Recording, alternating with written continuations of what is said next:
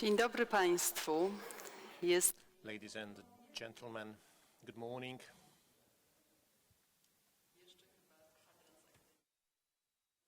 I'm delighted to be here with you. We are in Kraków, waiting a bit. We've got this traditional quarter of an hour when we are starting a bit later, an old university tradition, but I think we are all ready. We can begin. Let me welcome all of you to Kraków.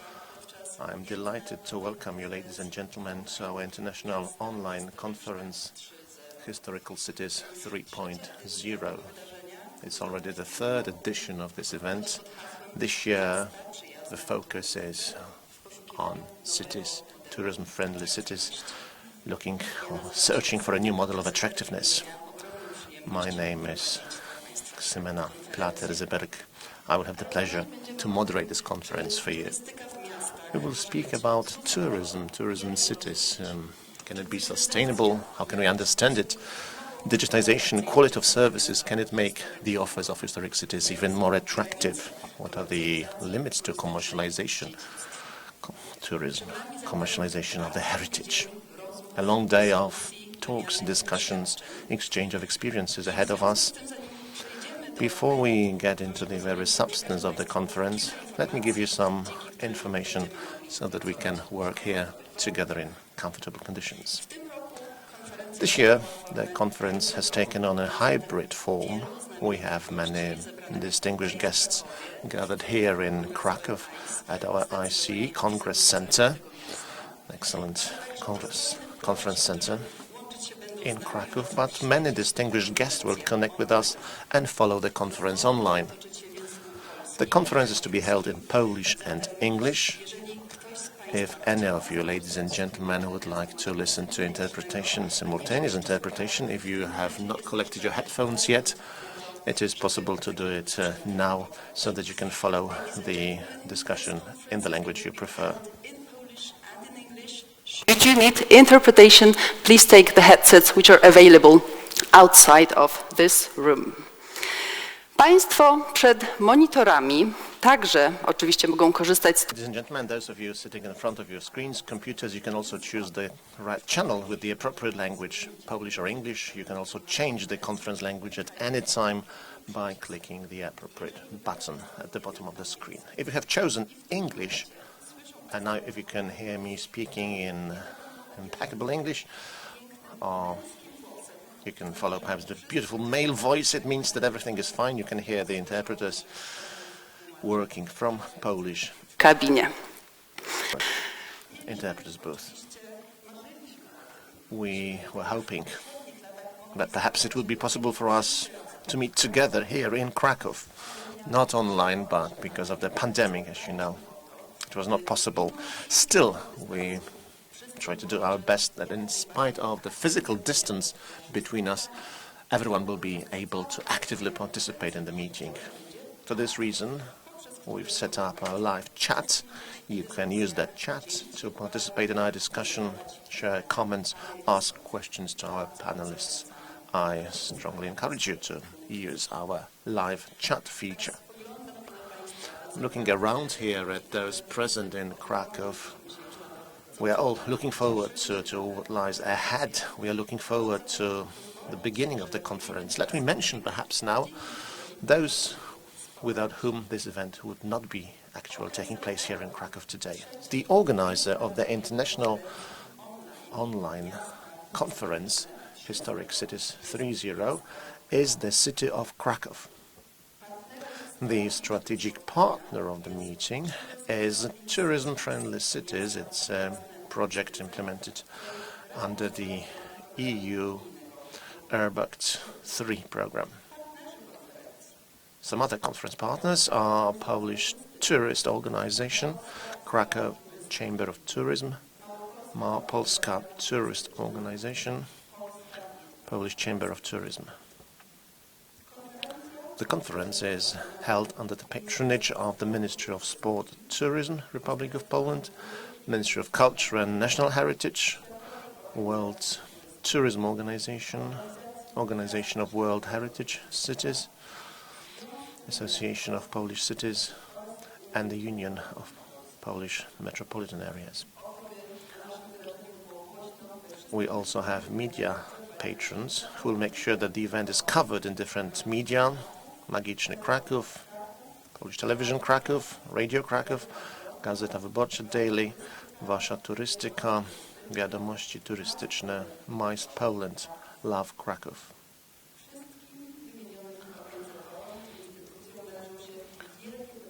I would like to thank all institutions, all organizations for their support, but dear guests, this conference would not be possible without your participation. There is no denying we are meeting at an extremely difficult time. This makes us even more grateful. Thank you for being with us. I would like to extend a warm welcome to all guests who have decided to see us here in the conference room in person, but also I welcome all of those who are connecting with us using the internet. I would like to extend a particular warm welcome to the presidents, mayors and deputy mayors of the cities of our twin cities, cooperating cities with Kraków. I welcome representatives of local government, representatives of foreign diplomatic missions. I welcome representatives of local and regional tourist organizations, representatives of guide associations, as well as the academic community and the travel industry. I wish to thank you again for your presence, and I invite you to watch a short promotional film.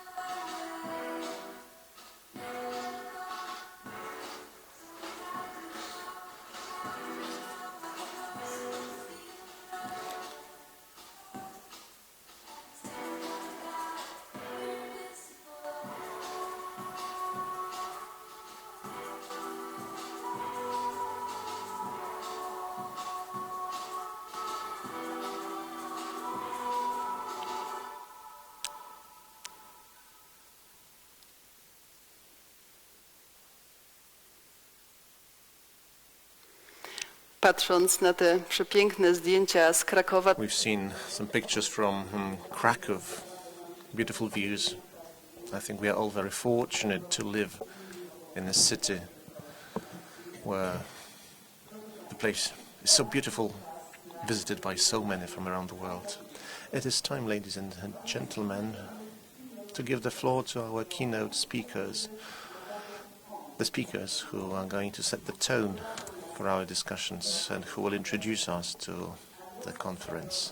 And the speakers are going to be Professor Jacek Majchrowski, Mayor of the City of Kraków, Mr. Andrzej Gut-Mostowy, Secretary of State at the Ministry of Sport and Tourism, Republic of Poland, Plenipotentiary of the Prime Minister for the promotion of the Polish brand, Michael de Tis, Secretary General of the Organization of World Heritage Cities, Ricardo, Mayor of the City of Braga, and Dr. Bartłomiej Wals, Professor at the University of Tourism and Ecology. I'm going to ask the host of this place to take the floor first, Professor Jacek Majchrowski, Mayor of the City of Kraków.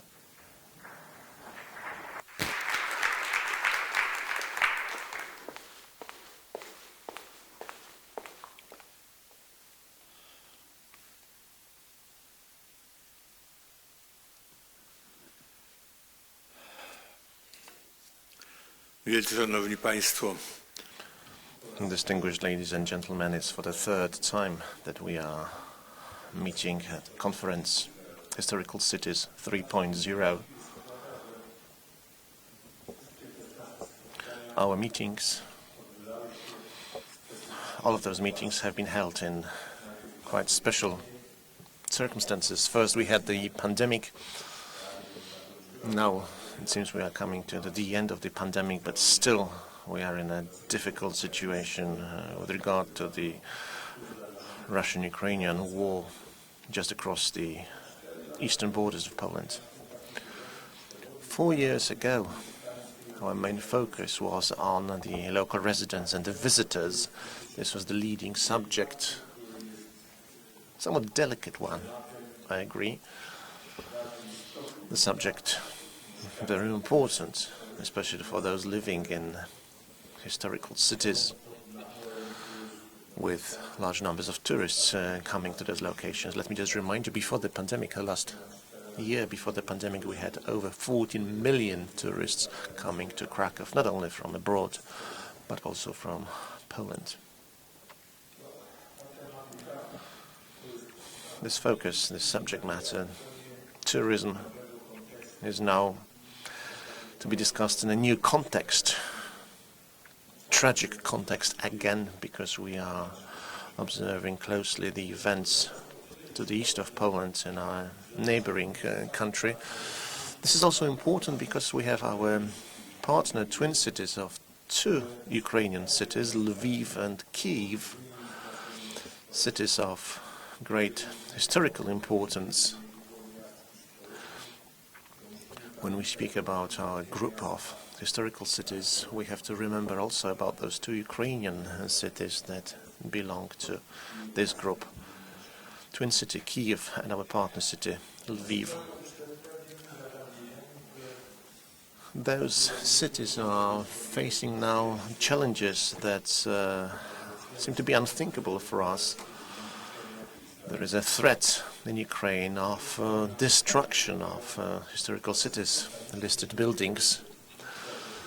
We are running a program, somewhat spontaneous, but also managed at the same time, trying together to help our Ukrainian colleagues to save the monuments that are under threat of destruction. It's about buildings, but not only. It's also about some objects in the collections of museums. I'm not going to go more into detail here about what has already been done in Ukraine, but let me convince you that much has been already done, and we can perhaps say that the Ukrainian heritage is going to be saved. So, at the same time, I would like to appeal to the colleagues from other historical cities to help us perhaps financially and support us in our endeavors to save the historical heritage of Ukrainian cities. Ladies and gentlemen, we know what is happening. As a result, the whole tourist industry is in a completely different place. And here, at this conference, we need to consider how to rebuild, because that's the correct word, of the tourist industry. In some towns and cities, including our city, it is not as strong as it was. People are afraid of war. What I'm going to say may not be very well received at this point. Many residents of Europe and other corners of the world find it difficult to tell the difference between Poland and Ukraine, and they are afraid. Let me assure you that it's quite far away, and we are not threatened by any combat here. So this is Historical Cities 3.0. It's a great opportunity to discuss things. Well, we, tourist managers, mayors and other experts, and we can discuss all these issues and solutions that have been applied in the industry. in the historical cities, and we need to take into account all the circumstances, the old ones related to demographics and others. By the way, it is quite relevant too.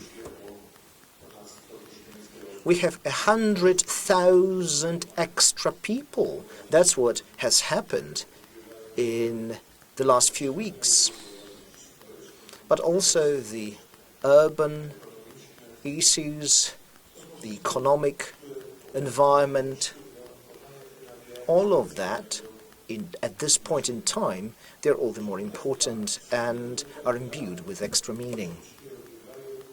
So, I do hope that this conference and our deliberations will offer extra ideas, extra solutions that will make it possible for us to get out of the current situation as soon as possible.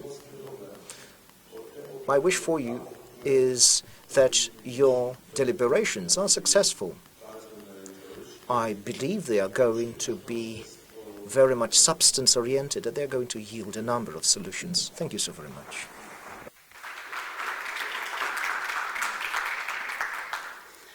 Bardzo dziękuję panu. Thank you very much, Mr. Mayor. Thank you for setting the tone and presenting a new context of our discussions. We've had references to the current geopolitical situation, the war, to the situation in which our Ukrainian friends have found themselves in, but also to what is happening to Ukrainian cities. It has all had an impact on us, and I'm sure that we will hear about it a number of times throughout our meetings today. May I ask the representative of the government to take the floor? He has kindly agreed to participate in this meeting. Mr. Andrzej Gut-Mostowy, the Secretary of State in the Ministry of Sport and Tourism, the plenipotentiary of the Prime Minister for the promotion of the Polish brand. Sir? Mr. Mayor, dear guests here in this room and those who are following this event online, first, let me thank the city of Kraków. The city, yet again, has organized an important debate where exchange of ideas is possible. The goal here is to define the problems that we are already familiar with in historical cities. What I mean by that, sustainable tourism, how tourism impacts the residents and vice versa, and how it all impacts the city itself. Also, what you can do here is to discuss very relevant current subjects. The pandemic is over, but there are new developments across the border. That has been showing us that meetings such as this one can be a great opportunity to tackle new subjects and discuss new projects. So, when we are seeing a destroyed city such as Lviv or Kyiv, we can think of the historical and cultural tourism and its role. First, from the point of view of how you create cultural tourism, cultural policy, and how you can display to the whole world your own heritage and your own history. Kraków is a brand. It's a symbol of our history, long and rich history. We have a lot of tangible heritage here. It's a seal of our identity, you could say.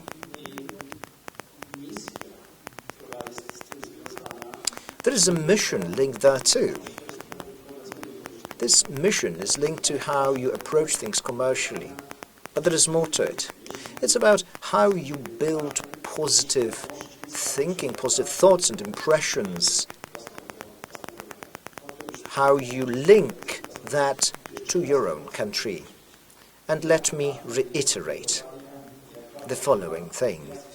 The role of historical cities is indeed very important. Those cities represent a given country and they build positive associations with a given country, and they're important for people across the world. Let's look at the situation as it is. On the one hand, you've had the pandemic. On the other hand, you have got this conflict. You have a refugee crisis. These are people that would like to take in and be hospitable to them, and that has an impact on the tourist industry. Well, the share of cancelled events is 30 to 40%.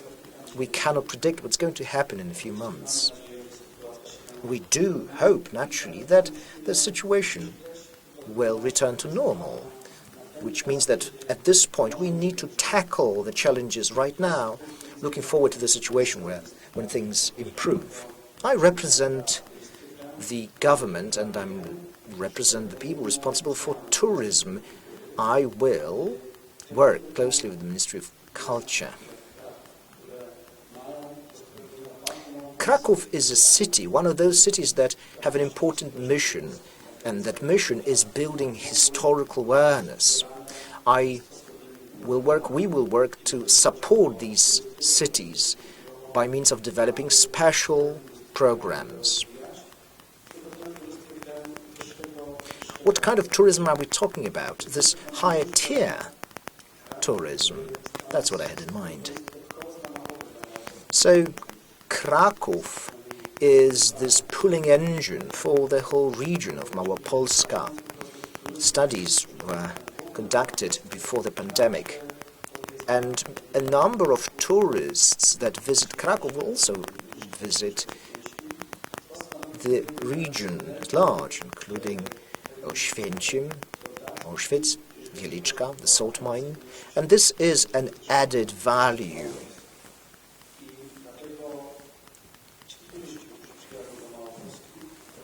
So, who are going to arrive here? People who arrive in Kraków will be also visiting other corners of the region, and they will be all the richer for that. They can visit Zator Amusement Park, they can visit the salt mine and other places. So we did another study a month ago. So far, 2 billion zlotys have been distributed to people under the special tourism support program, and a large part of it arrived here in Małopolska. So that means that this region is very important also when it comes to the family-oriented tourism, and that is linked to the fact that the offer, the portfolio here is quite broad.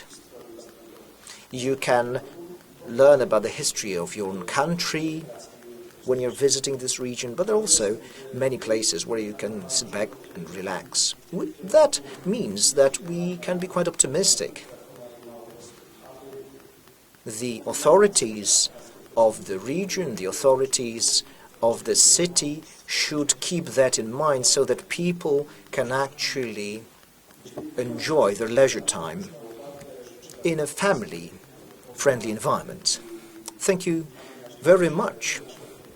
I do hope that these current issues that we are facing will cease, and we hope that we'll be able to plan the development and growth of tourism in this city and in this region for the next months and years to come. Ladies and gentlemen, it is also something that we would like to see. We would like to thank the government for the declaration of support for this program. The Mayor and the Secretary of State have both mentioned that they are looking forward to seeing new answers to the current international situation. These solutions can be hammered out in an international context. That's quite important. Now, let us hear from the first foreign speaker. Well, here he is with us, Mr. Michał Tisa, the Secretary General of the Organization of World Heritage Cities. Can you hear us?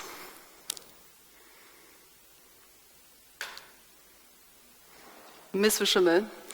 Pan sekretarz nasz Can hear the Secretary, but we still cannot hear him.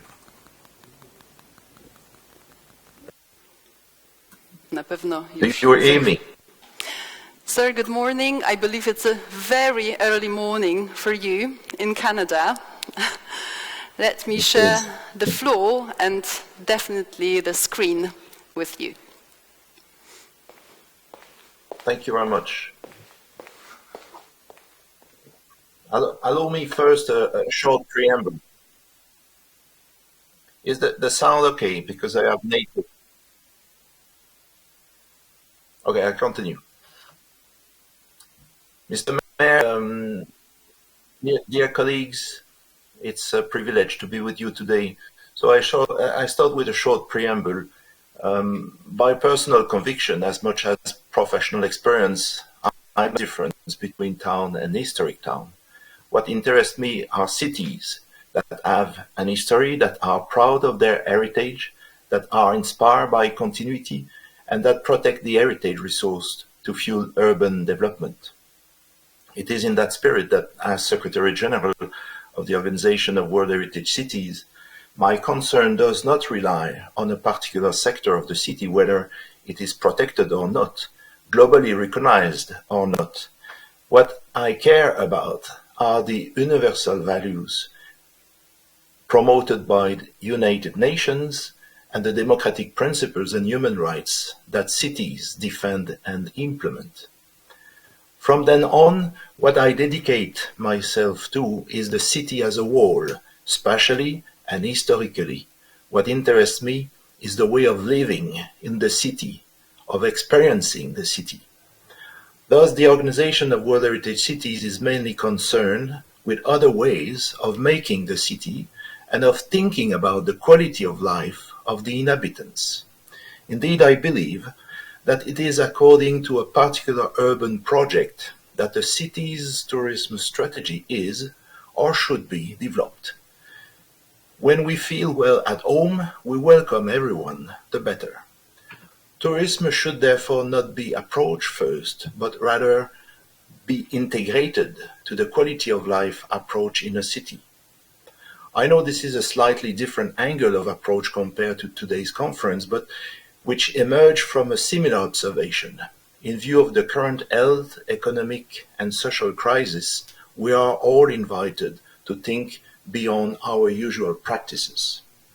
Of course, I do not deny that tourism has become, in time, an important sector of economic activity, including or especially in World Heritage cities.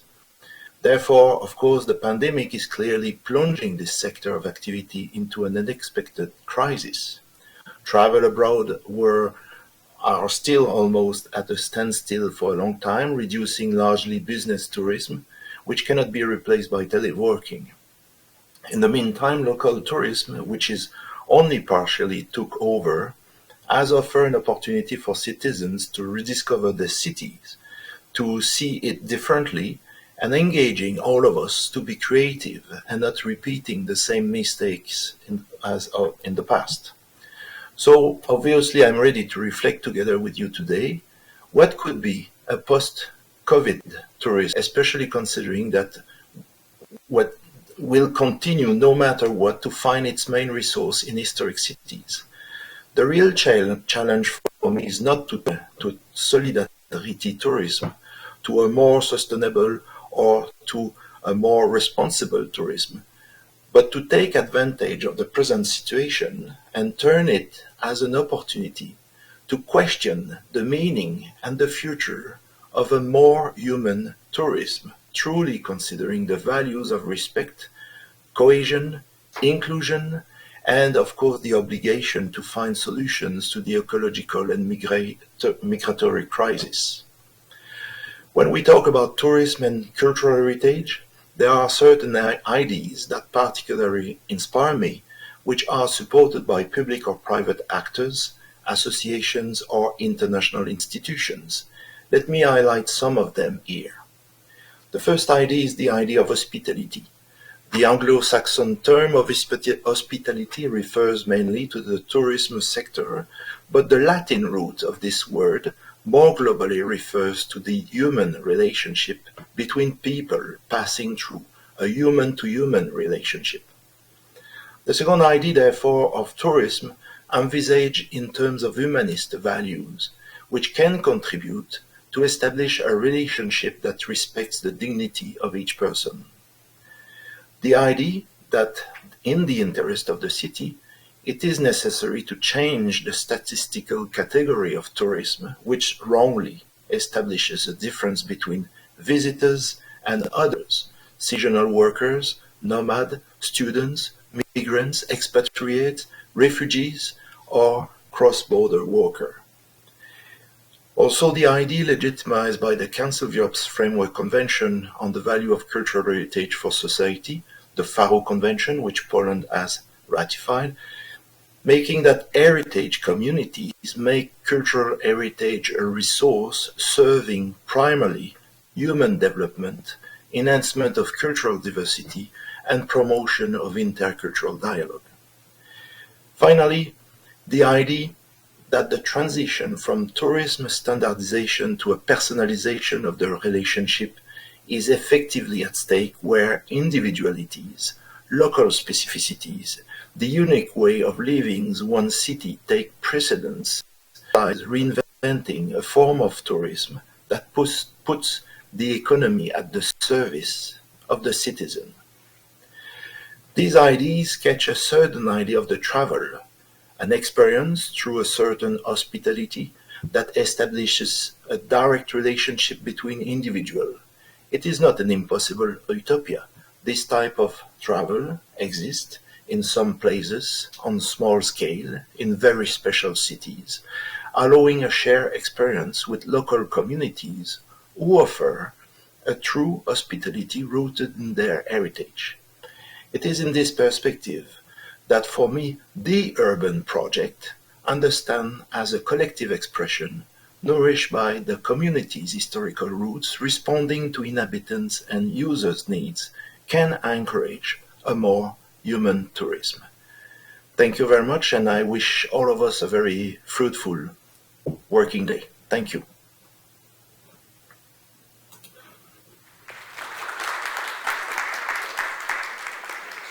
Bardzo dziękujemy za brawa. Thank you very much for this round of applause. Food for thought. Proszę Państwa, pan Michael Detis, Secretary General of the Organization of World Heritage Cities, OWHC. He has reminded us of the following thing. Whenever we speak of tourism as an industry, of heritage, of historical cities, we should, in fact, remember that what it is all about is the relations between humans. It's about being hospitable. It's about being in a part of a community. These concepts have been repeated a number of times. Bardzo dziękujemy. To był... Thank you very much. We have listened to our first foreign guest, and now we are going to give the floor to yet another city mayor who will be speaking during our introductory part of the conference, Mr. Ricardo, the mayor of Braga. Can you hear us Good well? morning. Perfectly. Yes. We can Can you hear hear you me well well? too. Therefore, without further ado, the floor is yours. Well, thank you, first of all, for the invitation to participate in this seminar, and also for allowing me to participate in this panel. My greetings to my dear friend, the mayor of the City of Kraków, that I had the opportunity to visit 4 years ago about the General Assembly of the Creative Cities of UNESCO Network, and also to the Secretary of State of the Polish government, to the Secretary General of the Organization of World Heritage Cities, and also to the other member of the panel, Professor Tomasz. and to all the participants in the seminar, which is very interesting, taking into account the challenges that we face right now and the opportunities that we also have for the development of our cities in the future. One initial word to the Polish cities as a whole, solidarity word for all the effort that they are doing for accommodating the Ukrainian refugees. We are also at a long distance trying to host some refugees, and we have been working together with some Polish cities to bring to Portugal some refugees as well. But obviously, the scale and impact is completely different from what you are challenging right now. In any case, I'm focusing on our theme. I think that just a brief overview of the city of Braga. We are the third biggest city in Portugal, and one of the oldest cities in Europe, with over 2,000 years of history. We were the capital of the Roman Empire in the southwestern part of the Iberian Peninsula, and we have a lot of heritage that comes from that period, from before that period with the Celts, and from the centuries that came afterwards, as Braga has a lot of monuments connected with the Baroque period, and also a lot of heritage that is connected with the presence of the Catholic Church in the city, as we are also known as the city of the archbishops, and most of the monuments that we have in the of Braga are connected with the Catholic Church. We have the World Heritage Site, the Bom Jesus, but also a church in every corner of the urban city, and some other sites which are very impressive and that are connected with the church. But I think that when we try to assess the impact of this heritage in any territory, I think that the first responsibility that the ones that have the responsibility of managing that territory in a certain moment is to preserve the identity of the territory. And therefore, we have to invest a lot in the maintenance, in the safeguard of this heritage, as we have the responsibility to take to their generations the same history that was brought to the present, and that is integrated in the daily routines of our city. When we talk about heritage in Braga, we are not only talking about visitable places. We are not talking about some sort of assets that are available for the tourists. The heritage in Braga is present in many activities in the city, for citizens that live in the city, as they are, for instance, of many cultural events, as we can find heritage in common spaces like the train station or a specific coffee or a store or other spaces in the common life of the city. Also, for instance, I mentioned the Bom Jesus, and the Bom Jesus has a big stairway in the landscape, and it's a common thing for the citizens of Braga to practice and to be in contact with the nature every single day. And I think that's the perspective that we have to foster when we talk about sustainable tourism. And Braga is also a member, as you know, of the Urban Network for Sustainable Tourism. And I think that the best way to put tourism as a sustainable asset for a city is to avoid that tourism is a way to put the city as a theme park, as something that is visited and experienced by the foreigners or by the citizens from other cities in the country, and not taking into account the authenticity and the real characteristics of the city. And therefore, I think that our main focus has to be not the tourists, but the residents. And what we need to provide is a good experience to the visitors in contact with the daily habits, in the daily routine, and whatever happens in the daily basis for the residents. And I think that's a way to put in place a strategy in which we have in Braga a lot of events all across the year for sport, for social events, cultural events, and Braga is currently, for instance, applying to become European Capital of Culture in 2027.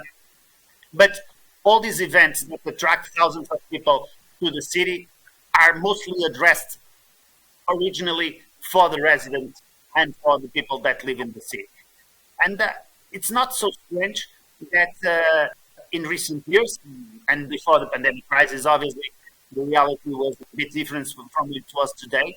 We were growing at an exponential level the number of tourists in the city. We also were awarded the title of European Best Destination 2021.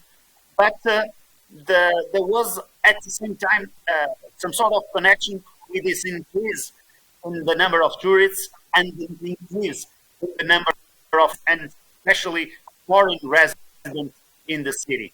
Most people that came to visit the city and that got to know its dynamic and the quality of life that we have to offer, afterwards became residents of the city and decided to bring their families to live and study and to work and to invest in the city of Prague. And this joint effort that we have to develop the city and to take into account that tourism is only a part of that strategy and that we need to value the quality of life for the residents before the quality of the experience that we provide to the tourists. I think it's the best way to assure that the tourism is sustainable and that is not understood as a threat or as a problem by the residents that live in the city. Currently, obviously, we have a different situation with the COVID crisis, military conflicts that we live in our continent that is obviously threatening the increase of tourist figures. But at least here in Braga, the beginning of the year was a very good start. We are obviously diminishing the restrictions that are connected with the pandemic crisis, and we hope that in the near future we will have a return to the increase of the figures that we were having before 2020. And for the future, taking into account our strategic goals, we will keep investing in part of our heritage sites, and we will invest in the near future, for instance, more than 12 million euros in specific sites that are connected with different periods of our history. But we also are going to start developing in these sites new initiatives that, as I was mentioning in most of my intervention, are initially addressed to the people from Braga and then as a main opportunity to get to know by all the visitors that we wish to attract to our city. And for all that are following this seminar, I hope that you may be one of the visitors that we will receive in the near future. Thank you for your attention.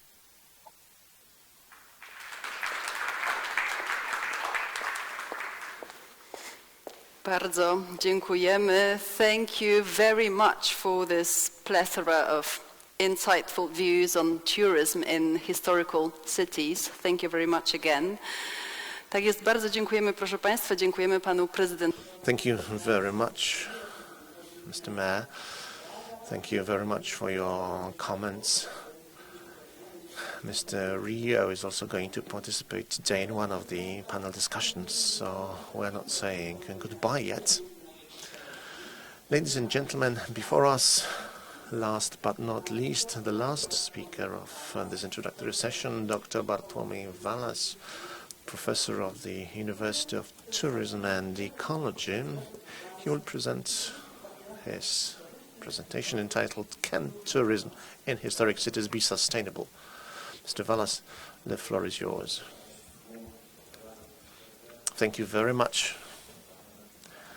I will say straight away that the question posed in the way that has just been quoted is the question that I have no clear answer to, because we're going to devote the whole day to discussing possible approaches here.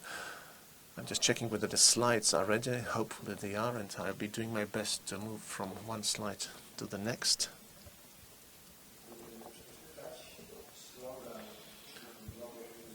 Well, tourism-friendly cities and the comment here, local community and tourists together for urban sustainability. This is very much about the concept, contemporary concept of the functioning of tourist cities, as we understand them now, as we did also understand them before the pandemic.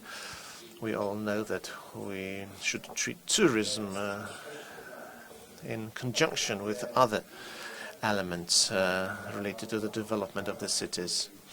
I think that the strategy of Copenhagen, I think we are aware of it, the 2017 Copenhagen Declaration, the end of tourism as we know it in 2017.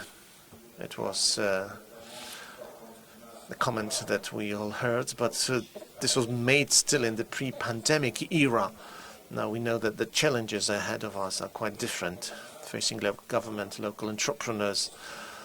The war mentioned by previous speakers makes us pose new questions. Who's going to replace Russian tourists, for instance? Who's going to replace Ukrainian tourists, and so on and so forth?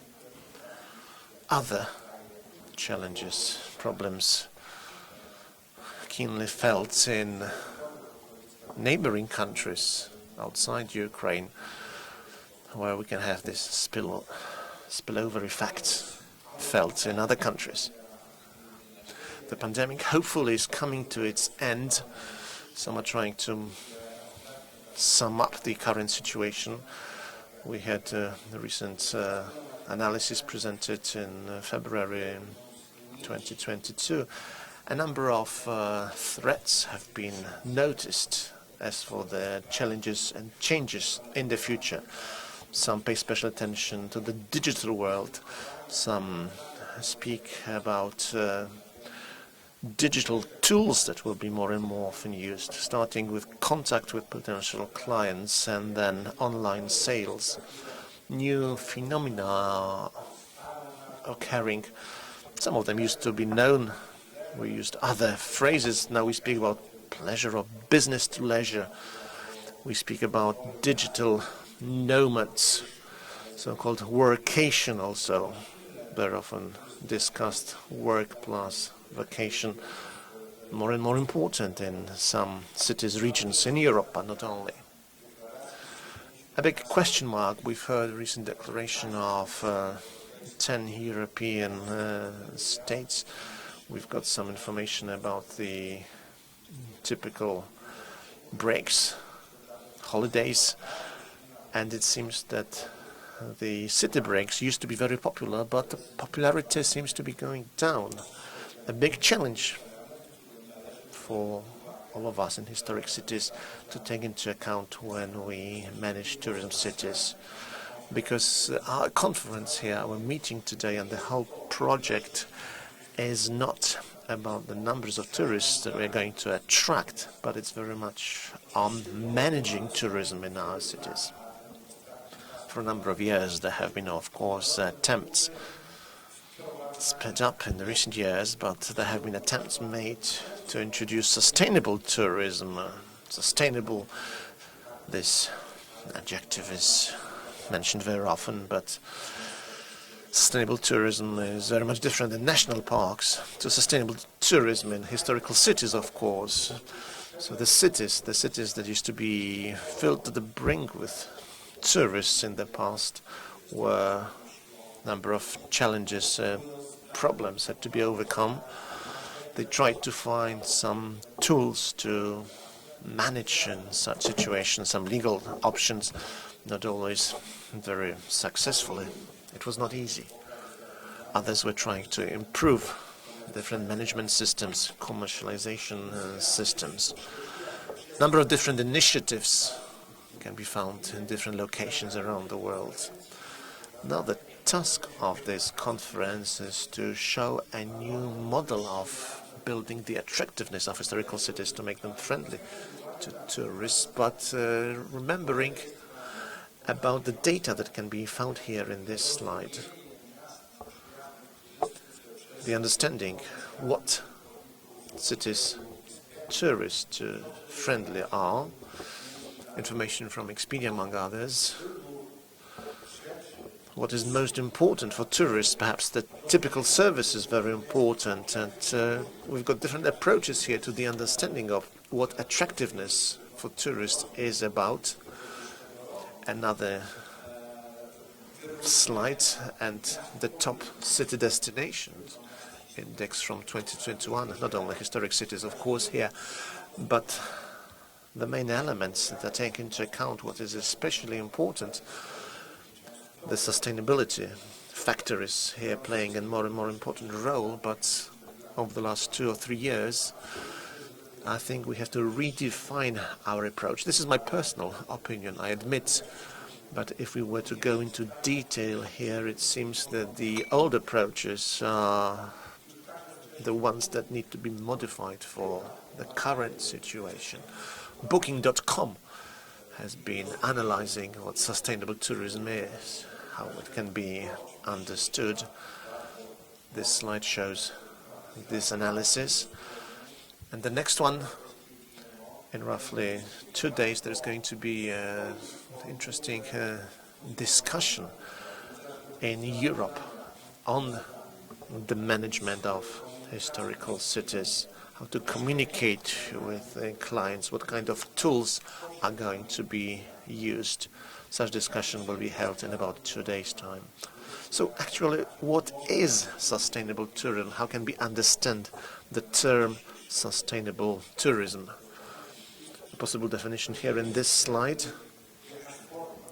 It's not a concrete solution. It is a number of different factors that come into play, different behaviors that can be analyzed depending on the local specificity.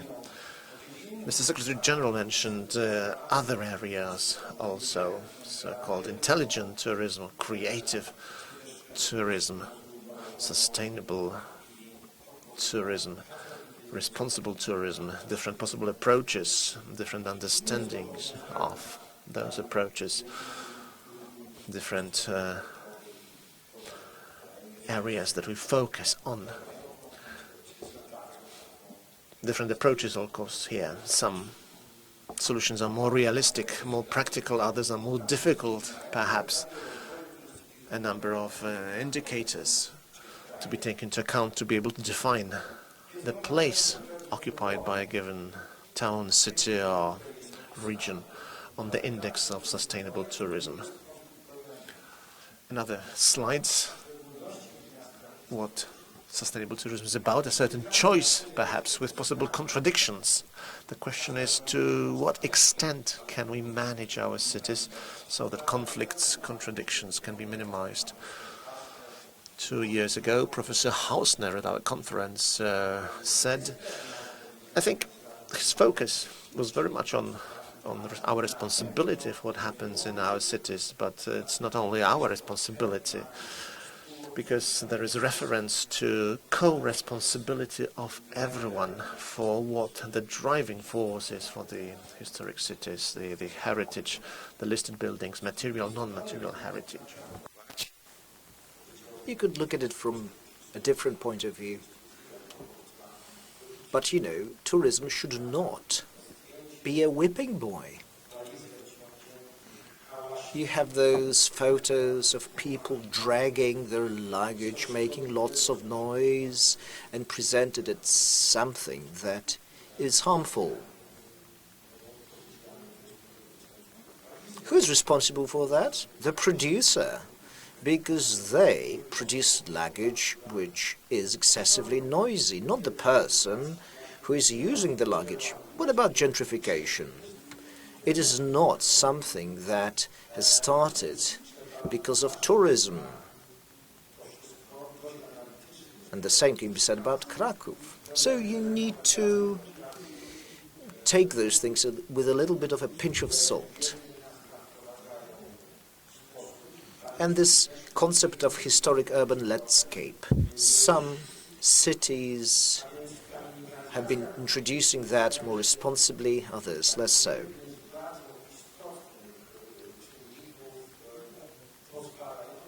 We are talking about a phenomenon that helps you to better understand tourism in the cities. It's not only about the environment.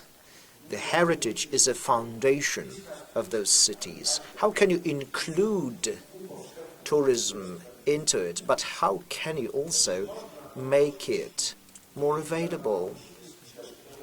Can you combine two conflicting values? On the one hand, you have this freedom to be an active entrepreneur. On the other hand, this respect of heritage. And some conferences have been focusing on this myth-like premium tourists.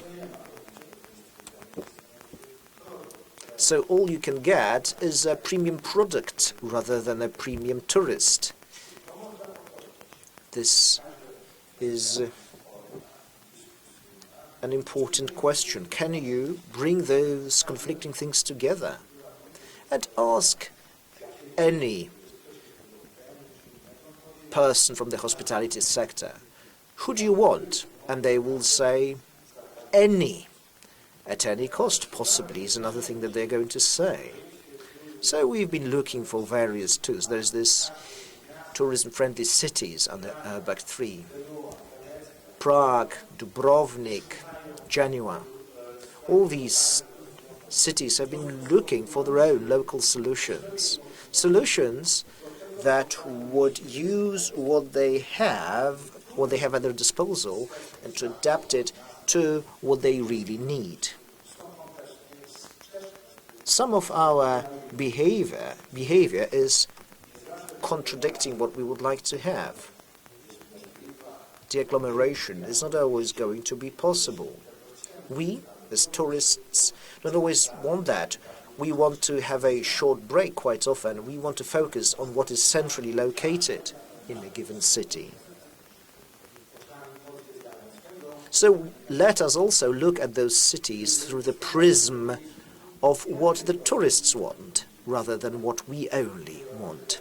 Now, those various elements that characterize sustainable tourism, there is this special team, and they have come up with a long list of over 240.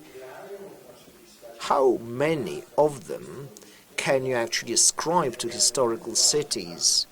Which of those could define the sustainable tourism that you would like to see? Here in Kraków, 5 elements or tools have been agreed on.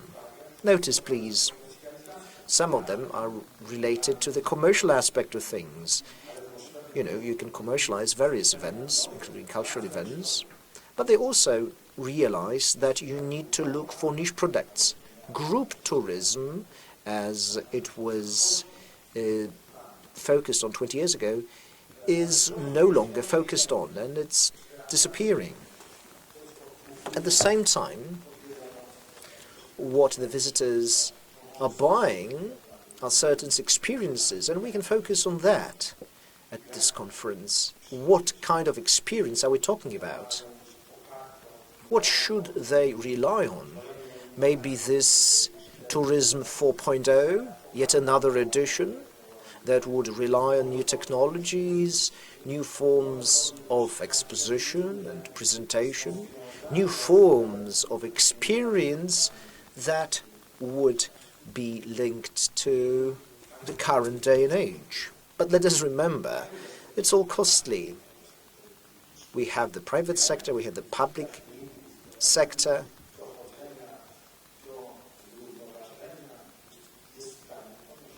How big a cost can those two sectors bear? Which bits are they willing to pay for? And the panelists will be looking to find answers to those questions, and hopefully they will find at least some. Thank you.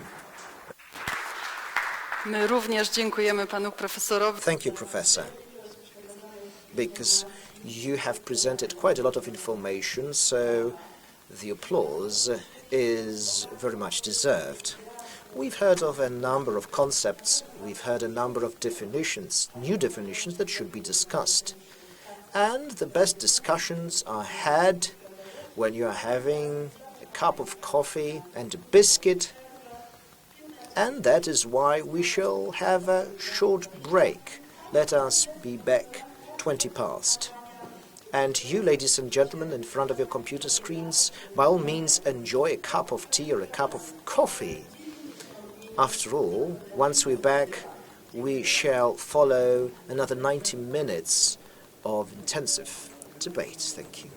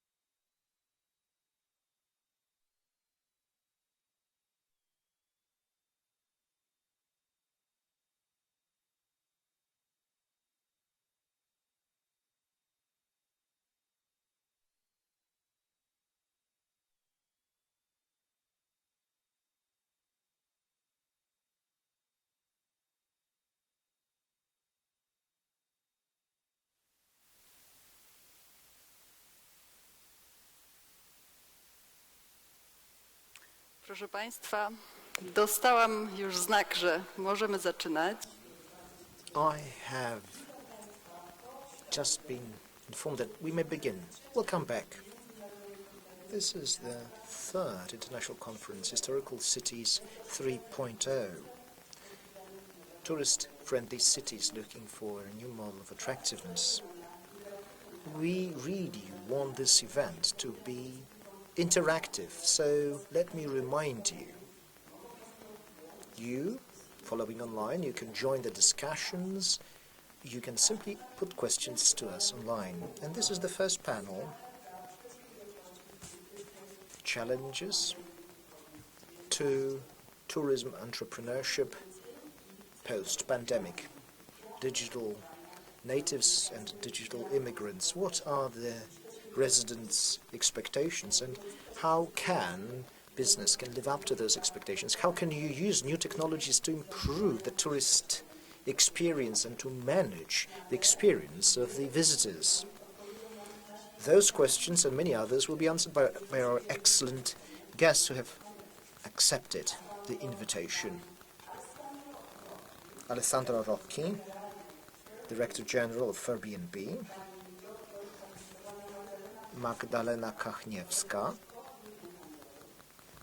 from the Szkoła Główna Handlowa, Ms. Tepsic from the City of Dubrovnik, Carlos Neves, the Deputy President of the Prague Tourist Chamber, Marco Bettini, the General Director of Venice Informatics and Systems Venice Spa, Piotr Laskowski, the head of the Polish Tourist Chamber, Małopolska branch, and Szymon Gatlik from Kraków Food and Travel. I will ask Magdalena Kachniewska, PhD, to introduce the subject. She'll speak of digitization in marketing and the tourist attractiveness of cities. Good morning, ladies and gentlemen. Allegedly, tourism is a woman, which is why women were overrepresented in the first panel, and that is probably why the proportions have changed. Digitization is also a woman, although it is developed mostly by men. Maybe why. This is why the makeup of the panel. Digitization is everywhere, and it doesn't seem likely to change. But one more thing, we try to combine digitization and tourism. Why? Because in tourism we started using digitization quite early, before a massive rollout of PCs. I mean the massive distribution systems that completely changed the market, the tourist market, unbeknownst to us, the tourists, but the impact on the industry was major. We have the internet and mobile technologies, and thanks to them the changes have been very sudden. Now, we're looking at a certain type of a paradox. You've got new technologies and tourism, they meet, and there the thing is, tourism, generally speaking, in business, has been benefiting due to digitization. Let's take a closer look at how the industry works, how tourists operate, and then we learn that we pay a very high price. Tourists face various risks related to their loss of privacy, and they feel that they are being invigilated. Now, what about the business, the industry? There are new players that have appeared, and they threaten the old players, the incumbents. Also, because they devour the sweetest bit of the market, where the margins are the largest. Look at the slide, please. Here, you will see the division. There's a vertical one and a horizontal one. Up there, you've got those technologies that remain in the tourists' hands. We use those when we travel, when we prepare for a trip, and when we simply wonder what the trip was like once we're back. In the lower bit, you see something else. You have the digital technologies that are still controlled by the management organizations. In Poland, maybe tourist organizations would be a rough equivalent. Look to the right and left-hand side of the slide. On the one-hand side, you've got this tourist business, and on the other hand is the business that you link to new technologies. One might believe that the simplest solution would be a marriage, some kind of interaction between those two sides. In reality, there is a huge asymmetry there. What do I mean? Technology, big techs and small startups, they were born in the digital world. They are taking those bits of market away from the tourist industry. When they cannot do that, they take over the most profitable bits. You can see it in hotels. Cleaning, preparing beds, it is something that we leave to the hoteliers. It's the tech companies that take over the distribution. You know, they are the intermediaries where profitability is the best. It's difficult to combat that. Why? Let's look at entrepreneurs. They are not tech savvy. Those tourist entrepreneurs don't really understand how they should enter this new world, how they should interact with those digital players so that they can retain a bit of the cake for themselves. So we are stepping away, being pushed away by the digital-born companies as they are described. So, what's going to have a major impact on this new landscape? All these phenomena that we describe as real-time phenomena. It's what happens in your smartphones, how they are harmonized with the external world. What the weather is like, whether we are passing by a major attraction. There are apps that we use, platforms where we are present. They might identify the context in which we are. If they have that access, they will suggest certain tourist offers that are perfectly tailored to our needs at any given moment. Early warning systems also can be included. The weather might suddenly deteriorate and we are somewhere there in the mountains, trekking. Maybe it could be linked to shopping. There might be happy hours in our restaurant and somebody's just passing by a restaurant that we run. At this point, when you use it, it's like carpet bombing, you know. Everybody's getting the same messages and alerts, even though they are 50 kilometers away from our restaurant or they have left our hotel and they'll be back in 10 years' time. It's pointless. So you have those time sync technologies. They react contextually to where we are, what we're ready for. Those technologies are more helpful in sales, but also, important in the historical cities, they can be more helpful when you direct the stream of tourists, which is incredibly important, especially if you look at over-tourism. So, over-tourism. Due to that, some locations are overcrowded, over-exploited. Others, just as attractive, remain empty. Real-time syncing should help us to solve those issues. It should support both the stakeholders in the tourist industry, including tourists themselves, so that they know where they should be at any given point in time. I may find it difficult to get somewhere because there is a traffic jam. I stuck there, and it's then that I realized, well, it was the wrong call.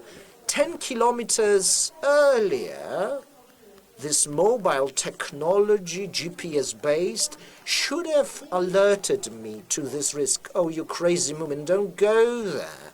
Go somewhere else.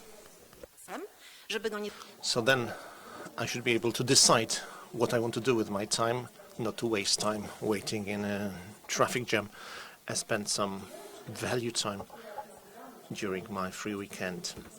So many of those so-called intelligent tools, they can be used by tourism organizations managing regions or cities, but there are a number of conditions we have to note. The most important one, plenty of room here, I think, for work, for cooperation. Much remains to be done, are the so-called open data systems. We can forget about sustainable development if it's to be supported in a digital way, if open data is not available to tourists, investors, everyone who's part of the tourism sector.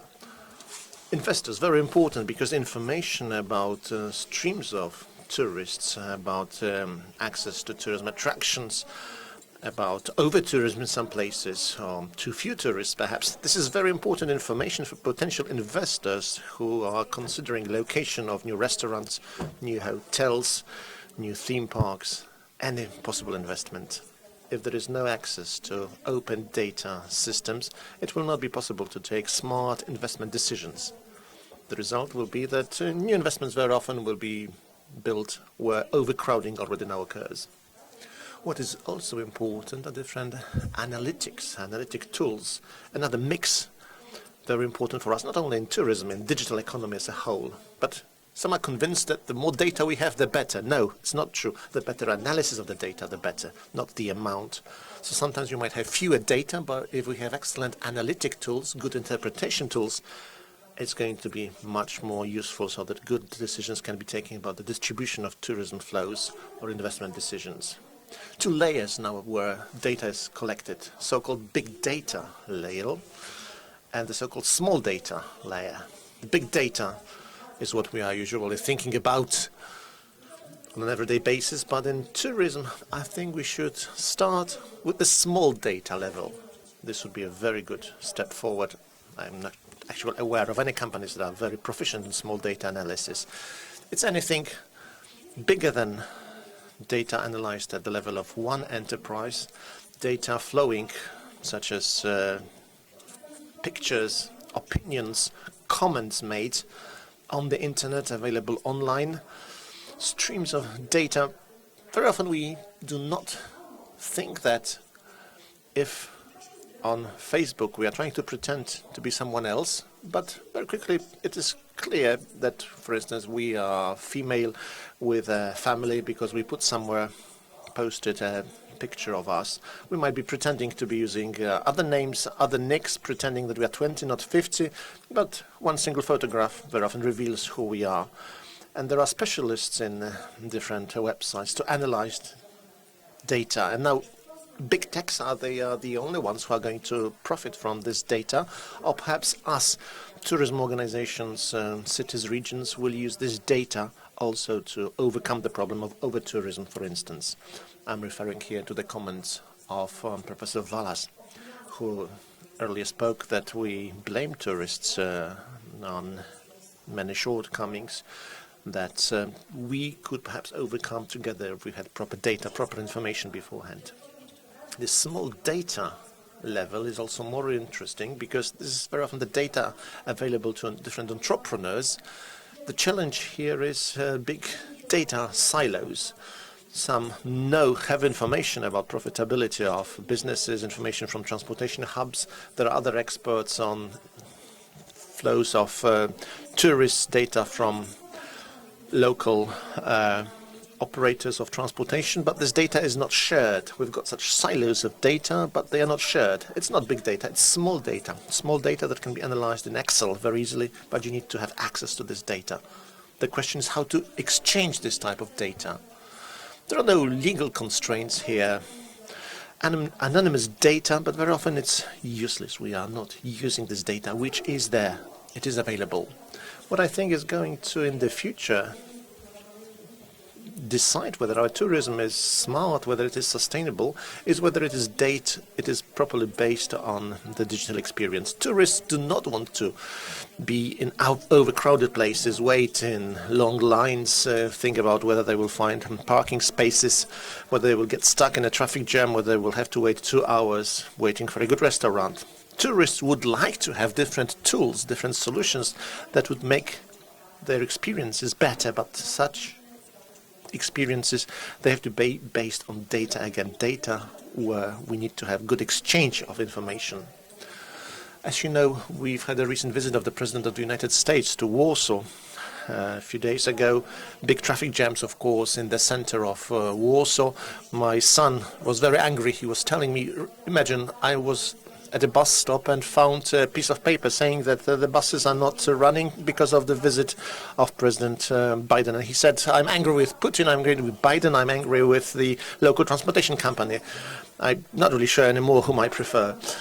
So it shows very clearly this gigantic mental change with different generations, because the answer of my husband was, well, son, what are you talking about? I'm sure there was information on the internet, but my son would say, maybe you, father, you check on the internet the routes of different buses, but I don't do this. This is the problem. The young generation is not active searching information. The young generation expects to be given information. The information will find them. All the different systems, GPS location systems, different systems based on beacons, different systems based on the Internet of Things, understood broadly. These are different systems that are created so that information will find us, users, at the right time, in the right context, in real time.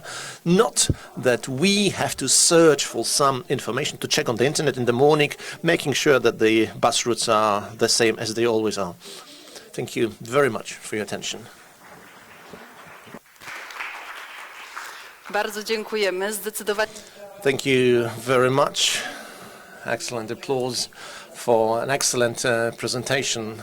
We very much appreciate Magdalena Hechniewska. We appreciate your comments I think our interpreters also deserve appreciation. You spoke really fast.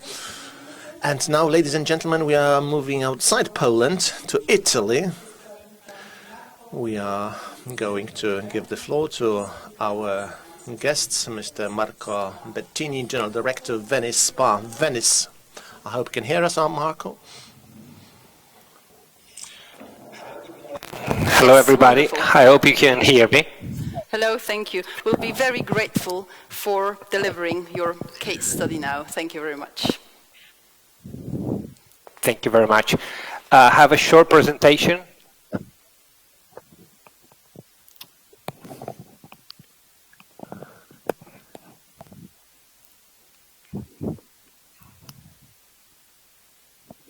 If it doesn't come, it's not. Here it is. Here it is. So, next, please. I say Venice is the oldest city of the future because, of course, Venice is a very ancient city, but we rely very much on technology in order to try to sort out our problems. Before I could prepare this presentation, I checked the internet. The information didn't come to me because I'm not so young. And I was looking for this, and I saw this this definition of the tourist-friendly city. And we say how tourists can be made sustainable in medium-sized city, reducing the negative impact of neighborhood and areas interested by different type of tourism, and its related aspect through integrated and inclusive strategic keeping a balance between the needs of the local community in terms of quality of life and of services available, and the promotion of sustainable urban development and at environmental, social and economic level. This is a very good definition of the problems we are all facing. First of all, we don't take for granted that everybody assumes that tourism can have a negative impact. There are people who still think that tourism has got only positive impact over economy, social, and the city growth. And also the aspect that I find very interesting of having different type of tourism. In fact, together with the tourist-friendly city, we should also focus on the city-friendly tourists. And that's why we also promoted an hashtag that's called Enjoy Respect Venezia, because we are facing also problems of people that do not really respect the city as far as we can see. Next, please. And if we focus on what there is a city before the pandemic, a city the pandemic, and the city after the pandemic, and the city after the pandemic looks really like the one before the pandemic. So we're still having the same problem of over-tourism. But when we tried in this city to focus on this problem, next please, we had to understand that the public administration must deal with different and conflicting needs and requests. Next slide, please. There are some categories for which tourists are never enough. The picture you see on the left is showing you water taxes. That's all water taxes. And some residents that think that the tourists are always too many. Next, please. So we tried to start from fundamentals. So if we wanted to be able to govern phenomena, we must know them. We must measure how many people are too many. What do tourists do when they come to Venice? Where do tourists come from? How long are they staying in the city? How do people move around the city? Where do they go after visiting Venice? So we tried to combine small data, as you said, and big data together in order to analyze phenomena. I totally agree that having a huge amount of data is useless unless you analyze deeply them. And we had to create this smart control room that is a sort of. We can also go to the next slide. We are putting a lot of data into our so-called data lake.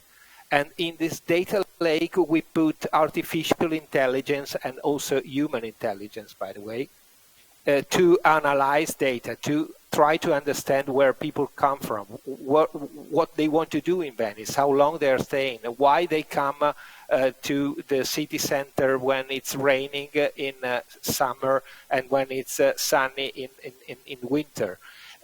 Venice, fortunately and unfortunately at the same time, for the reason we said at the beginning, is always full of people. There is no season in Venice. There is a winter, a spring, summer, always packed with people. We go to the next slide, please. And we try to combine all this data together and show people in a dashboard all the relevant data regarding the city. So they have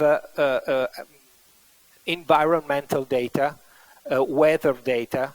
They also have the possibility to see on the right-hand screen how the public transportation are moving around the city, and each vaporetto or each bus show us where they are, if they are on time or late, and so on.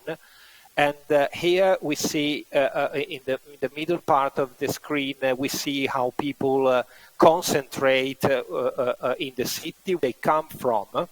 We can go to the next slide, please. And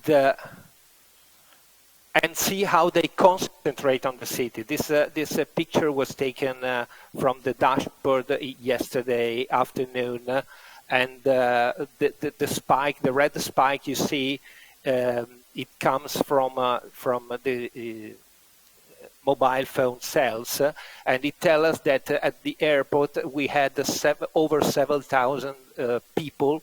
6,200 are foreigners, 1,000 are Italians, and the Italians are divided into residents, commuters, and visitors of our region or outside region. We have this sort of detail for the whole city with 150 meters square. The land is divided into squares of 150 meters, virtually, of course. And we have this focus to have a real-time impression of where people go and where they are. Next slide, please. We can also know how they come from the same region as Venice, so Veneto. Yesterday we had 44,000 people, and then you see a smaller number from other regions.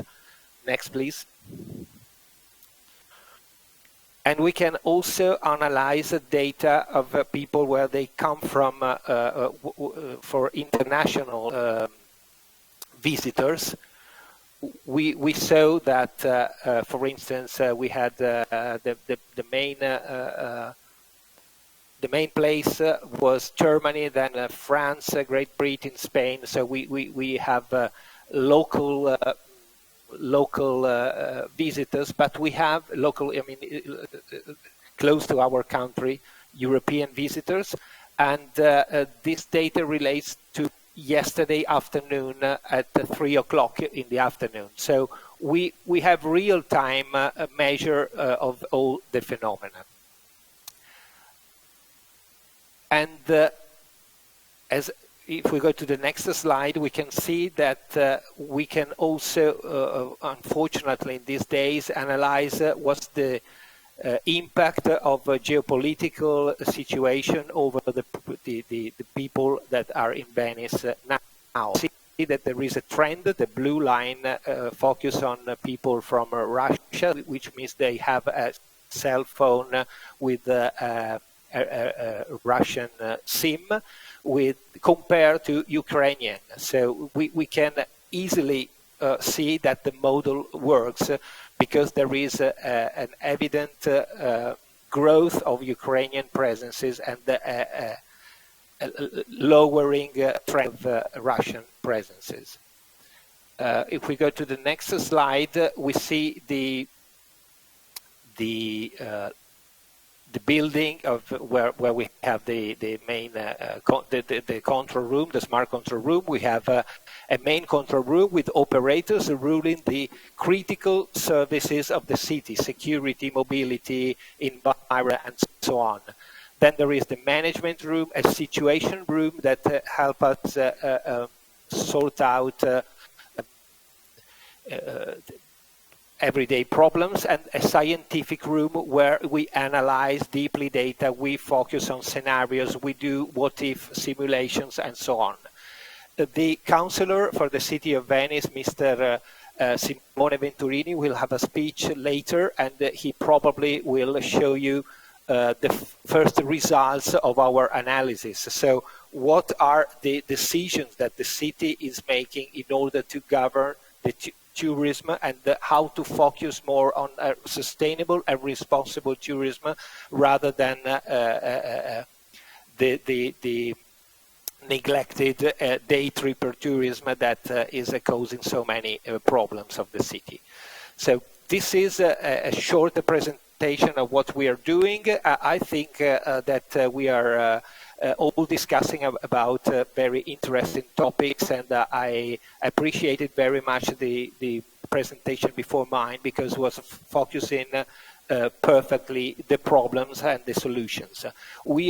I think we should foster technology in order to help our city to provide better services for tourists, and to combine tourism with everyday living of residents. Thank you very much.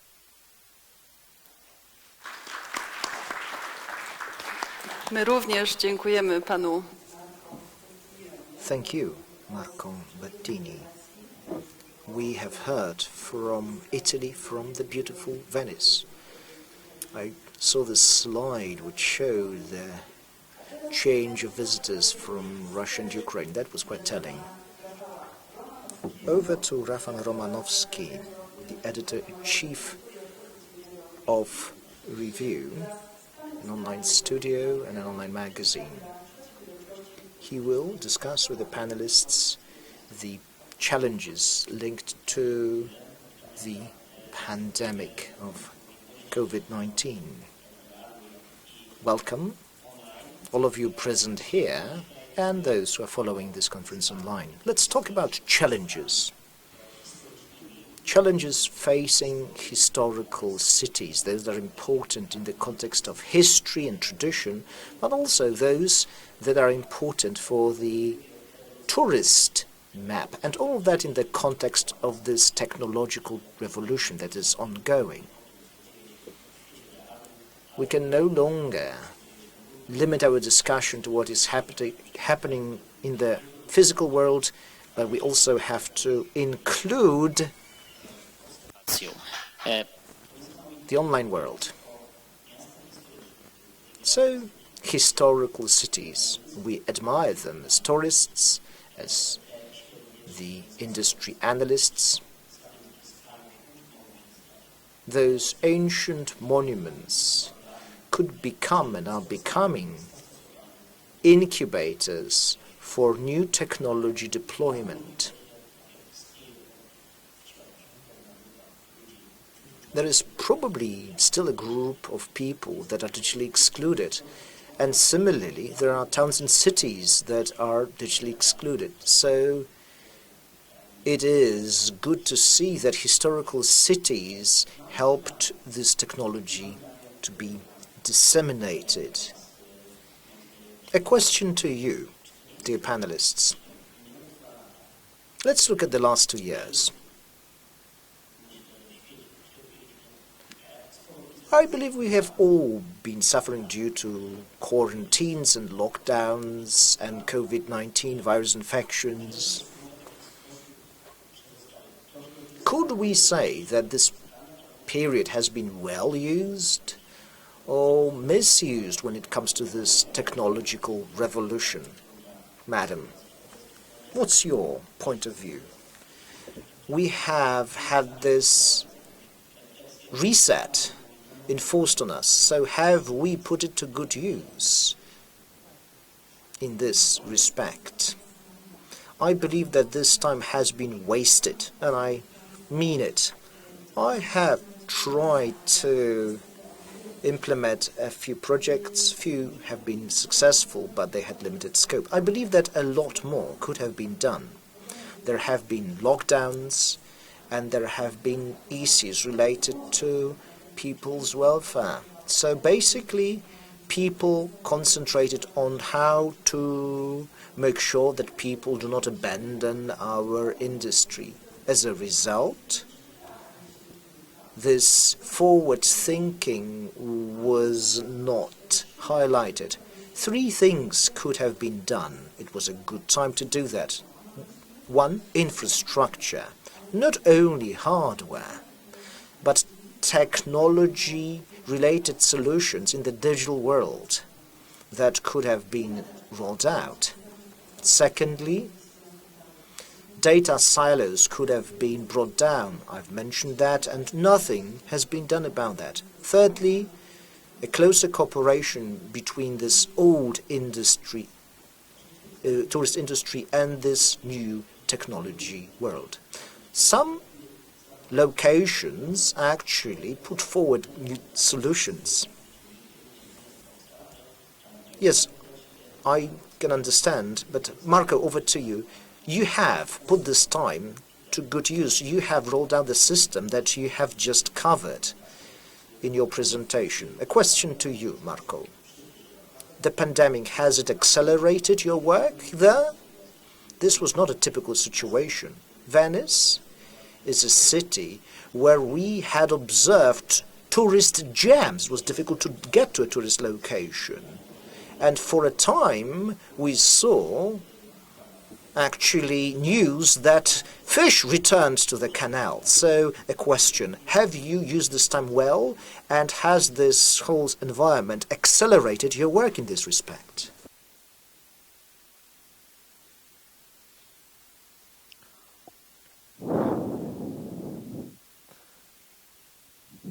I'm sorry, since my presentation, I cannot get the sound any longer.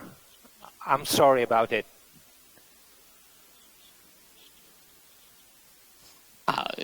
I think they put me out of sound. Now I can listen to you. Sorry. Okej. Chciałem zapytać... Question to you. A question. So the last 2 years, the pandemic years, we could have used this time well or misused. We are talking about this new opening in tourism and historical cities. What about you? How did you use this time? In this time, in the last 2 years, have you accelerated your work on this system that you've described?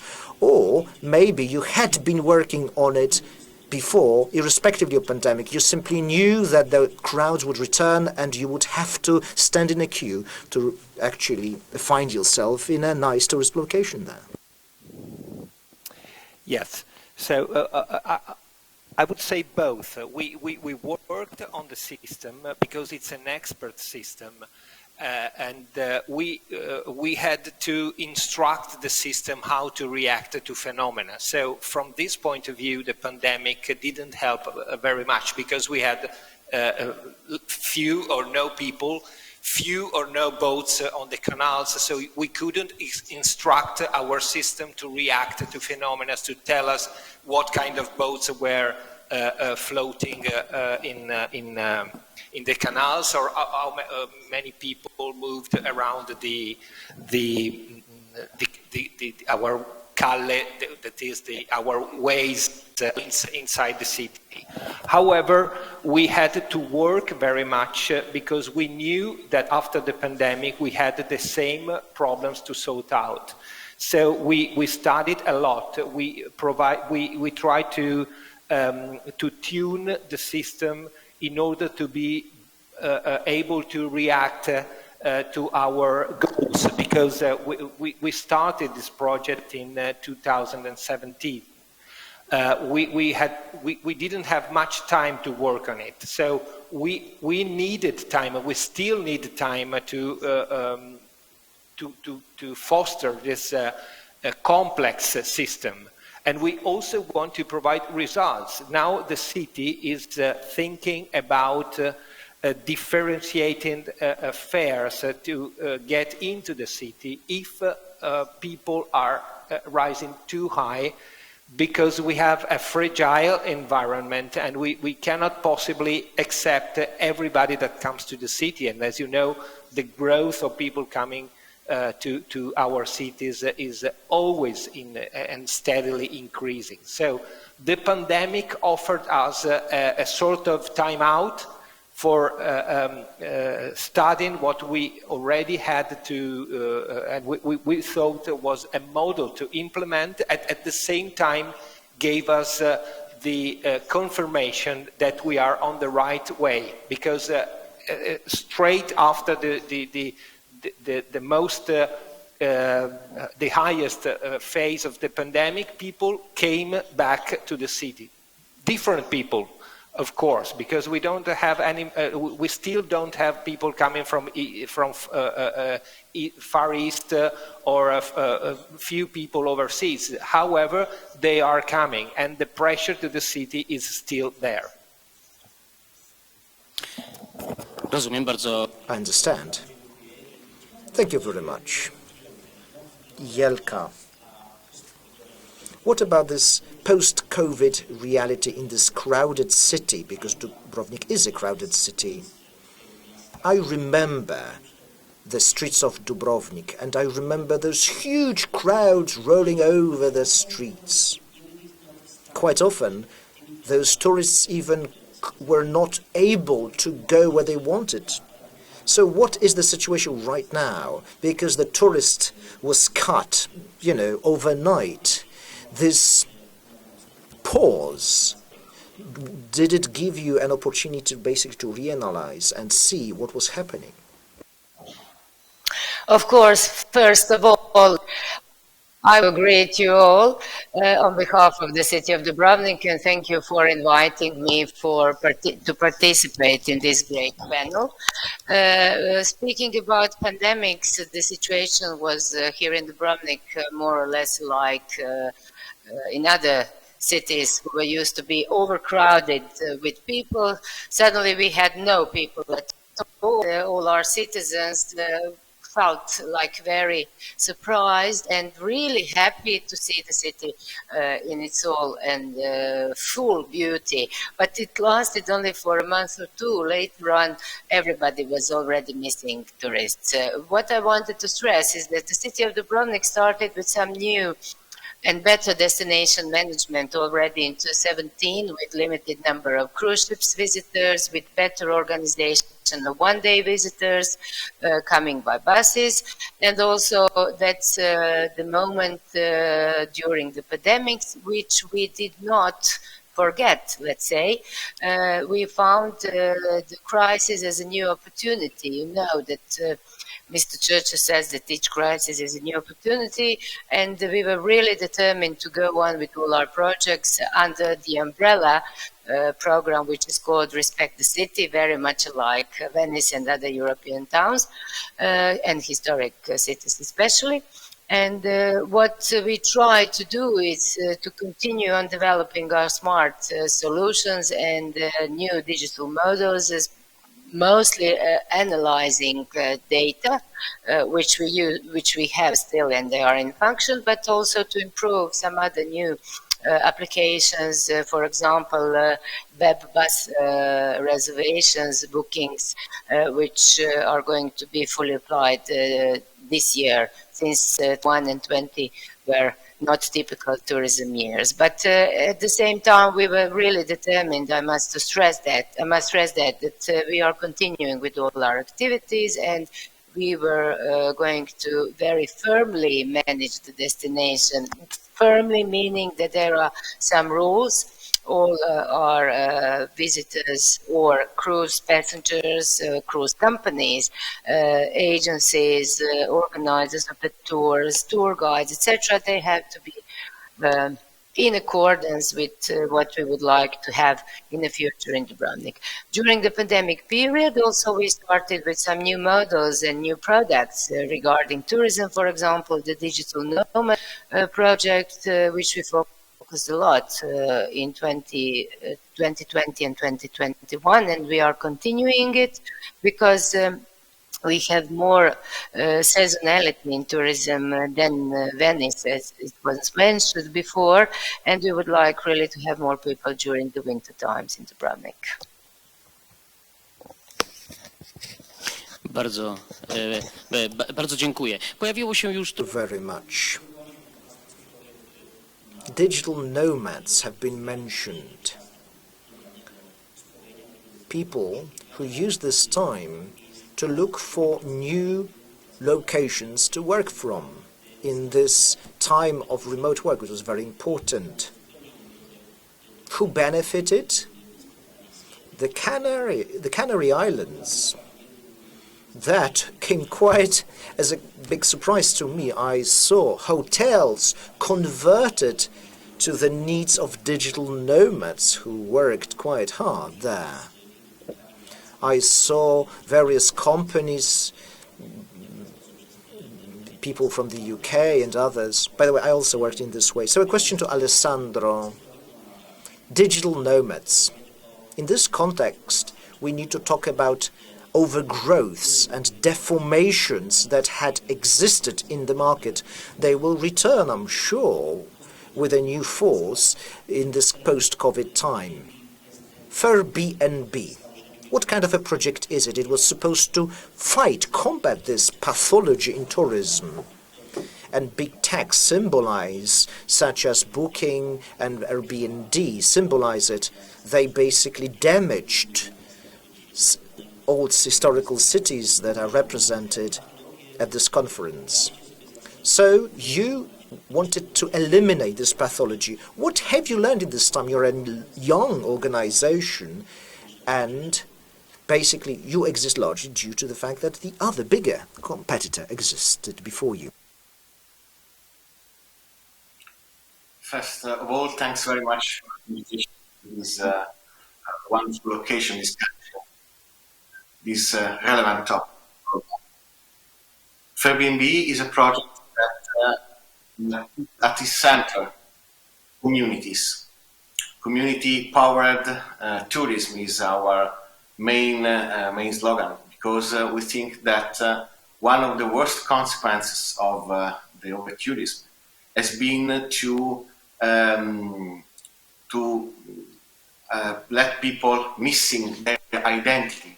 Cities and communities have suffered so much of crisis of identity, and also, of course, the changes in historical centers of big cities expressed this by pushing away students, citizens, families, workers outside their context.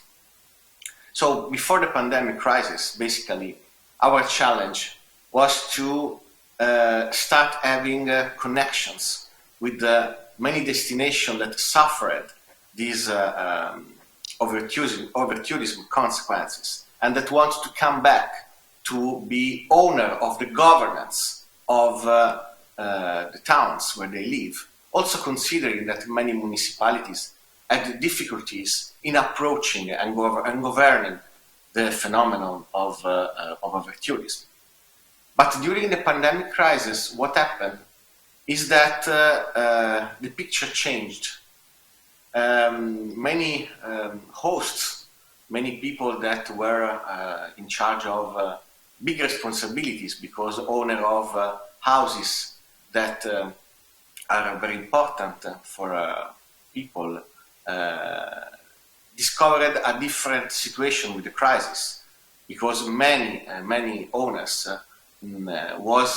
had the habit to sustain their lives through the money earned by rentals. And so this changed the picture, because now we are facing a situation that is more divided. Our contexts, our societies are more divided between people that are seeking for the earnings that they had before the pandemic crisis, and people that suffer deepening in the crisis itself. So this is why, in this moment, for us, it's more important also to engage a stronger relationship with the municipalities and entities of each territory, of the main destination we work on in all Europe, but also outside.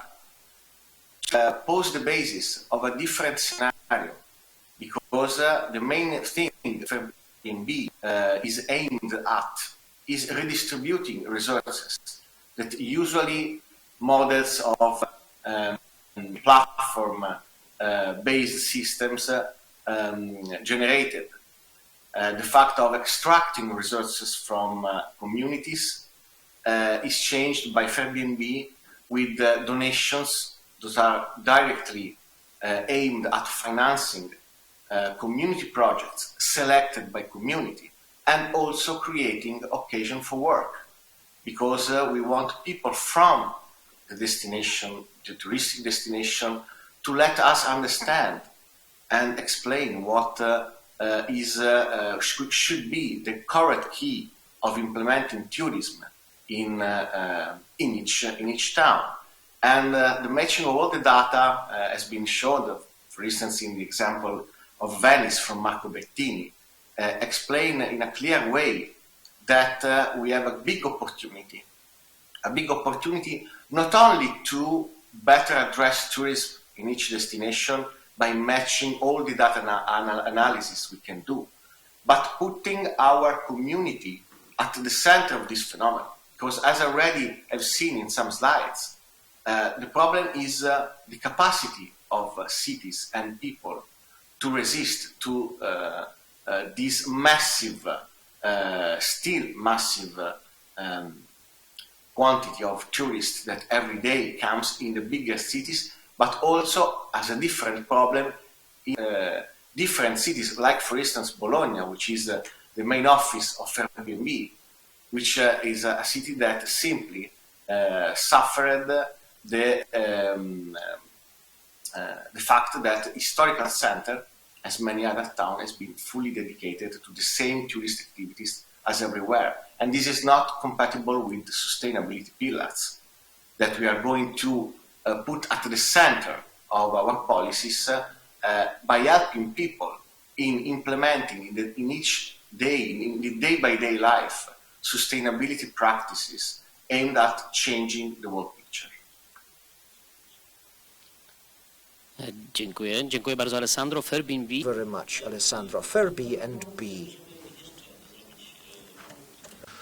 I think it's a good opportunity now to pose yet another question, to ask about trends before the pandemic. Once you add technology to them, they can be excellent ideas for the future. Now, Szymon, our next panelist, on the one hand, we would expect to have new digital solutions around, so that they would facilitate our everyday life, not only us living in cities, historical or not, but also to bring some order, perhaps, to the tourist market. But on the other hand, this digitization trend is attacked, to put it like this, by other trends, going back to the roots, moving away from the digital world, going back to traditional ways of spending one's free time, looking for something new, different, not focusing on technology only. Those two trends seem to be in conflict, sometimes in dialogue. Szymon, you specialize in a somewhat niche product, looking for yet another facet of the life of cities. Food, tastes, colors, this is what you're interested in, more than historic buildings perhaps. Tell us more about those trends and how digital reality will help us perhaps bring those two together. Thank you very much. Yes, I'm a guide. I mainly focus on slow tourism, to use this term. You can all certainly add to this term, because there are different ways of understanding, of course, what slow tourism is about. But yes, I admit, on the one hand, we've got some who are immersed in the digital world, feeling very comfortable in digital technologies. But on the other hand, there are some who, by choice, decide to be digitally excluded.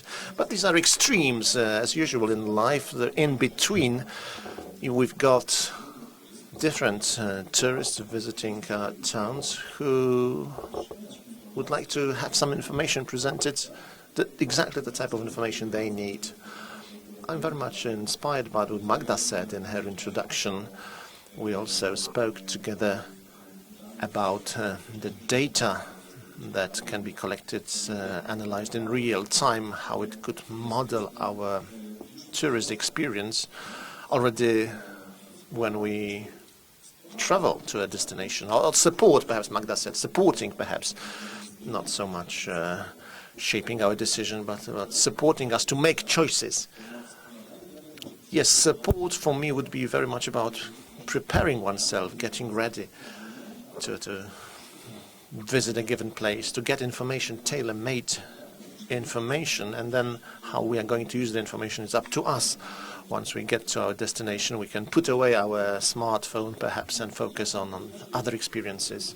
So I think there is quite a big opportunity here still related to technologies. Properly prepared, formatted, properly filtered information, technology that would give tourists exactly the type of information that we would expect to get. Of course, it's very difficult to provide such tailor-made information. We're just beginning, I think, globally, just beginning here. Everyone, ladies and gentlemen, certainly has tried to look for a hotel on a website. After making the reservation, usually you keep on getting new offers.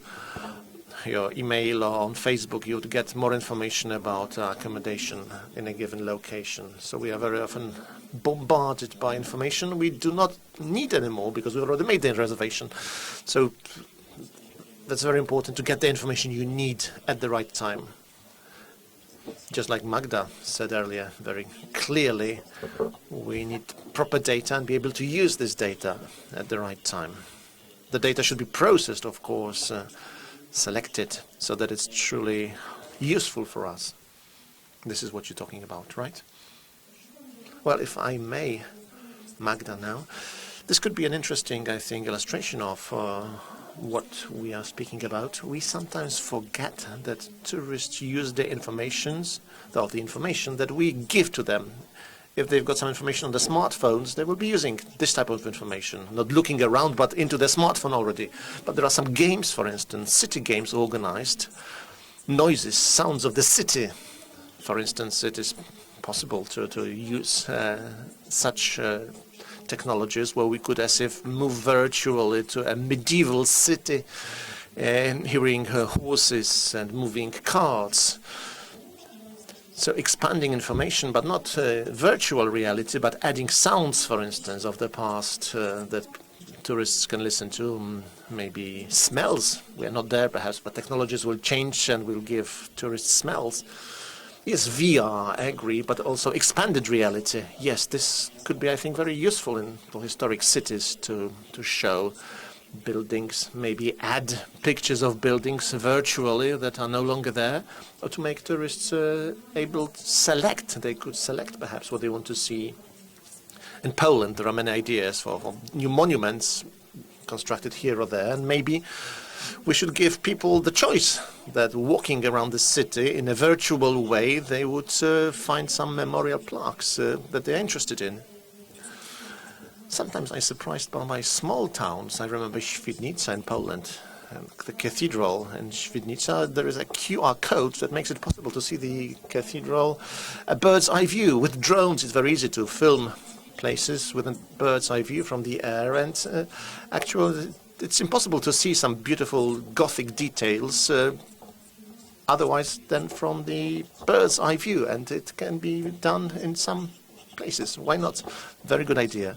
So a well-designed digital city for the future, I think, would be the city that not only selects data that can be useful for tourists, but also it should make it possible for visitors to expand their experience, perhaps, to engage, to use a broader spectrum, perhaps, of experiences using different types of emotion.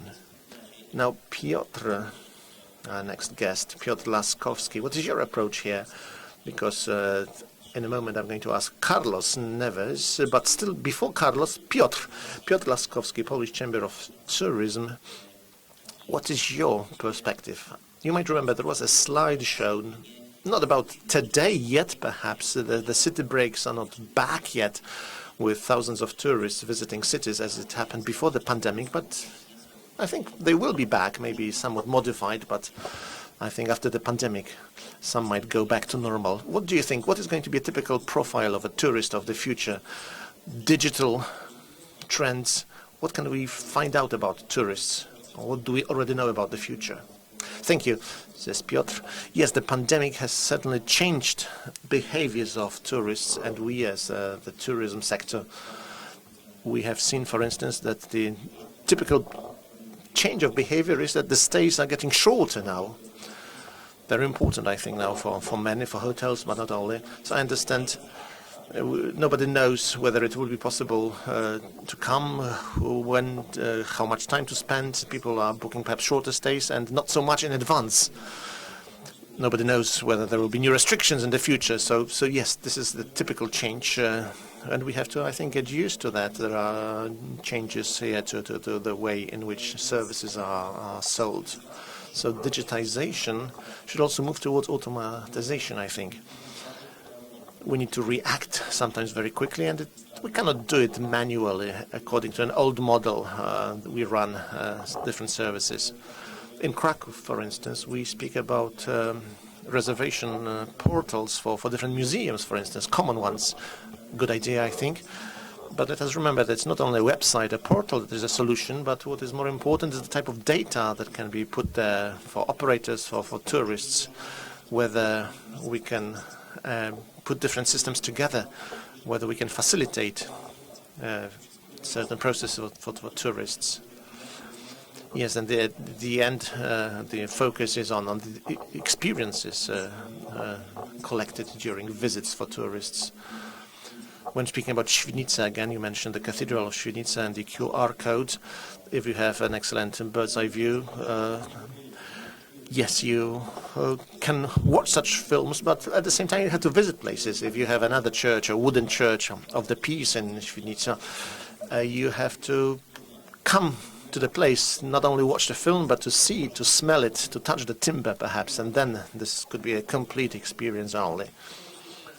I think that this type of approach, thinking about tourism of the future based on virtual reality only, that you're staying maybe at home and visit Prado in Madrid without moving your apartment, well, I think it's not really what we are talking about. This is not what we want to do, to have virtual visits to museums from your own sofa. No, I think our focus is a visit plus additional elements that will make the visit even fuller. I think this is the path that we are treading.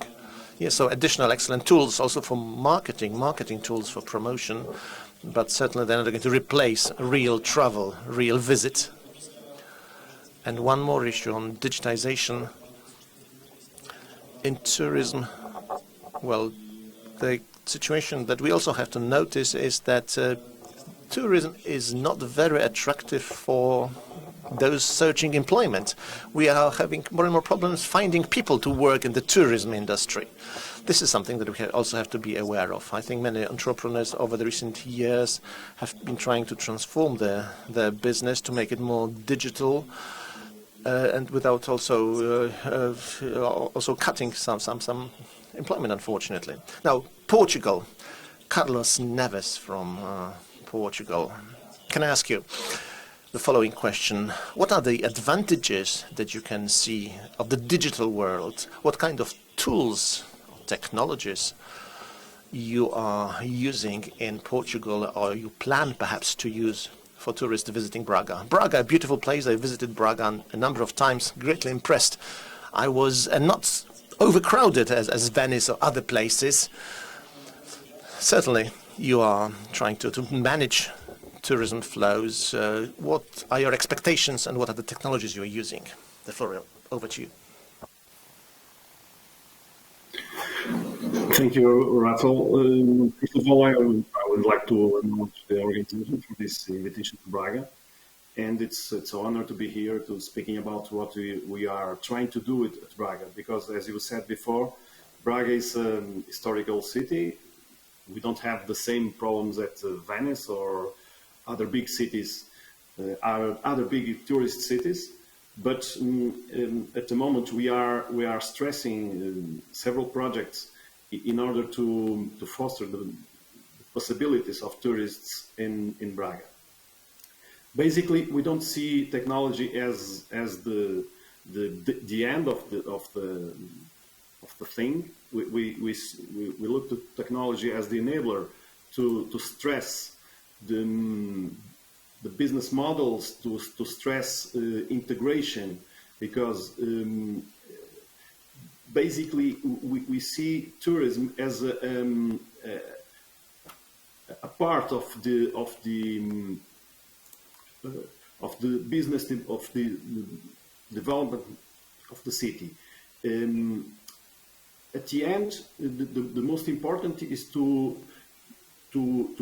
improve the visitors' experience, and technology is the enabler, not the focus.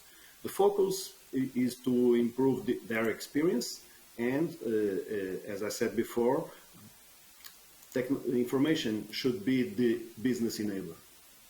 But we stress a vision is based on several topics, and I would like to highlight these topics. First of all is integration. We see tourism, as I said before, as a part of an integrated model to develop the city, to develop the economy, to develop the society. And business models, processes, technology, communication, it's very important to connect all these stakeholders and to link them with each other. I would like to highlight one topic, because tourism, it's very important to be linked, be connected to the local markets. Local markets is, well, at the city center, it's the most important activity. And if we don't have a strong local market, probably tourists won't come, won't be secure in the city. And it's very important that we connect it with each other. Tourists and tourist activities and local market activities. So we'll look at in an integrated way, in an integrated mode. Secondly, I would like to stress also that the stakeholders' engagement and empowerment, it's very important, because all the stakeholders should understand that they work, and they should understand and that they should work together in order to stress this opportunity of getting more and more revenue from the assets of the territory, from the tourism opportunities. And in order to do that, the empowerment of humans, but also of companies, also of local authorities, and with academia approaches, we need to get another empowerment of these combined stakeholders. But I would like to highlight also that governance is very, very important, because in a quadruple helix approach, with all the good public and private partnerships, governance should stress the opportunities of tourism. not only based on technology, but also based on good public policies. For example, local authorities should manage and regulate the big data that is generated in the city in order to make it available to all the stakeholders who want to use it and to provide new services to visitors and to citizens. So governance is very important as well on that topic. But it's very important to provide public funding to projects, both public projects or private projects, in order to get new services, new opportunities, and of course, new visitors' experiences. At the end of the day, well, we can resume it in the smart city, the smart tourism approach, in order, as I said before, to improve the visitor experience. This crisis and the pandemic that we are living, and the new crisis, the new global crisis that we are facing right now with the Ukrainian war, show us that smart tourism should be based on adaptation. This global crisis shown us very well this importance, not only to the crisis, of course, because, well, we hope this crisis will pass as soon as possible, but adaptation to visitors' needs, to visitors' expectations, to sustainability, climate change, well, to these migrant phenomena that we are facing right now. So adaptation is a very, very important topic. It's a very important approach that we are facing right now in Braga as well. And at the end, I'll want to highlight one example that we are facing right now, and a project that we are implementing right now. And this approach is based on the fusion between the physical and the digital realities, what we call the phygital placemaking, combining tourism and local market approach in order to foster the development of the city center. And that's why we believe that's the combination between physical and digital approaches are the best way of developing tourism, but developing economy in city center as well. Thank you. Dziękuję, dziękuję Carlos za spojrzenie z... Carlos,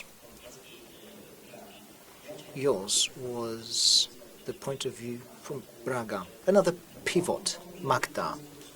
We've heard also from Szymon that people often want to give up this excessive technology.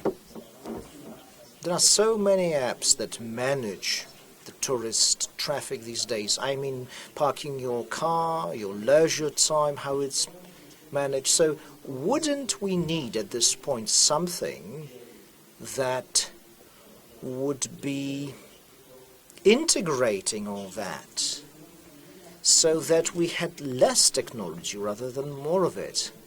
And to follow up on what Szymon said, to find this golden means, you know, strike the right balance, so to speak. So what about those two worlds? How do they communicate, those that want to and those that don't? Magda? Sorry, I thought that Szymon would come first. I'm really cautious when it comes to multiplying phenomena. No more new platforms. No, nothing of the kind. The key to success would be the creation of open data systems. Let's assume that we have access to them. I'm a hotelier, an investor. How do I use them? I don't understand this data. I don't know how to interpret it. What we're going to see is room for maneuver for various companies that would interpret this data, that would analyze the data that is already available in various systems. You've got this transportation system, the museum system, there are also other sources. I should have easy access to them. I'm an entrepreneur, I pay taxes to the city. It's something that I deserve. I'm also one of the residents, and my data is accrued there. This data generates profits, so I should profit from it too. The current situation is highly pathological, globally speaking. You have those big tech companies. They've been using our private data, and they go very deep to profit from that, because this is how their business models operate. Basically, it's about presenting ads, well-timed ad presentation. But they analyze data, and we've heard also from abroad what the public authorities should do, what we want to have. I don't see any reflection on the business model that should follow. Any platform can be created, but who's going to pay for it? It's not about paying a few €100,000 once. No, you need to maintain it, you need to sustain it, you need to modernize it. First, what you need is a business model.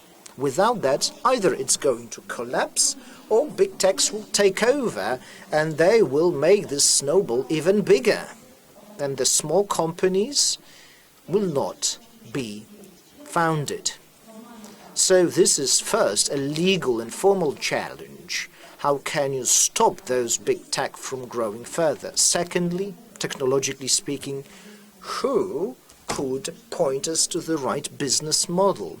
An example from Poland. Here in Poland, an app was set up extra in hotel. Then there was this extra in region, that's the name.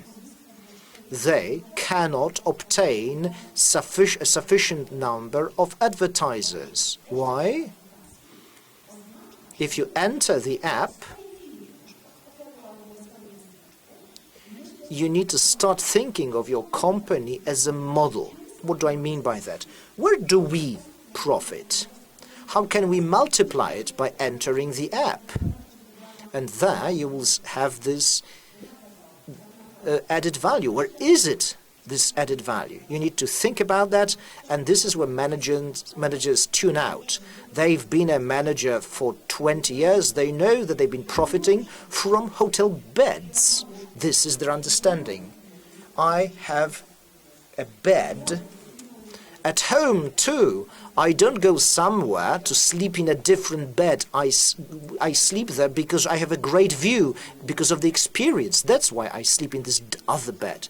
You mentioned business, big data. We need to manage well this huge data. We obtain it. At times, we don't even need it. Sometimes we obtain the data, but we don't use it where we should. But we've been talking about anonymized data. And the next question to Szymon this time. There is this global movement to leave social media, to erase your Facebook accounts. Not so much in Poland, but in the US, it's quite a strong movement. We're talking about maybe double-digit drop in the number of users of these big tech platforms. They are huge harvesters for making money, aren't they? What do we do with the people who are afraid of losing their privacy? They are afraid of what they are going to see in the in the Venice system. The data is collected on who is where from, where they walk, where they go, how they spend their time. What are we going to do to those people, or with those people? More and more of them, they don't want to share their digital footprint with others. Well, to follow up on the previous question, a platform that you can link anything to is already there. It's Google, and it's going to get connected to anything that's going to generate money. To answer your question directly,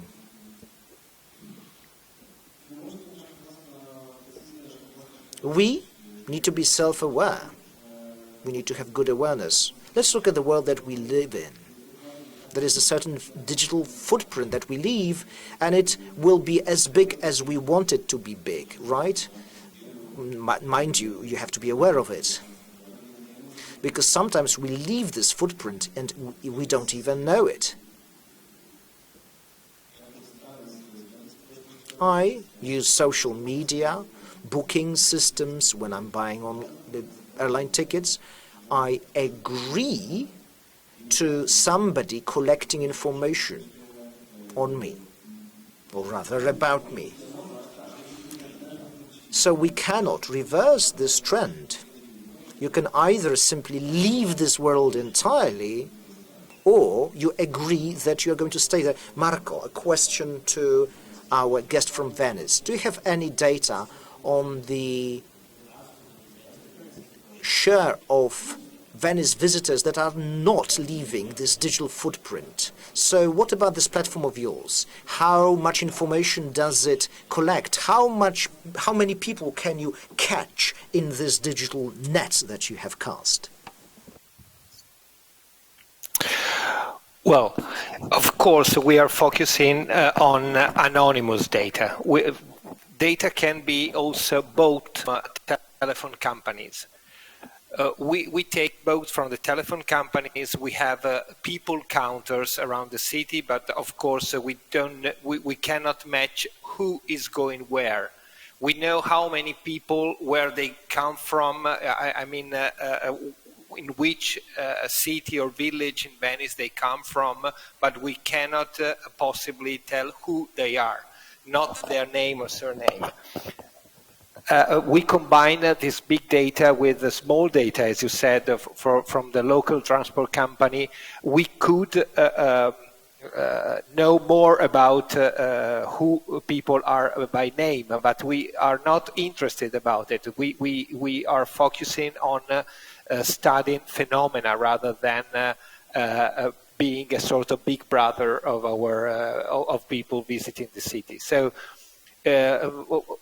all what we do, I think, is just studying big phenomena, how people move.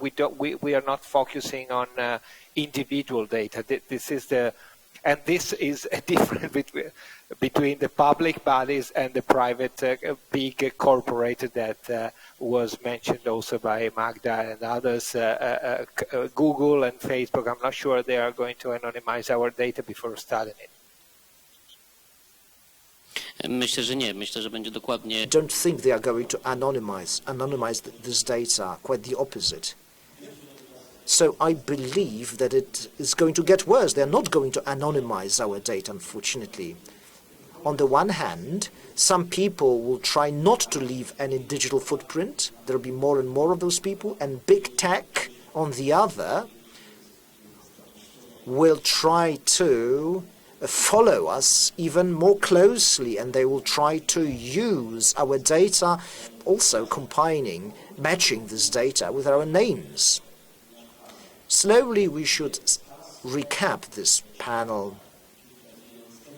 We are looking at the world which is digitizing itself in front of our eyes. There are so many aspects that we have tackled here that it makes you dizzy.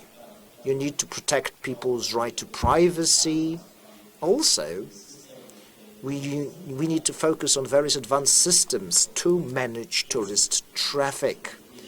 We can also learn a lot from data which is well analyzed, well formatted. But also, there are some tools and instruments that we wouldn't be discussing a few years back. VR, for example, VR or visiting while hearing various sounds in the background. Just very, very short comment.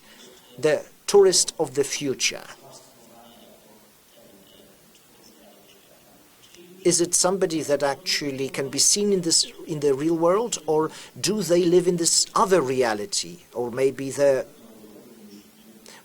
analog tourist is an extinct creature.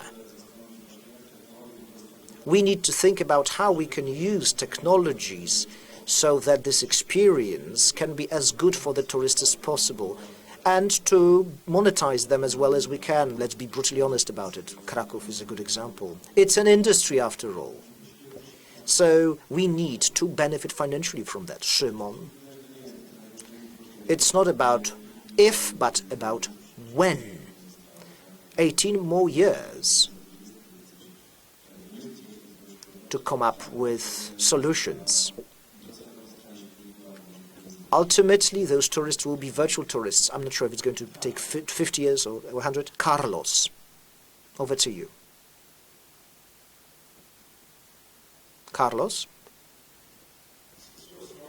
I understood the question, please.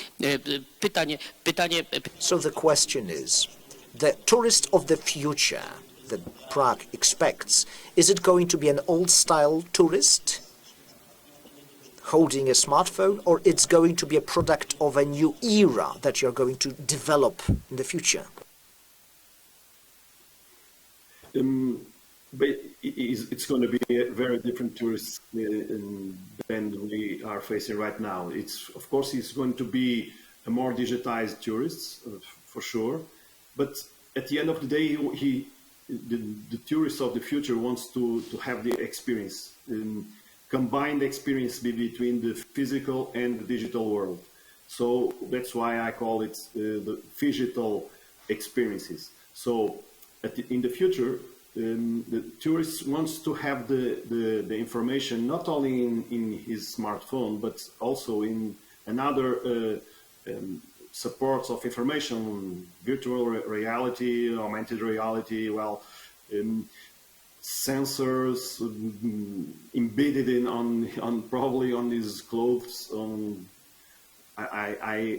I believe that in the future we'll have embedded sensors on our body, but for the next years, the tourists will have much more access to information, and will be much more will demand more information, more quality information. The example that Magda about the event on Warsaw with the U.S. visitor,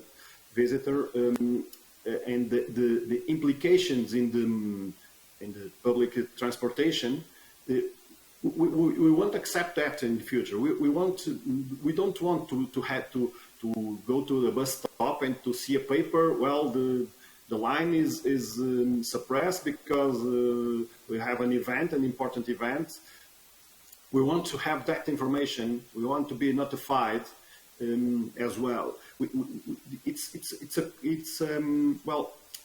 an embedded reality that be addressed to the tourists in the future, both with physical, both with digital support, with digital assets, that we are going to experience them in the physical world. But digital and the information, it's not the focus of the of tourism, because if the information and digital would be the focus, we don't want to go to Venice or to Warsaw or to Paris or to any other city, so we can have that experience in our office. It's not the same. We need to go to the places, but we need to have a new layer of digital information, so we in our experience, we foster our sensors, and then we want to come back, and we want to tell our friends, well, go to Braga, for example, you will have a nice experience. And we go with a new artillery of tools, digital tools for sure, and to have a better experience. I think it's going to be like that in the future, and tourists will have this ability to deal with information, to sensors, to smartphones, to new types of realities, to digital realities, because he wants to have better experiences. Dziękuję. Na koniec... Very much. And briefly, Michaela, Sandro. So you, the authorities of Dubrovnik, you bet on digitization of your brand, of your tourist product. What kind of tourist in Dubrovnik you would like to see? What would you like to give them? Briefly, please.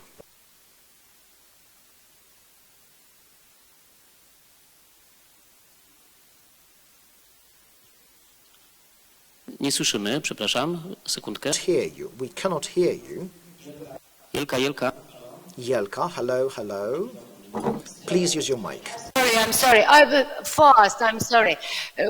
We believe that digitization should enable very good information for the tourists, but also I believe that the proper tourist experience is a combination of the smart tools, application, etc., but also the personal experience, which is in the center of all our doings and programs. I believe each and everyone, especially after the pandemic time, should experience personally what one tourism city can offer or destination.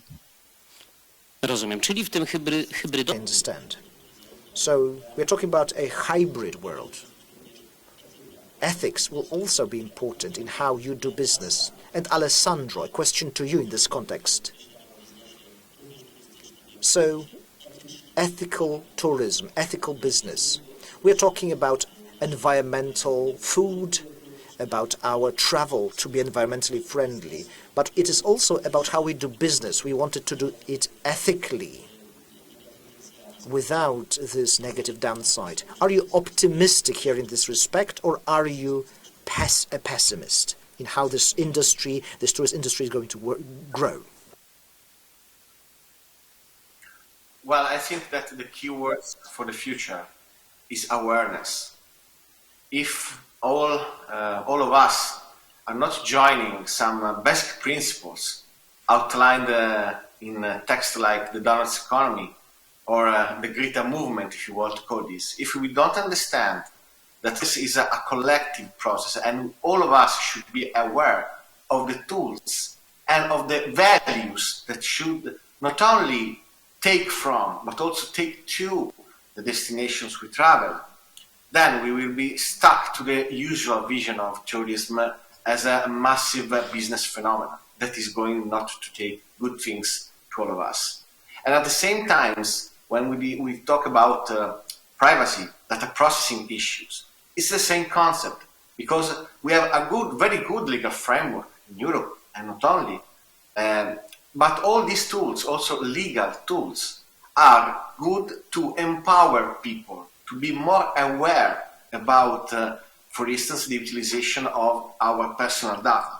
So we are in the middle of a situation where we need to decide if we want to suffer the pervasive, the invasive effect of all the data processing. Those are possible in a business case, not to come back to be the owner of our data, of our experiences, to define what we want to do. And I'm optimistic because I think that it's impossible to come back to the pre-pandemic situation. We all need to understand that respect for and understanding the destinations where we want to travel is the key factor for being the change of our future. Rozumiem. Dziękuję bardzo. Thank you very much, Alessandro. Magda, in this perfect world, using data is going to be a key skill that will help us to change this world.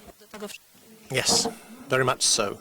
Let me just add that more and more often in the digital world, we feel that something is taken away from us.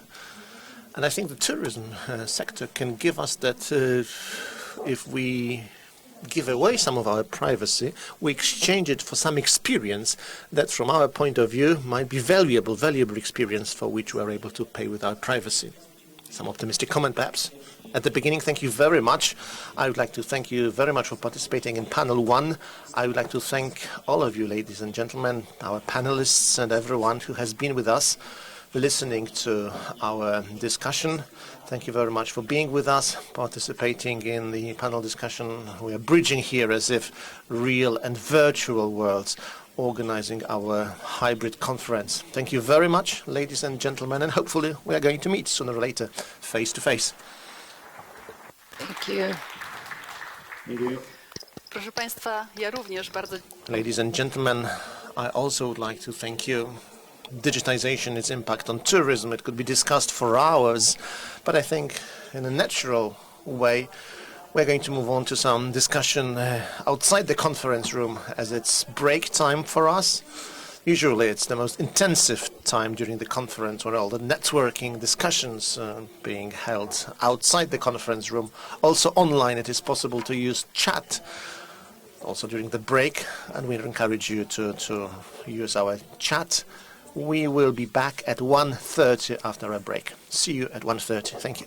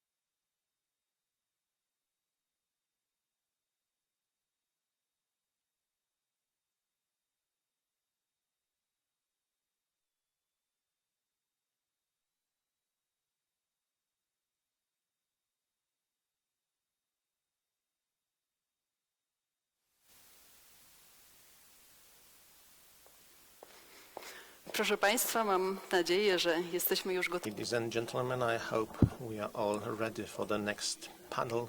Hopefully no more cats sitting on the keyboard obstructing the view of our chat room. As you remember, you can take an active part in our discussion using our chat room. You can ask questions to our panelists. Our simultaneous interpretation is also in operation. You can listen to either Polish or English. I can see that our guests here at the ICE Congress Center in Kraków have taken their seats. Without further ado, let us begin panel number 2. The topic of the panel is tourism and cultural heritage. Can tourism in a historic city be modern? Or maybe tourism can be an instrument to protect heritage? Those topics and others are going to be discussed by our experts. Andrzej Betlej, PhD, Professor of the Jagiellonian University and Director of the Wawel Royal Castle in Kraków. Let us put our hands together for Andrzej Betlej. Of course, if you wish to, some applause is very much in order. Mr. Gianluca Saba, Head of the International Affairs Office, Municipality of Genoa, leading partner of tourism-friendly cities, Urbact. At 2 o'clock, we are going to be joined by Laura Gaggero, Deputy Mayor for Tourism, City Marketing City of Genoa. Magdalena Sroka, CEO Alvernia Planet, is with us as well. Mr. Michael de Tis is also going to join us again, Secretary General, Organization of World Heritage Cities. We are also going to listen to Radosław Franz, CEO, Main Square Hospitality Group, and Robert Piaskowski, Plenipotentiary of the Mayor of Kraków for Culture. Last but not least, Mr. Simone Venturini, Deputy Mayor for Social Welfare, Tourism, Health and Economic Development of the City of Venice. Thank you very much. Can I ask Magdalena Sroka of Alvernia Planet. She will make an introductory statement on the shared values of tourism and culture in a historic city. Thank you very much. Good afternoon, ladies and gentlemen. I'm delighted to be able to meet with you at our conference this year. My focus today is going to be on the basic truth that I think is very much about tourism, also to what we are doing within our company, Alvernia Planet. We develop new technologies, virtual, expanded reality, also virtual production, building new narratives. This is what we are dealing with in our company. As we know, tourism is very much about ability to make promises. But to be able to make promises, sensible promises, you have to know, first of all, what you're promising and whom you're making this promise. You also need to remember that in a historic city, tourism may not exist with no links to the heritage, cultural heritage. And you need to be able to speak about history in context of this cultural heritage. What brings together tourism and this narrative about the cultural heritage is about the ability to know what the needs are of those who are going to be told the story, but also the ability to build interesting emotional narratives, also experiences. So you cannot actually communicate with the tourists having no idea about the current social trends and not knowing what you want to tell, what kind of story, what kind of narrative, to whom. What for me is extremely important is to take into account those trends and to name them. Not only social trends, actually, because to build those narratives, to construct tourism in a historic city, to make it possible to draw on this historic experience. So we need to also know what the current trends in arts are, in the digital world as well. As for the social trends, what we are especially dealing with today, both in tourism and cultural heritage, is the so-called silver tsunami. Until 2050, we know that every third European is going to be over 60.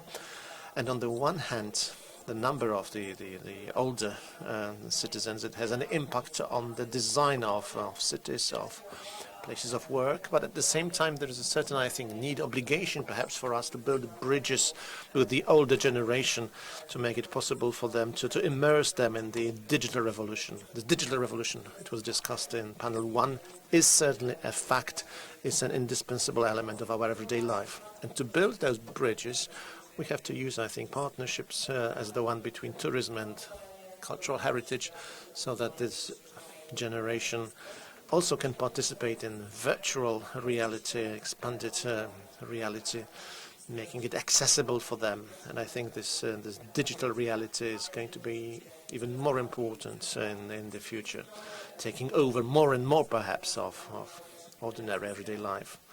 Additionally, another trend, the so-called Z generation, born during the digital era already. This is something obvious every day, to use digital technologies. The generation, as Magda said, is not really looking for information, but expects information to be presented to them. They expect that anything digital will be functioning well, will be very functional at the same time. This is the generation that, of course, appreciates attractive forms of digital narratives. They will be very much users, or already are users, of metaverse, using the Internet of Things, but not only, also the extended reality, where many services and products function only in digital reality. So the new generation that also appreciates creativity, visual attractiveness on the one hand, but at the same time, this is the generation that pays more and more attention to responsibility, social responsibility, responsibility for relationships, responsibility also for our planet. Another trend, very important in my view, in our narrative, the one that very clearly is more and more often used in tourism, is sense exploration, using different senses for our exploration, both in arts, but also in other areas. This is an immanent part of tourism. It's quite clear for us that once we visit a new place, we use all the different senses to experience the new reality. The world surrounding us is filled with smells, flavors, sounds. But in order to be able to complement our offer with this additional reality, also digital reality, there we can find, I think, new opportunities in which we can make our narratives on cultural heritage even more attractive. Some other social trends that I would like to mention. First of all, attempts to make our world inclusive and to overcome loneliness, isolation.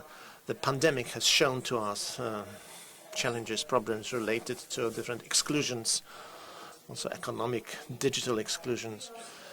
Building now again our relative narrative when we communicate with tourists, we should do our best to overcome different exclusions, types of isolation.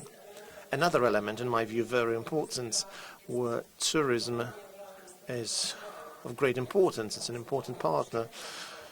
Tourism can make our story about cultural heritage more and more popular, common to everyone, and this can be used to build social capital based on respect, empathy, being able to understand and the world surrounding us. Olga Tokarczuk, she used the word ognosis. She says that this is one of the most important functions of soft competences of the society of the future. If we want to be smart about creating our tourism products, if we want to be aware about proper ways to communicate with the Z generation, our narrative has to include also language of values. Not only identity should be discussed, learning more about yourself, finding out more, but we also should speak about the world of values. This helps us confront ourselves with the complexity of the world. This ability, as Tokarczuk writes, ognosis, it's only possible when we emerge in culture. We should come up with a critical approach to the world, critical language that should be used. It's only by deconstruction of the messages we are receiving, the different signals from the surrounding world. Of course, there are many of them. We have to be critical about the way in which we deal with them. So this approach should help us deal with the complexity of the surrounding world. So tourism in a historic city, can it be modern? In my view, it not only can, but it has to be of modern nature. The reason is that, as I said before, if we want to make our cultural heritage available to everyone, we have to use different tools. And using those tools should be natural, I think, for us. What is also important, in my view, is that the new technologies we are introducing when we speak about cultural heritage, they should firstly, and they will certainly strengthen the educational value of our narrative, but additionally, I think some entertainment elements are also possible. We can interpret cultural heritage using virtual reality, expanded reality, and in this way we can promote culture using certain elements of entertainment. We can learn more, I think, find out more before visiting a place, for instance, to find out more, to learn about places, about works of art, that this knowledge will be useful later once we visit a given place, a given museum, given city. There has been a question posed before. There may be perhaps other questions about the limits to commercialization of our heritage. And from our practice, perhaps we can say that there are no limits to that. Some might agree, others not. But I think commercialization, in my view, should be treated as a certain interpretation. This should be when we speak about our narrative, we should think about an interesting, compelling story where we will search for our identity, try to understand what is different, but this should all be, I think, processed, translated into a new language. An interesting cultural product perhaps in the place we are visiting, but it could also be a certain introduction to an experience that will be shared during a visit. a recent film by Kasia Adam and Georga Hajdas, Monsters of Krakow, available on Netflix now, that processes some myths, old Slavic myths, using the language of fantasy, thriller, horror story. A film based in Krakow using this heritage. Interesting emotional elements added, and this, I think, may perhaps encourage some to visit the city of Krakow after watching the Netflix series. This might be an interesting product also watched locally, might be perhaps the source of inspiration for new tourist packages locally, but it's an interesting, I think, example of how heritage can be interpreted, translated into the language of the cinema. This new method can be seen in Krakow, has been used for some time. We had a number of different exhibitions over the recent years where we were trying to use some parts of our heritage to promote our heritage, also to strengthen our offer, to encourage new tourists to visit us. Some exhibitions, just a few examples: Schindler Factory, or the Underground Market Square exhibition in Krakow, or the Podgórze Museum. These are very important elements, part of our tourism package in Krakow, which show that our tourism offer should be based on this new form of interpretation of our cultural heritage. But there are other examples I could give from other countries around the world that shows how you can creatively reinterpret your heritage. Atelier de Lumière, for instance, 360 degrees mapping, where culture of a given country or world culture in general is translated into the visual language, immersion-like experience for tourists. An interesting interpretation with digital art in Atelier de Lumière, where pictures of Van Gogh or Klimt are presented, or some ornaments of Japanese origin, for instance, Japanese textures. It is possible to see them using new technologies, and this experience, in my view, of using those technologies, it's not fully interactive perhaps, but you can also think about other approaches. Borderless Museum, Team Lab, Odaiba, Tokyo, Japan.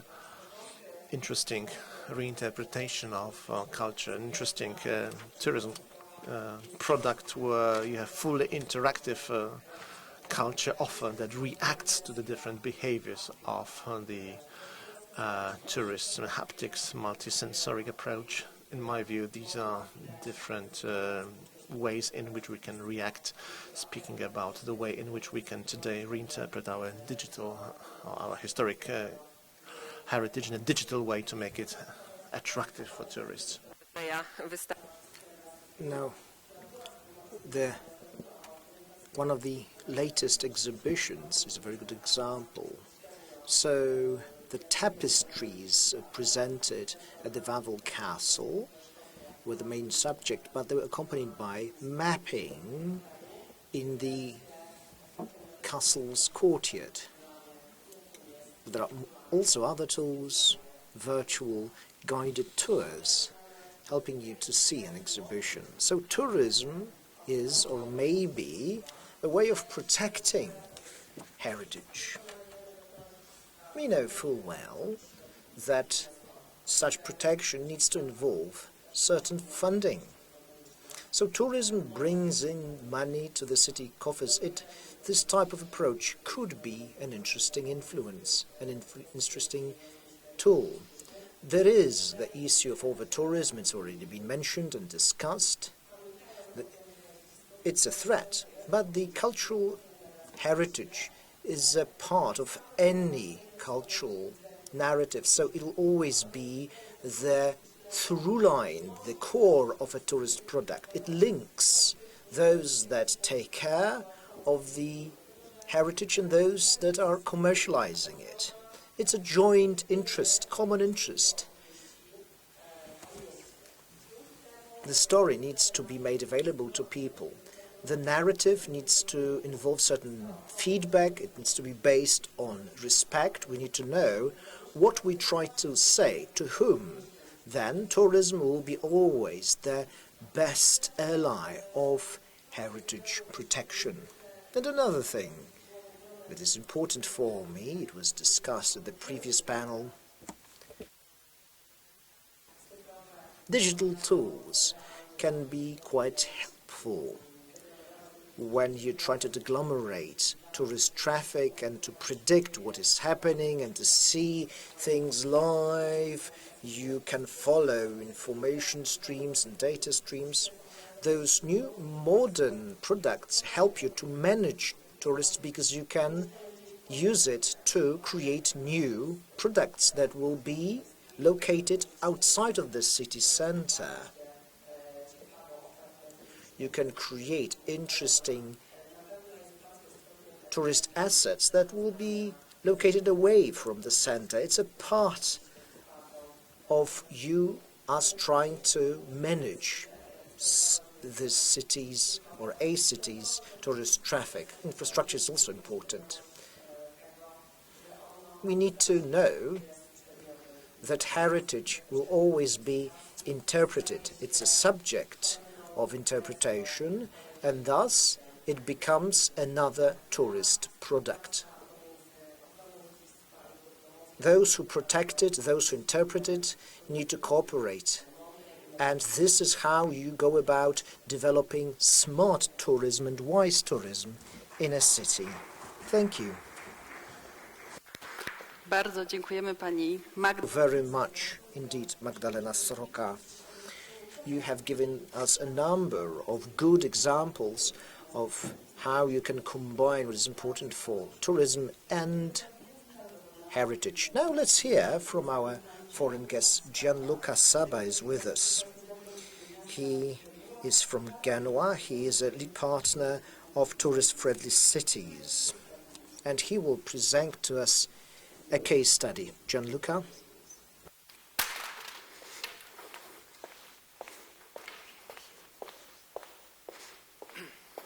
Thank you very much. Good afternoon, ladies and gentlemen, dear colleagues and friends. I'm very honored to be here today, not only to share with you my presentation about the cultural heritage, the UNESCO heritage of Genoa, but also as a lead partner of Tourist-Friendly Cities. And by the way, I'm also had the emotion and the honor to come here to your beautiful city last month. Actually, 1 month ago, I've been in Kraków, and I had the honor to bring our very famous Paganini violin, which is part of the cultural heritage of Genoa, for a fantastic concert here at the Philharmonic in Kraków. Maybe that some of you attended this concert. And it was very, a great emotion for me to come here, especially in such a difficult period at the international level. So thank you again to the organizers. Thank you to the municipality of Kraków for the invitation and for the wonderful organization. I received a lot of insights this morning, and also by the introduction of Maddalena, that in a way or another will be related to the contents and to the topics of my presentation. I would like to share with you not only the context of Genoa, the UNESCO heritage, and with a brief description of what is the UNESCO site in my city, also focusing on how to protect this site, how to value this site, and how to promote. There is an obvious discussion, not only today, but in the dialectic of the tourism, of the sustainable tourism, between how to improve the attractiveness of the historical cities, of the cultural cities, and how to maintain the heritage. So this will be basically the core of our discussion. But I will go on with a brief description of our UNESCO World Heritage Site, Palazzi dei Rolli. New Roads and Palazzi dei Rolli system is the name of the Genoese site and listed in the UNESCO Heritage, awarded by the UNESCO in 2006. There are more than 100 of palaces, of noble palaces in Genoa, built between late Renaissance and Baroque times. And 42 of these palaces have been awarded by UNESCO, and they are included in this World Heritage List due to their location, their architectural beauties. The history of the palaces is very historical. Maestro Rubens, the very famous painter, a Belgian painter, who had an important history with Genoa, so he lived in Genoa, published at the beginning of the 17th century a book in which he collected all the sketches of these palaces, and he promoted them as a new housing model for the European noble persons, for the European aristocrats and the high dignitaries of the states and cities. The large number of these residences and palaces created a peculiar, definitely a particular public accommodation system. I mean, this list that was established in 1576 was defined as an official list of marvelous palaces, and the possibility for the owners and the privilege for the owners to be hosted visiting this the city and having the experiences to be hosted in these fantastic palaces. Even the high dignitaries of state, nations, countries, cities. How to protect the palaces and their heritage? The site is not only made by palaces, but also, of course, streets and squares, all surrounded by these beautiful palaces that belong to the most important noble families of Genoa. They embody a peculiar, a distinctive social and economic identity. As I said before, they mark the beginning of a new era in the modern urban architecture in Europe. Of course, the recognition and the award in the UNESCO Heritage List has been incredibly important for the city. It has been the proof of the high value of these palaces and the fact that they deserve protection for their humanity. Part of these palaces are still owned by families, and so they are still private residences, but a consistent part of them are public offices, museums, for example, the City Hall, the Chamber of Commerce headquarters, 2 civic museums. You can see this beautiful street, its name is Via Garibaldi, is actually the historical name of the street was Strada Nuova, New Road, where the probably major part of these buildings are visible to the public. The protection and the preservation of these palaces are at the core of our work, with the great role of the university in the conservation, in the maintenance, but nothing could be possible without an active engagement of citizens, of residents, of students and visitors. At the end, raise the awareness among the citizens and the residents about a sense of belonging of these palaces to our identity. So citizens and residents feel these palaces as part of our city identity. Some key words that are at the center of our work: respect, awareness, and education. So very important to attract, but also very important not to forget these key words. These are 2 examples. This is the Chamber of Commerce, and this is the City Hall. After the maintenance, how to value the palaces and the heritage? The rediscovery of this cultural complex of high value has been a turning point for our city, which became a cultural city, a city of cultural tourism. with a high-quality offer. But before, the situation was different, because if you know Genova, if some of you have ever been to Genova, before, in the 20th century, Genova was known universally more for its port, to be a maritime city or an industrial city, especially in the 70s, in the 80s, for its industries of steel and iron.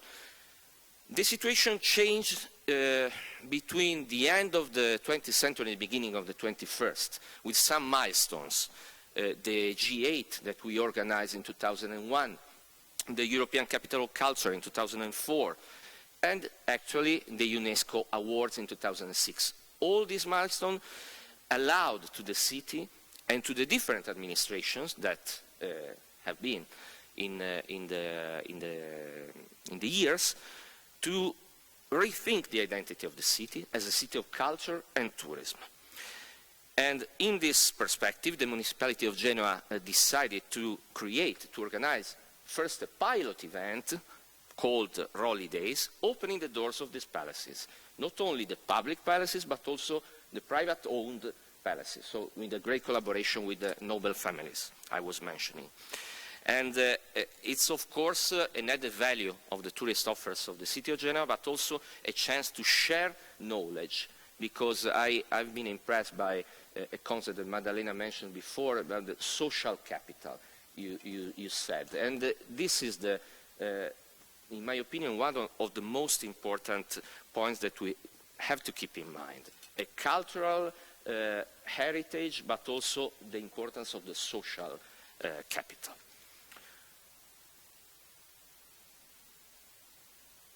After the pilot event of the Rolly Days, the municipality, with the great success of this event, decided to organize 2 editions per year, and one in spring and one in autumn. The next one will be in May, to promote and spread the UNESCO heritage in Italy and abroad.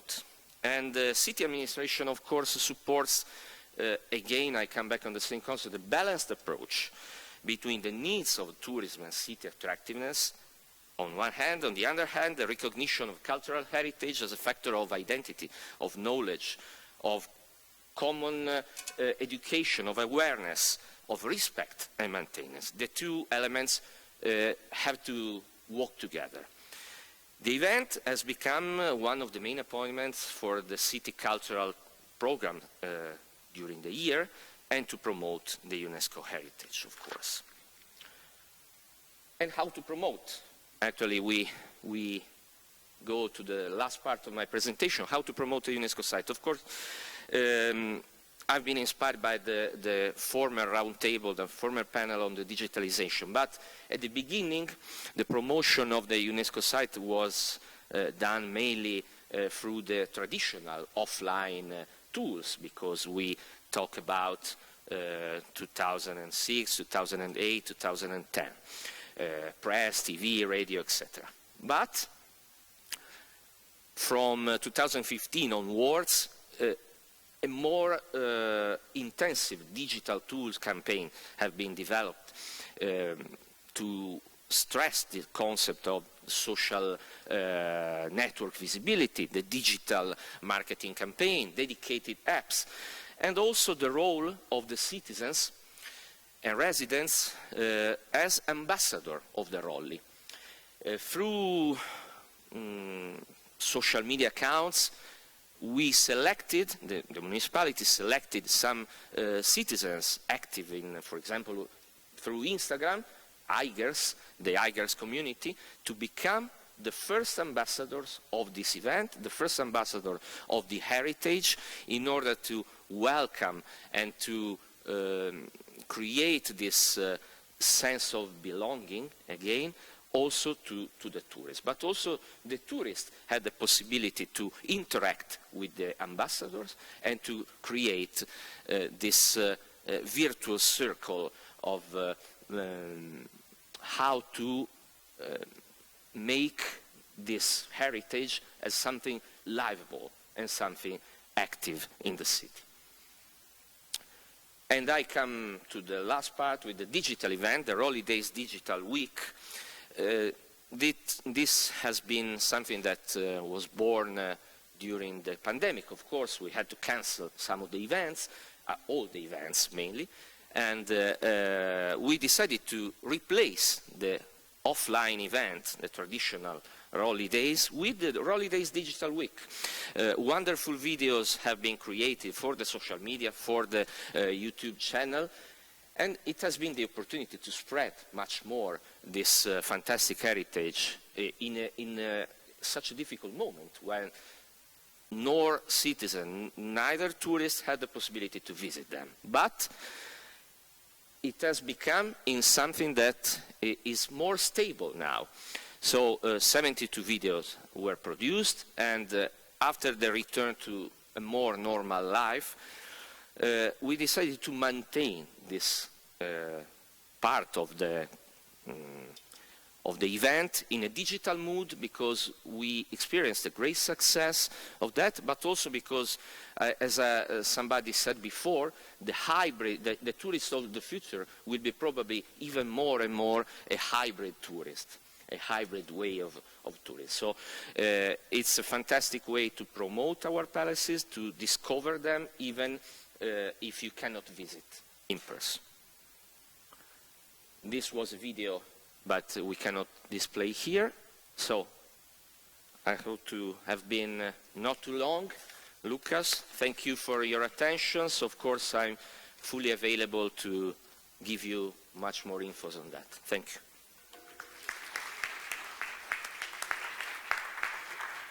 Bardzo dziękujemy panu Gianluca. Thank you very much, Gianluca Saba, for the wonderful journey on which you took us to your city of Genoa. Gianluca Saba of the International Affairs Office from Genoa spoke about those three important elements: respect, awareness, and education when we speak about our cultural heritage. We've listened to two introductory presentations, and now we move on to our panel discussion. A number of excellent experts are here with us in Kraków. Some are joining us online, and Łukasz Cioch is going to be our moderator now. Kraków Heritage is one of the participants in the project and LC Media owner. Thank you very much. Yes, Gianluca spoke about those reference points. I think that you could have perhaps here some people full of envy, perhaps saying already in 1576 you had an official list of the most prestigious locations to host eminent guests. I thought, well, awareness, education, respect, if at least one of those criteria, at least to some extent, if it were applied in the country about which we speak today as an aggressor, we wouldn't have the war today if those values were shared in this country. The subject we are going to speak about is very broad. There's axis, a sort of metaphor that could be used as a clash. Very often this is a clash that we're speaking about. Tourism and cultural heritage. I think that there are different points of departure here. Also, the subject is fairly general, so the possibility that the discussion will be also quite general, and this possibility is quite high. But we are going to try to meet the challenge and speak as much as possible in concrete terms. One introductory comment. April 2020, very unusual event. I remember it something very unusual. In April 2020, I spoke to the trumpeter. Some of you might know, some others not, but in Kraków we very well know. Let me explain to our guests from abroad. Some of you might know that one of the traditions here in Kraków is the bugle call from the tower of the central church. Every hour, on the hour, we can listen to the trumpeter playing his trumpet. It's not very often that you actually speak to him when he actually is at the top of the tower, and if you are down in the market square, you can hardly ever speak to him. But I remember once, some time ago in April 2020, I was the only living person in the market square of Kraków, usually crowded. And then I remember I heard the trumpeter, and then I heard the high heels of a lady in another part of the main square. apart from that, total silence, nobody there. But still, in spite of that, speaking about heritage and tourism, already at that time, it seems that there was some satisfaction. Some people were quite satisfied with that fact. Some in Kraków were saying, at last, no crowds, it's empty, and we do not have all those tourists making so much noise in the center of the city of Kraków. Some were quite delighted. So let us, perhaps in our discussion, try to not only just make presentations, but to have an interactive discussion as much as possible. I would like to ask you also to make comments, references to what the others have said. So questions, additional comments to what we are going to listen to here, so to make it as informal as possible. The first introductory question: can tourism be an instrument to help cultural heritage, or maybe very often, as some stereotypes say, tourism brings harm to cultural heritage? Maybe this is the true answer. I'm posing the question, what do you think? One of the guests, I remember, now Laura is with us. Laura, I can see also Simon with us, Mikael joining us online. Thank you for being with us. We know that Venice is one of the cities that have been part of the over-tourism program. So the first question I'd like to ask you, can tourism be an instrument helping, facilitating cultural heritage, or is it just the opposite? Who would like to start? Yes, please. Czy to jest tak oczywiste, że... Well, I think maybe it's quite obvious because you have to answer in the positive. Everyone was wondering whether actually in your question there is a catch, something additional that we have not noticed, because approach to heritage from the perspective of tourism, this can perhaps help. This can create new jobs. We do not speak about historic cities only, but also archaeological sites, for instance. We could speak about old fortresses, for instance, important for Kraków, and a new challenge also for Kraków as a fortress, also to discover a new context for our city. But additionally, of course, yes, tourism can be damaging if we have over-tourism, and there is a certain capacity usually of locations, and if there are too many tourists, it can become a problem.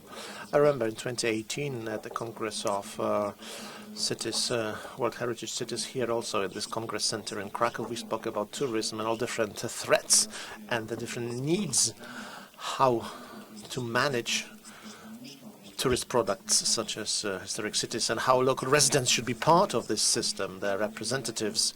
There's a need for a relationship not only between the city and entrepreneur and tourist, but also residents have to be added to that.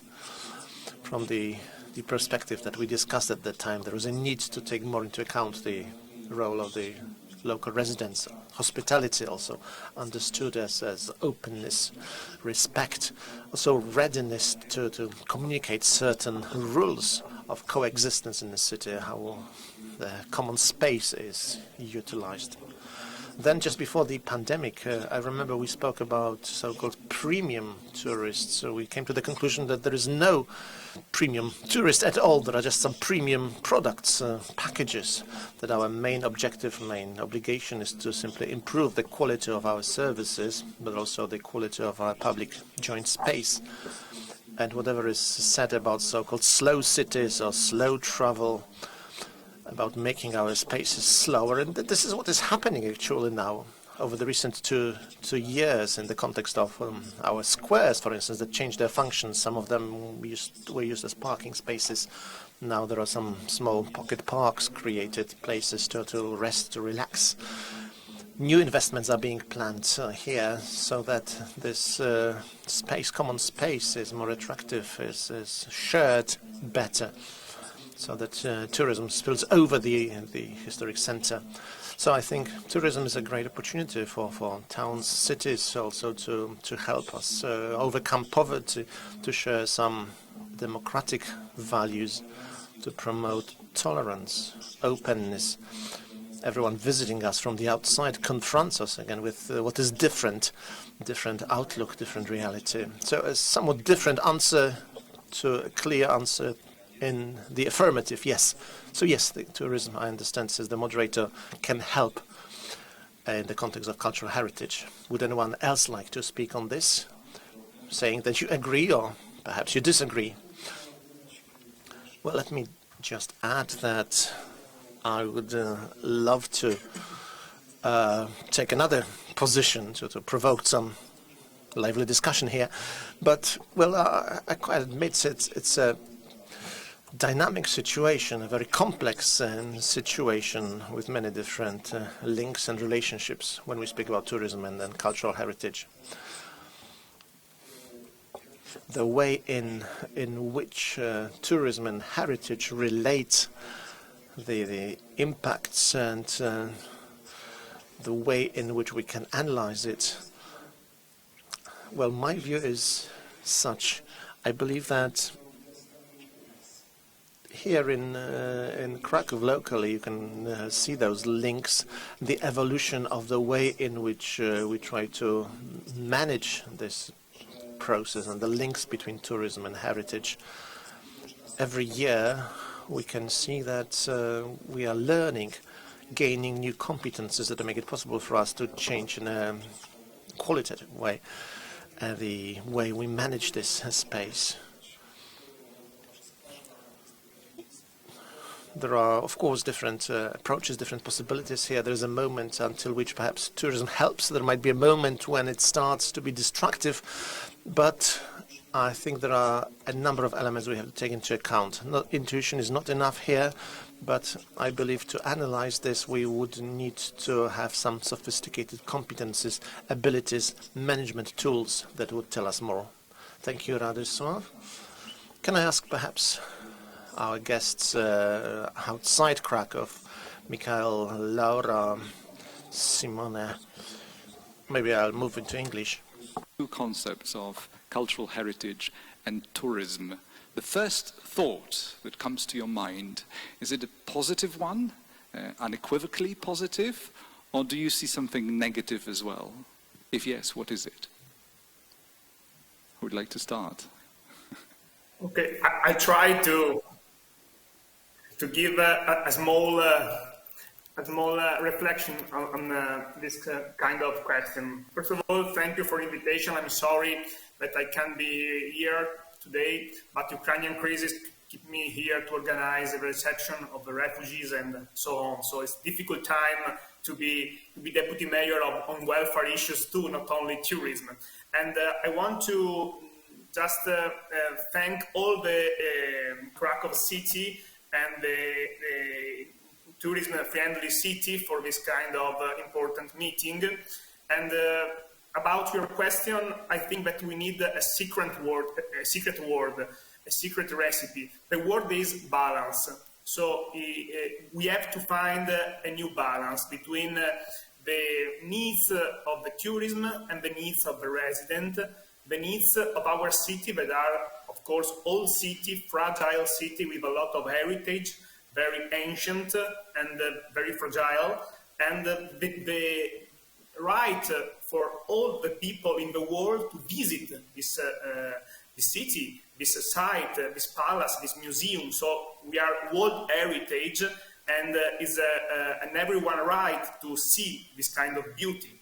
But we need to find a new model. We need to reshape the model, because during pandemic,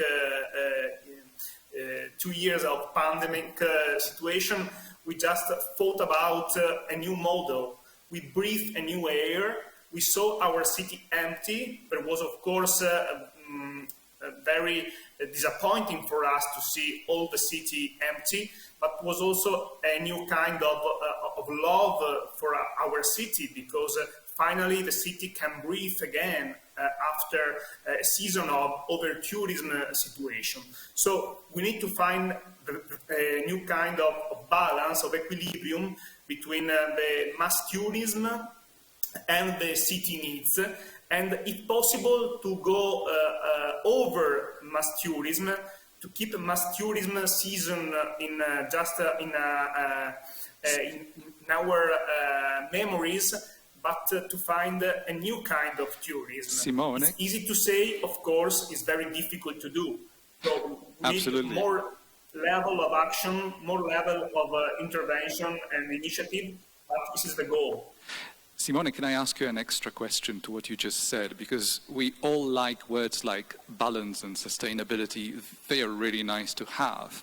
But would you, because you were at the forefront of this discussion, in the sense that Venice, Dubrovnik, these were places that really were the first ones to experience what it means once the critical mass is achieved, once it becomes a really serious challenge. So if you were to tell us something about the way Venice has already arrived at this state of balance, is it on the way?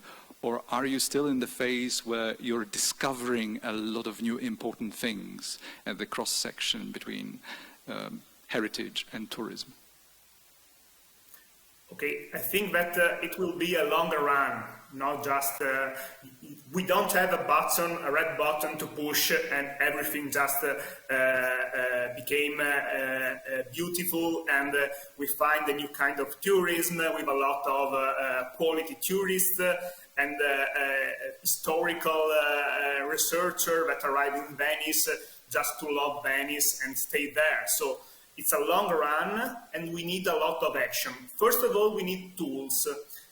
Florence, Venice and other cities in Italy are asking to our government to give special tools for special city. Because in Italy, you know, you have the same tools of the normal city. So Florence and Venice, that are unique city, of course, that are dealing with unique issues, have the same tools of other cities. Just a normal city with normal car, normal city user, no tourist at all. So Sure. we need to introduce a new law for the historical city. Simone, And is there this is the first Okay. topic. Please. Is there a place where any of the participants of our conference could go to, like a website that helps perhaps other cities understand your challenges when it comes to looking for this balance, finding the right balance between tourism? Because, you know, you mentioned the red button, a rather unfortunate metaphor these days. But the thing about it, is this a red button moment between cultural heritage and tourism when you ask tourists, don't sit on this staircase because there are just too many of you, right, for instance, or for any other reason? Is this a red button moment, would you say? Yeah, we just pushed this button 2 years ago with an international campaign of information about Venice and the duties of the visitor. But it's just a small action because the revolution we will have, I think, in the next month when we are just, when we will introduction a new site, a new program, a new model, because everyday visitor has to book their visit to the city. So we are just trying to reshape a model and introducing a system to book your visit to the city. Thank you very much, Simone. And I think, ladies and gentlemen, one of the things that I'm quite sure all of us are very much aware is that it is thanks to cities like Venice and, as I mentioned, Dubrovnik, that so many great cities, historical cities worldwide, can learn to anticipate the kind of challenges based on your actual experience and how you handle it. So it's a very, very important mission or dimension to it. Laura, thank you, Simone, once again. Laura, we had a very nice chat before this conference as you were telling me about what is happening in Genoa between these two fundamental ideas of tourism and cultural heritage. Again, same question to you. When you think about the two, tourism and cultural heritage in the context of Genoa, what are the very first things that come to your mind, either on strategic level or first impressions? Well, first of all, thank you for inviting me to this conference. When we launched in 2019 the program in Genoa about tourist-friendly cities, we were thinking about strategies against over-tourism. But in Genoa, we hadn't this problem. Our problem was maybe, first of all, to let tourists perceive Genoa and its cultural heritage, because we are a UNESCO site, as Gianluca showed you, but we are still not so not so known, not so in the area of people to come to Genoa. I mean, so the first question was to understand who we are, and so we engaged all the citizens and all the small tourist operators to write the new strategies for the new tourism in Genoa. And this was quite useful because we learned who we were, and we learned how to build new experiences, to let culture emerge through experiences. And this was really a paramount step. I think that tourist-friendly cities helped us to have a focus inside the city. Thank you. Thank you very much, Laura. Any specific example from Genoa you would like to share with us in the context of very successful cultural heritage management? Well, I think that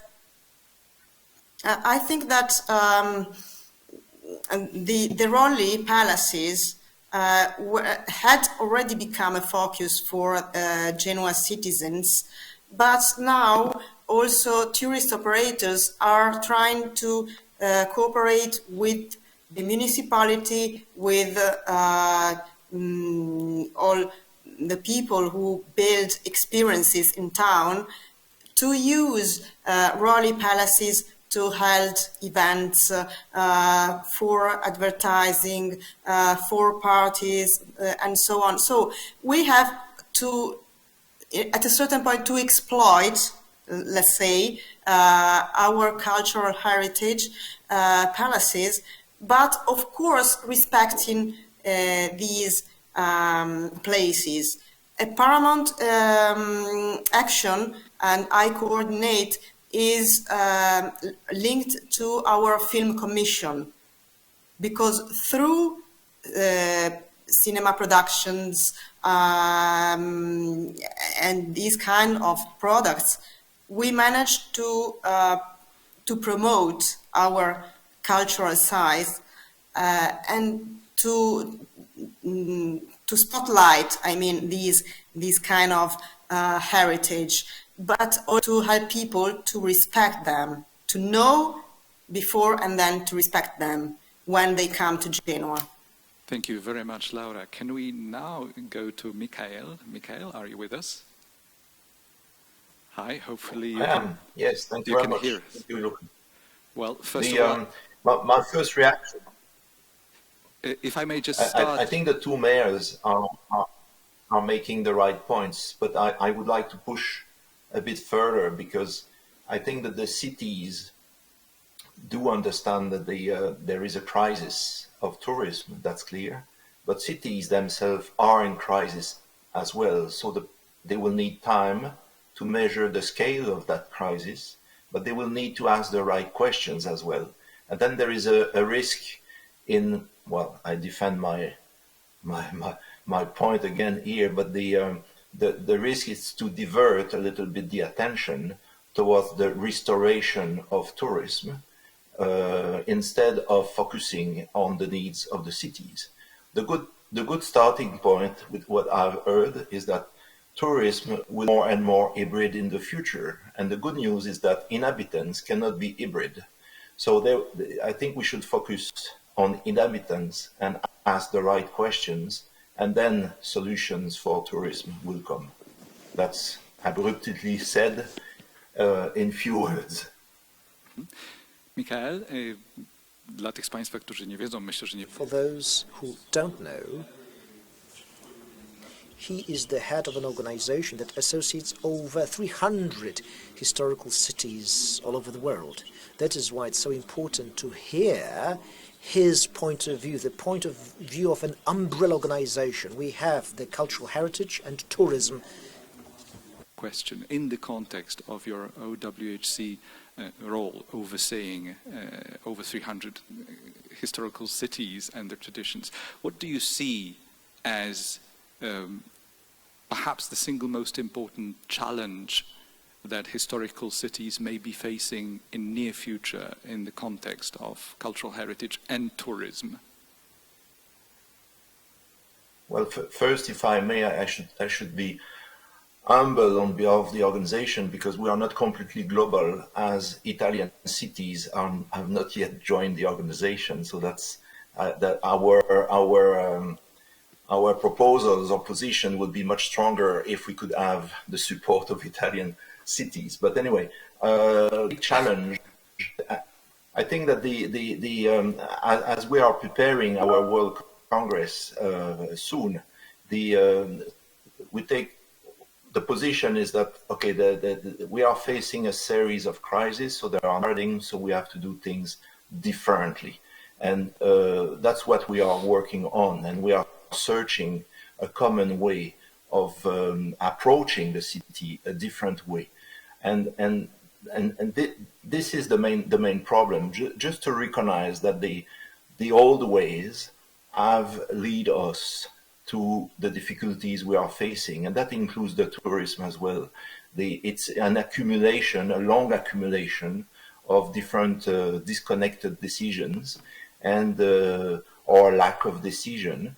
Anyway, it was profitable at a certain point, but we did reach a very breaking point recently, and it's in that way all these crises arrive not as an hazard. It's a consequence of something. So I think that the real challenge is to disconnect the worries or the focus on tourism, to reconnect on the focus of the cities themselves. And I really very much believe that we have to reconstruct or redefine our approach of what is the city, and then naturally things will be made for hosting visitors. And visitors, the picture of the visitors we need to accommodate in the cities, it's much larger than tourism. Krakow knows now with the refugees, they are users.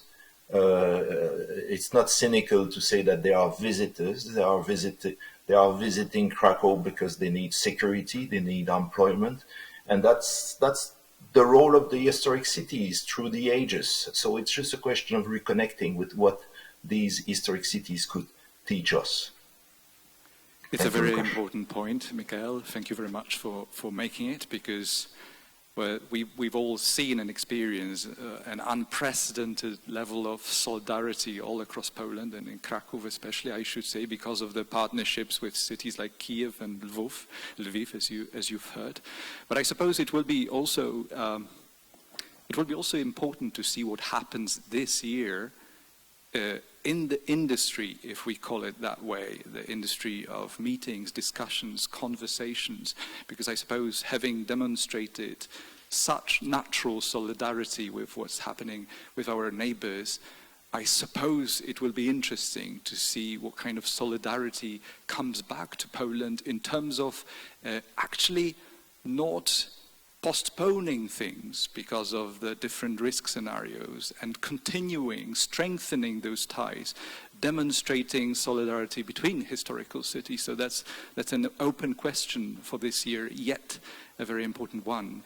Allow me to come back to the ICE Kraków Congress Center now for a while. Panie dyrektorze, Michael wspominał o tych starych mechanizmach, dotychczasowych mechanizmach. Zamek Królewski na Wawelu. Michael has mentioned a number of important things here in Kraków. So many people believe that technology is a major part of the story of inheritance, of heritage, largely. So could you tell us more about that?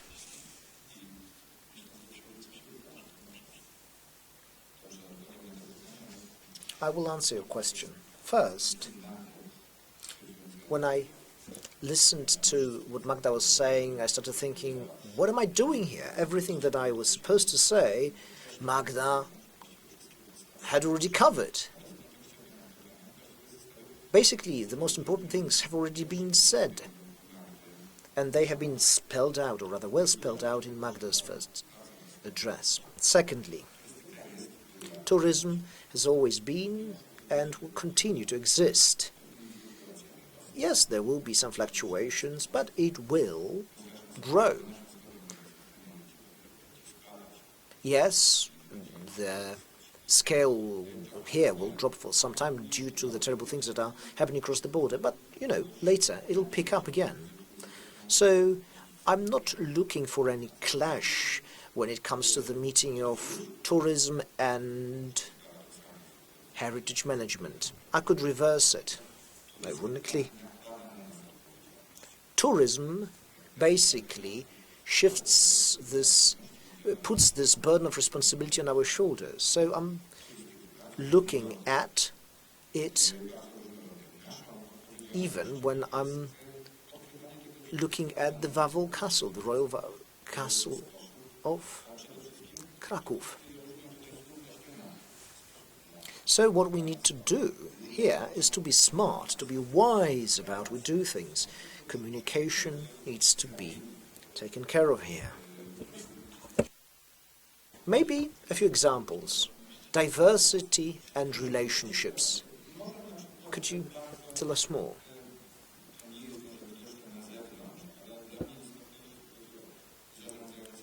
So, what I do is I manage a large institution of culture, the Wawel Royal Castle. When I took this post, I had this special teaching department.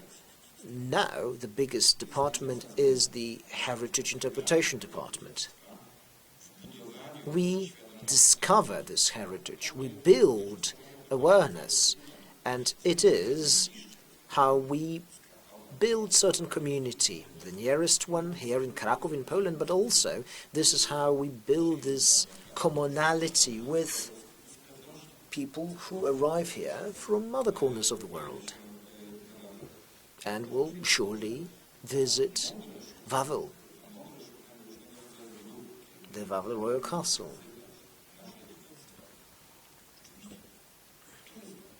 So we show this heritage to tourists because, they are the people that we should share it with. It's a way in which we rediscover this heritage in our past. So I've heard of this great complex, this list that was drafted in Genoa in the 16th century.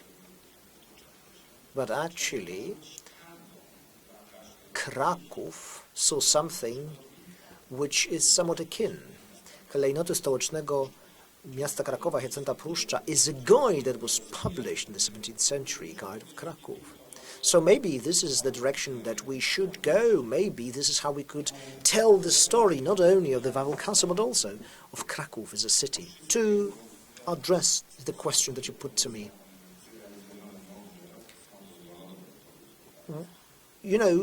As long as you act smart, whatever works. We are working on this new exposition space, we are working on this new tourist route, and we want it to be readable and understandable in a number of ways. I'm an art historian. I work in a museum, so for me it's the site that's going to be the most important thing, but this is going to be a starting point to a story aimed at not only Poles, but also aimed at a large number of other people. Because Wawel turns into the Tower of Babel, especially in the summer, because you can hear all the languages of the world there. So basically the story needs to be understandable to people, various people that speak all those languages. Also, it needs to create a community that will not exclude people. So it needs to be inclusive. It needs to be also aimed at people with various disabilities. We cherish our heritage, but we do that following certain rules. We try to follow the rules of the industry and education. So we are talking about heritage as a new way of interpreting things. Yes, by all means. We will keep reinterpreting heritage, always. Even what's lasting, even what's permanent, will always be discussed.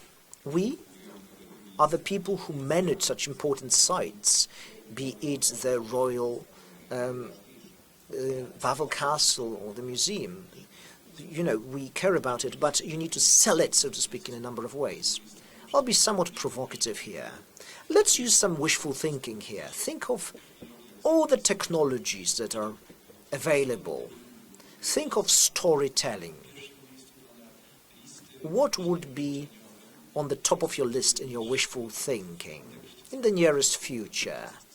What is it that you would like to achieve in the context of interpreting cultural heritage? It's difficult to say it just off the top of my head. What about risk? We have been talking about commercialization. There is some critical mass where people start asking questions. What about risks? If we approach heritage too lightly, it might be responsible. I'll give you an example. The following scenario. Somebody comes to you and says, I have huge money. What I want is to be able to organize a dinner for two in a place that nobody has dined before. I don't need to imagine that, because I do get such requests. I said, well, you need a proper place, a proper site, proper preparation. It needs to be appropriate. In some locations, it might be possible. Wawel is supposed to be an open place. A place where people want to return to. The Wawel Castle is a royal castle, so it's a special site. You can always have this line in the sand somewhere. So you have a number of events that you organize there. Is that why? Yes. Wawel, the royal castle, is an open location, is an open site. So that's how we are going about it. I have mentioned tastes, flavors. That's what Florence is with us.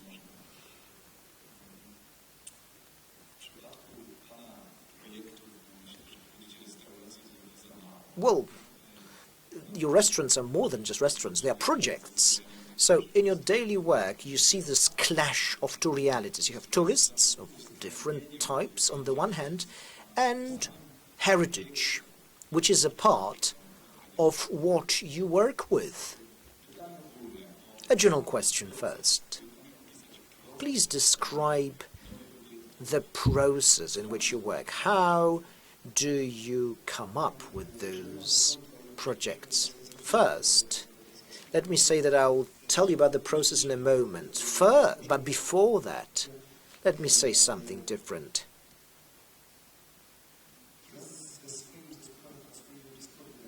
I've been working with my team for almost 20 years. Broadly speaking, it is the so-called hospitality sector, but it also involves caring about what's dear to us. Basically, we're talking about this intangible heritage. The mic seems to be malfunctioning.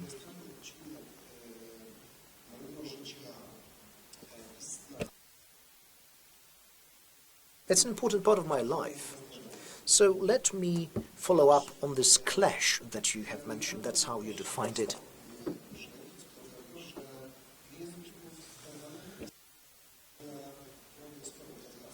Now, our organization, we have been in the conflict management mode, because on the one hand we need to generate revenue, and on the other hand we deal with heritage.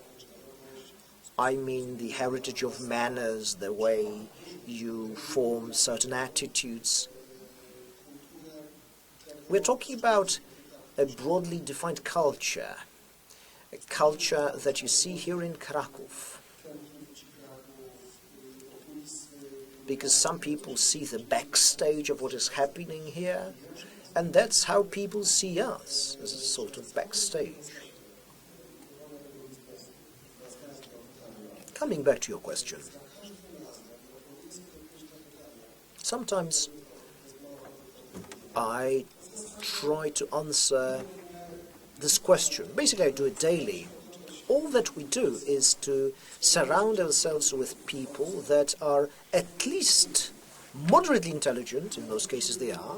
They should be nice. They should be people that know how to behave, cultured people, and they want to be interested in something, that are willing to learn. These are the people that we want to surround ourselves with.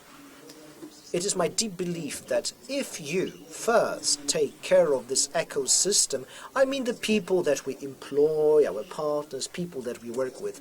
So this team needs to be able to have the right place in this ecosystem. And once you've got this team in place, quite naturally it will start caring about heritage.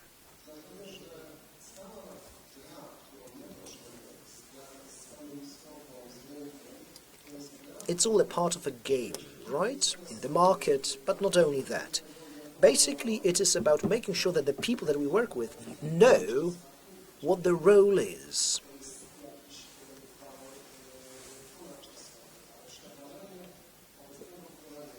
Let's talk about the current generation that was mentioned by Magdalena today. Let's talk about serving others, how to serve others well in the market, how to serve guests, how you build relationship, how you build rapport while caring for other people's needs. This is linked to basically how you communicate using Chinese writing. I mean, it is that type of complexity, right? So it's the type of communication that needs to be decoded first, and we need to manage that complexity on a daily basis.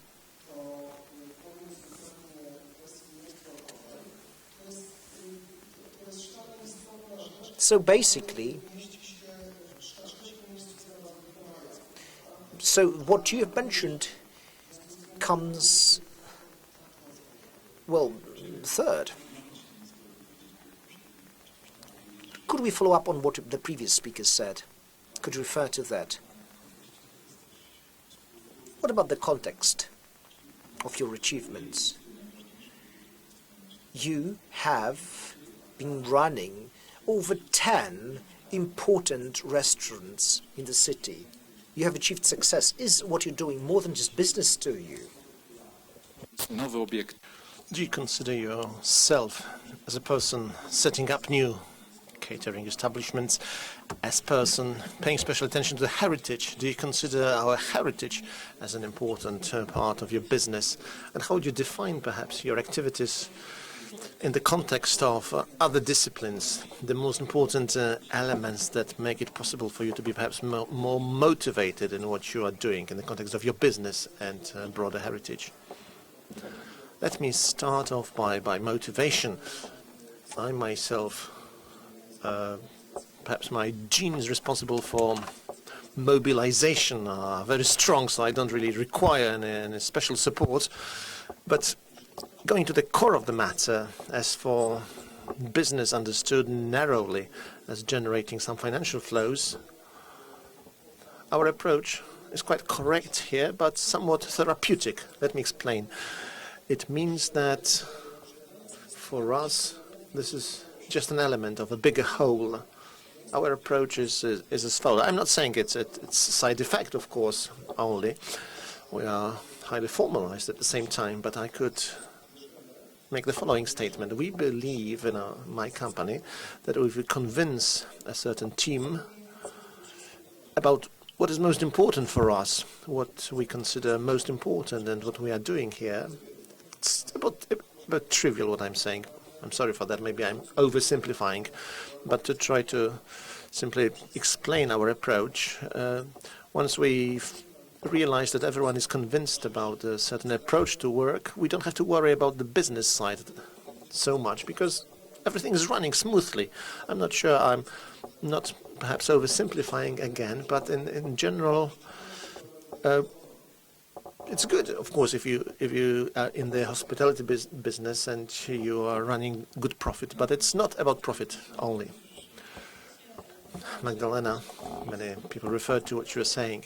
Well, yes, this is basically what I was saying before, because you need a certain world of values, and then around this world you build a certain narrative. It's about very much a certain community or identity that you are building. Mr. Betley spoke on this. This is very important, I think, and why is tourism always going to be an ally to heritage? The reason is that tourism gives names to things, saying that this is important, this is precious, this is prestigious, which means that we have to take care of it together. Certain limits are related, but also common values are there. It's a certain platform of dialogue where we negotiate certain common values, confirm them. Sometimes compromise is needed, but there's space here for mediation, negotiation. I think we always have to keep it in mind. We live in a world of values and cultural heritage that may be subject to interpretation, but by tourism it can be a manifestation of those values. Thank you. This time, because the reason I'm holding two tablets in front of me is one of them is showing me questions coming from the audience, and one of those questions is to all of you, but let me start with you because you're the only one who hasn't spoken a word in the discussion yet. And the question from Marcin goes like this. Are there any valuable examples that you would like to share, examples of marketing or promotion or marketing and promotion campaign which combines national heritage objectives and slow traveling? Can you think of something especially interesting? Well, I think that's a very good point, of course. We in Genova are working on that. One of our main points that there is here, our deputy mayor for marketing and tourism, we work on this concept of a model of tourism that actually combines our heritage but also our landscape. And after the pandemic, particularly thanks to the experience of tourist-friendly cities, we are concentrating on a new offer of products related to outdoor activities, and so how to make the most also of our landscape and our environment in order to make much more effective the stay in Genova, to make the duration, the length of the stay in Genova longer. That is one of the objectives of the city administration. And of course the heritage is still one of the main points for us, but needs to be combined to a wide range of offers in order to complete the proposal that Genoa had for tourist visitors and also for the experience. Another key word is experience that Laura is pushing very much in her daily work. And rightly so, because it's a hugely important word, concept, experience itself. Thank you very much, Gianluca. Robercie, chciałbym zadać Ci pytanie, zanim je... Now, Robert, before I ask another question, if I may, so a brief comment. At the same time, I will ask a question to our guest joining us online.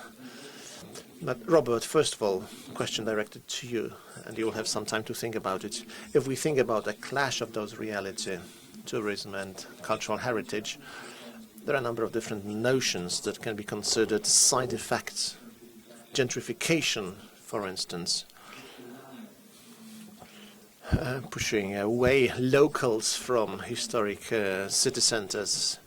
So can I ask you what your approach is? Who do you think you are the plenipotentiary of the mayor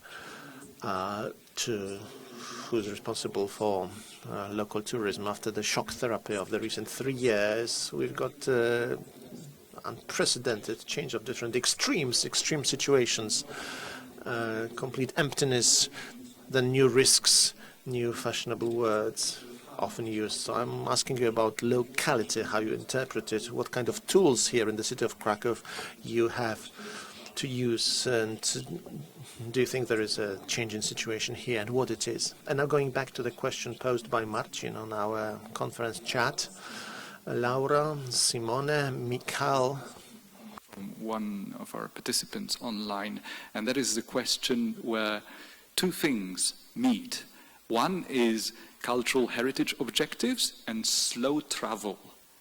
From your experience, can you think of something especially worth mentioning where the two meet successfully? Anyone? I know it's a tough one. In Venice, we are trying to, no, we just launched 10 different itineraries, a craftsman boutique along Venice, and a visitor can choose his own itinerary and make a stop in 5 or 6 different ateliers where you can find authentic made in Venice product with traditional and technique.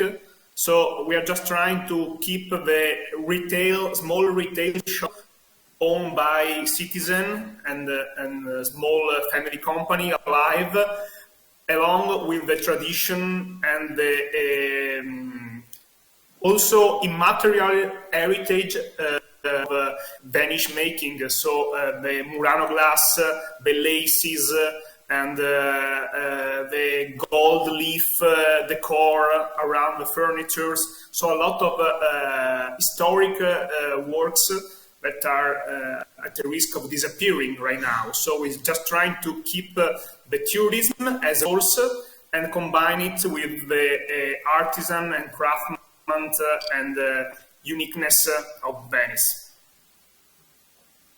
Thank you very much, Simona. Mikhail, Laura, would you like to add anything to that in the context of cultural heritage objectives and slow travel? Yes, Laura. But we can't hear you. Yes. Oh, we can. Yes. Can you hear me? Yes, we can. Please continue. I just wanted to, because when I heard Luca talking about the experiences in town, Genoa is an authentic city. We Genoese live in the city center, and our boutiques, our restaurants are really the same boutiques and restaurants where the Genoese buy things, or where the Genoese love to eat for dinner, for example. So, I mean, we are very proud of our culture and of our heritage. And this emerged during this pandemic era, let's say. And we tried also to let tourists discover not just our historic center, which is on the sea. I mean, Genoa is one of the largest ports in the Mediterranean area. Its name, Janua, in Latin, meant door. So we are a door in the Mediterranean Sea. But we have also our behind the city, there are also small neighborhoods, and these neighborhoods have preserved traditions. And for example, we, thanks to tourism-friendly cities, we managed to bring tourists from the port to the Roman aqueduct. And so they discovered not just the old town, the city and the city center, but also the nature, the aqueduct, the old restaurants. The tourists can eat old recipes, and so I mean this is done in order to promote the entire city and to have a scattered tourism, and also to let people stay longer in town. Thank you very much, Laura. You started your statement by saying that Genoa is an authentic city. I hope Michael will confirm what I will say next, and that is, I hope we are not flattering ourselves when saying that all of our historical cities are actually authentic cities. None of us would like to believe that we are not. Michael, is there anything you would like to add to the notion of cultural heritage and slow travel? Well, actually, just briefly, there are very good experiences which have been carried out in different places related with the Faro Convention. And Venice was a pilot at a certain time a few years ago and became a sort of leader in that direction. So I think it's very interesting to dig out in that direction and to search more around the Faro Convention and the approach related with the communities and the way they can host the guests and share different ideas related to the city. So I cannot develop here, but anyway, that's certainly a trail to follow up further. Thank you very much, Michael, and allow me on behalf of everyone here also thank you, because for you especially it was kind of a sacrifice to wake up in the middle of the night to be part of this conference. So special thank you goes to you, no doubt. Thank you very much. And we go back to our ICE Congress Center studio. Robert, serdeczna prośba. To bardzo ważne wydaje mi się pojęcie. Robert, now over to you here in Kraków. Locality, a very important phrase we're using here. We are coming to the end of our discussion. Would you like to try to sum up from your perspective? Yes, I think it is time to conclude. Our time is up, but I think we should not speak about tourism versus cultural heritage, dichotomy of this type. I think there is no dichotomy, in fact. Tourism is also heritage. Tourist consumption, if I can put it like this, is very much related to cultural consumption, heritage consumption. We speak about tourism here in a very general way. We also speak about heritage in a fairly general way. We could speak about creative approach, whether it's proper, whether Assassin's Creed was beneficial for Florence or not, or the Game of Thrones for Dubrovnik, or the new film about Kraków that has been mentioned. Are they beneficial? Are they good for cities or not? Well, I'm not going to, I don't have enough time to try to analyze the consequences, but the word authenticity, Michael, others used it. Our historic cities have been put on the World Heritage list for a number of different criteria. The criteria we used, authenticity, was one of them. Also universality, also very important. They had to be retained. Managing historic cities, urban landscape, they require, of course, flexible approaches and very integrated, holistic approach. Also trying to find answers to the way in which we want to manage change in tourism. It's not easy, of course, to formulate final conclusions here. The cities themselves keep on changing. The best definition of heritage I have come across is that heritage is everything that is considered important by the local community. So if we want to maintain our heritage in good condition and make it also an element in the development of the city, it's about definition. How is this heritage defined by the local community? How it is managed, how it is respected, how it is interpreted and discovered also. Because, well, we also have additional sometimes revolutionary experiences related to the pandemic here, rediscovering our city. Our understanding of our spaces has changed. We have been discovering new aspects of tourism. Quite surprising for some that in the 20th century, 40% of everyone visiting museums, those museums most popular are in Kraków and Małopolskie region here in the south of Poland. And then suddenly we've started encouraging also local residents to visit those attractions. So a number of different aspects that we have discussed here. We are obliged to protect the universal, authentic character, representation of a very fragile historical landscape in our cities. It's not easy. In some cases, for instance, I know that the city of Kraków was asked several times to present a detailed model of its so-called cultural park, Polish legislation about the protection of our historical landscape. Not easy here. Do you get concrete questions about how protection actually is organized within the listed area? A very specialist, of course, area related to the Polish legislation about the protection of our listed buildings here in Poland. I'm not going to go into detail, but I think it's worthwhile to stress that some of the novel solutions have been introduced here in Kraków. This was the first Polish city that introduced so-called cultural park, which is a method of protection of our historic buildings. It was already in 2010. Then UNESCO came up with some recommendations. But yes, we all came to realize already some time ago that you have to limit what can be done in the space of the old core of the city of Kraków. In the old days, it was a bit like a gold rush. Everyone was trying to make as much money as they could using our historic buildings.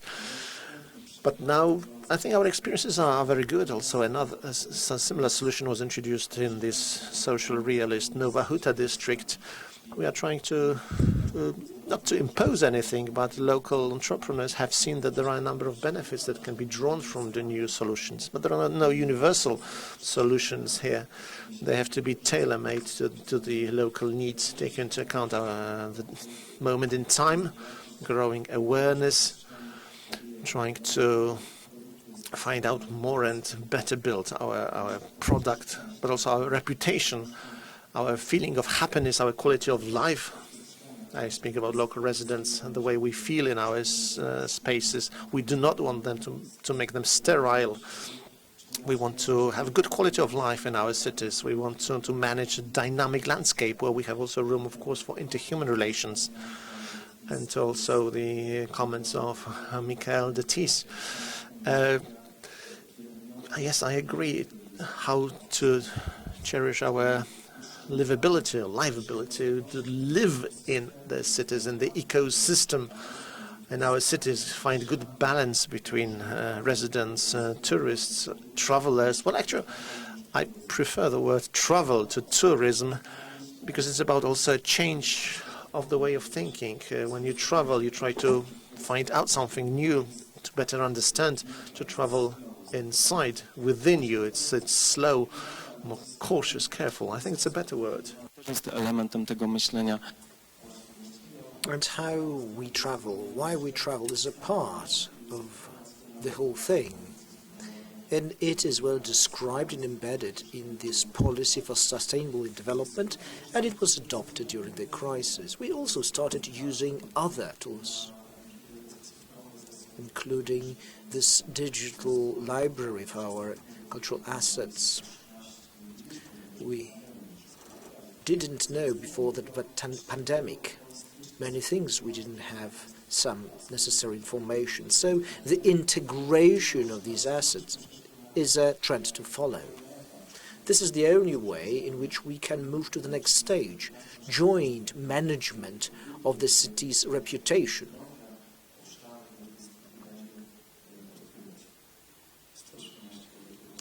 "113 museum sites in Kraków. You will have to add at least more because, some people might be biased against 13, some people are afraid of that number. So the positive thing about this discussion, I started off by quoting this special moment in the Kraków main square. In the main square, you always find somebody, whatever the weather, whether day or night. So we would not like such situations where you see nobody to occur in the future. You've got tourism and cultural heritage. So what you see here is a relationship of cautious harmony. It needs to evolve and needs to be supported using smart technologies. There have been few questions to the director of the Royal Castle, and that tells us that the institution is doing very well. Magda, thank you for what you have said.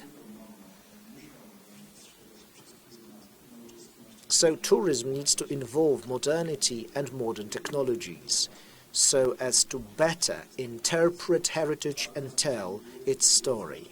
Thank you very much, ladies and gentlemen. It's been a great pleasure to discuss this broad subject. Simone, Laura? All of you for joining us at today's discussion. All the best. Dziękujemy.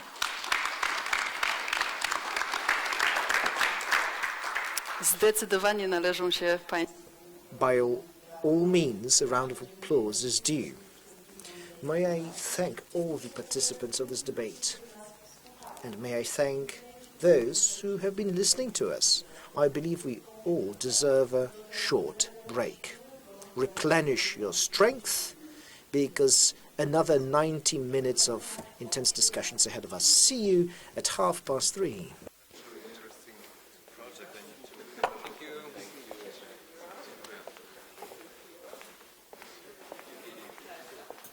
Bye-bye, thank you.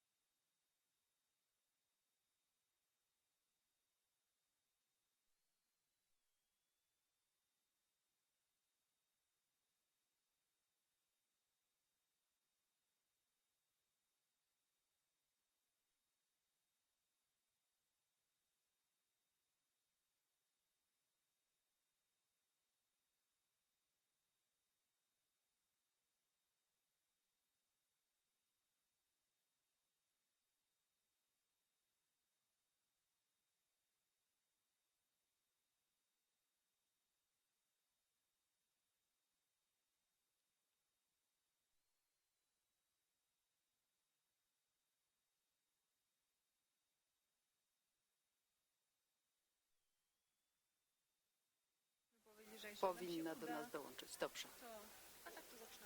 To co, mamy czekać na sygnał, czy mogę? Mhm. Słyszę albo nie.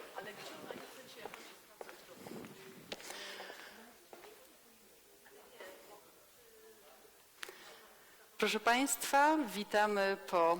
Ladies and gentlemen, welcome after the break. Breaks are always too short, aren't they? It feels like I have just opened this international conference, and now I will announce the third and last panel. In great company, time flies. It's a fact, isn't it? In case you're just joining us,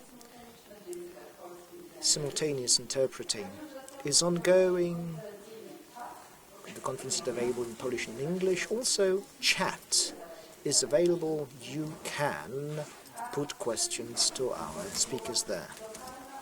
Local Community for Tourism Policy. This is the title of this panel. It will involve Anna Maria Vrabi, lead expert for the Urbex tourism-friendly cities.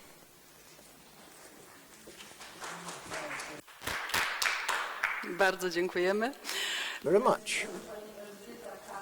We also hear Elżbieta Kantor, the head of Department of Tourism at the City of Kraków. Grzegorz Soczyński, a tourism market expert. Welcome. Jacek Legędziewicz, the CEO of the Jordan Group.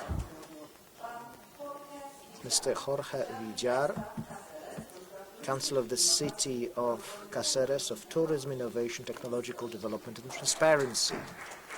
Welcome. Hopefully, we'll also hear from Juliana Antic-Bratowicz, the head of Department of Culture and Heritage at the City of Dubrovnik. We have with us Simone Di Antonio, an ad hoc expert for the Urbex Tourism Friendly Cities Network.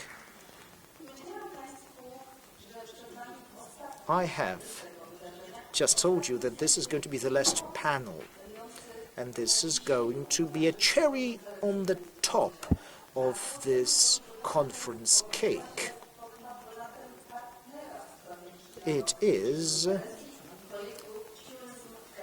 presided, or rather run, by tourist-friendly cities under Urbex 3, an EU program. More about that you'll hear from Anna Maria Vrabi, the main theme expert. Madam. Thank you very much for the invitation, and it's really a pleasure to present a bit what we have been working in the last almost 3 years in the Tourism Friendly Cities project. I'm Anna Maria Vrabi, lead expert of Urbex, and I'm going to explain in a few moments what that means. I'm going to provide a bit of context on our work and also why you see the project logo and also some of the city partners presenting today. And then I'm going to briefly mention 3 lessons learned so far from our work together. So a bit of context. As briefly stated, Urbex is a European program of cooperation where cities can learn from each other in order, in a way, to not reinvent the wheel, but rather be able to build on each other's knowledge together. If we could put the next slide, that would be helpful. My role as lead expert means that I work for the European Commission, so for the Urbex program, and I actually see whether certain principles, which we call the Urbex method, can get translated into the city practice. And also I design learning activities for the cities and facilitate. So it's actually a very, very nice role where I can also learn a lot. My background is actually in behavioral economics and urban innovation. So I brought a bit of that into our work in the last 3 years, and that was quite nice. Now, the tourism-friendly cities, if we will have the slide, there's also a nice map. So it's 9 cities. Also in the previous panels, you heard already from the experience. Aha. Okay, thank you. So look, this is the nice map that I promised. So you already heard from some tourism-friendly cities already in the previous panels. It's quite an interesting mix.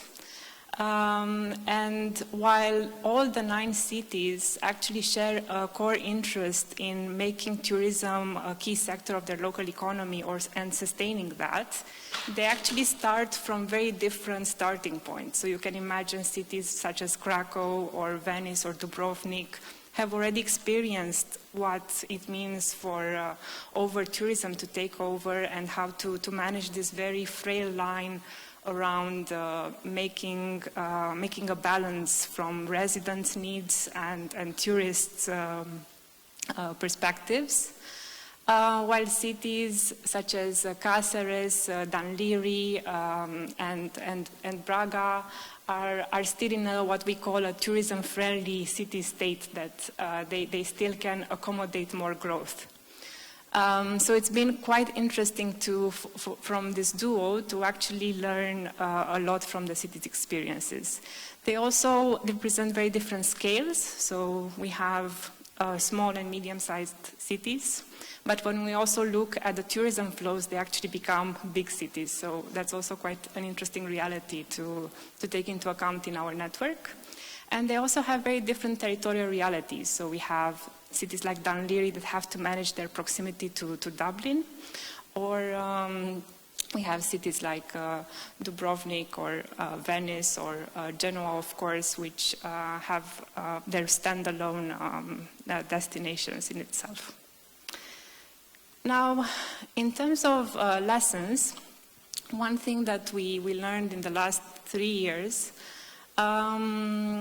we actually understood much better the fact that in order to make any kind of strategic decision, you need actually more voices around the table. And this is something that gets told a lot, but I think here, also because the URBAC method is actually integrating this principle of participation and stakeholder engagement, we managed to see what this means, how this can be put into practice. In our URBAC project, the cities actually work to either develop or try to create a better strategic plan. So it's actually focused on discussions at the strategic level. And of course, the way that they put into practice is what we call the URBAC local group, the ULG group. And sometimes this group actually builds on existing structures. And this was a very good example from the City of Kraków, taking into account that the city had already a very strong strategic way of doing things, and also the tourism forum, which was sort of the basis for the ULG group. The second lesson that we took is the fact that because the pandemic happened also while we were implementing this, it was very hard to actually focus on strategic conversations, and it was very important to be able to go to get a bit into practice. So this is why suddenly we had a very small activity in our project, which is called the small-scale action. So cities could actually implement small pilot projects that they could see whether they would be a good idea to take further into implementation.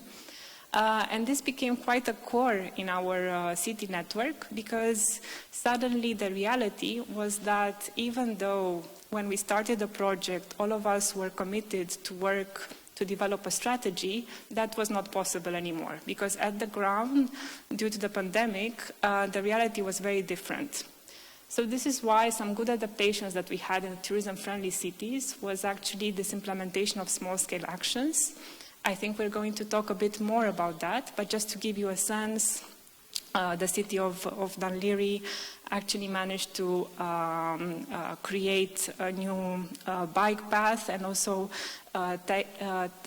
test a bit how this new place can function in the overall logic of trying to encourage nature-based tourism, while the city of Dubrovnik managed to test whether a new mobility route by sea, as you can see, would actually work. And this has been debated for over 10 years, I think.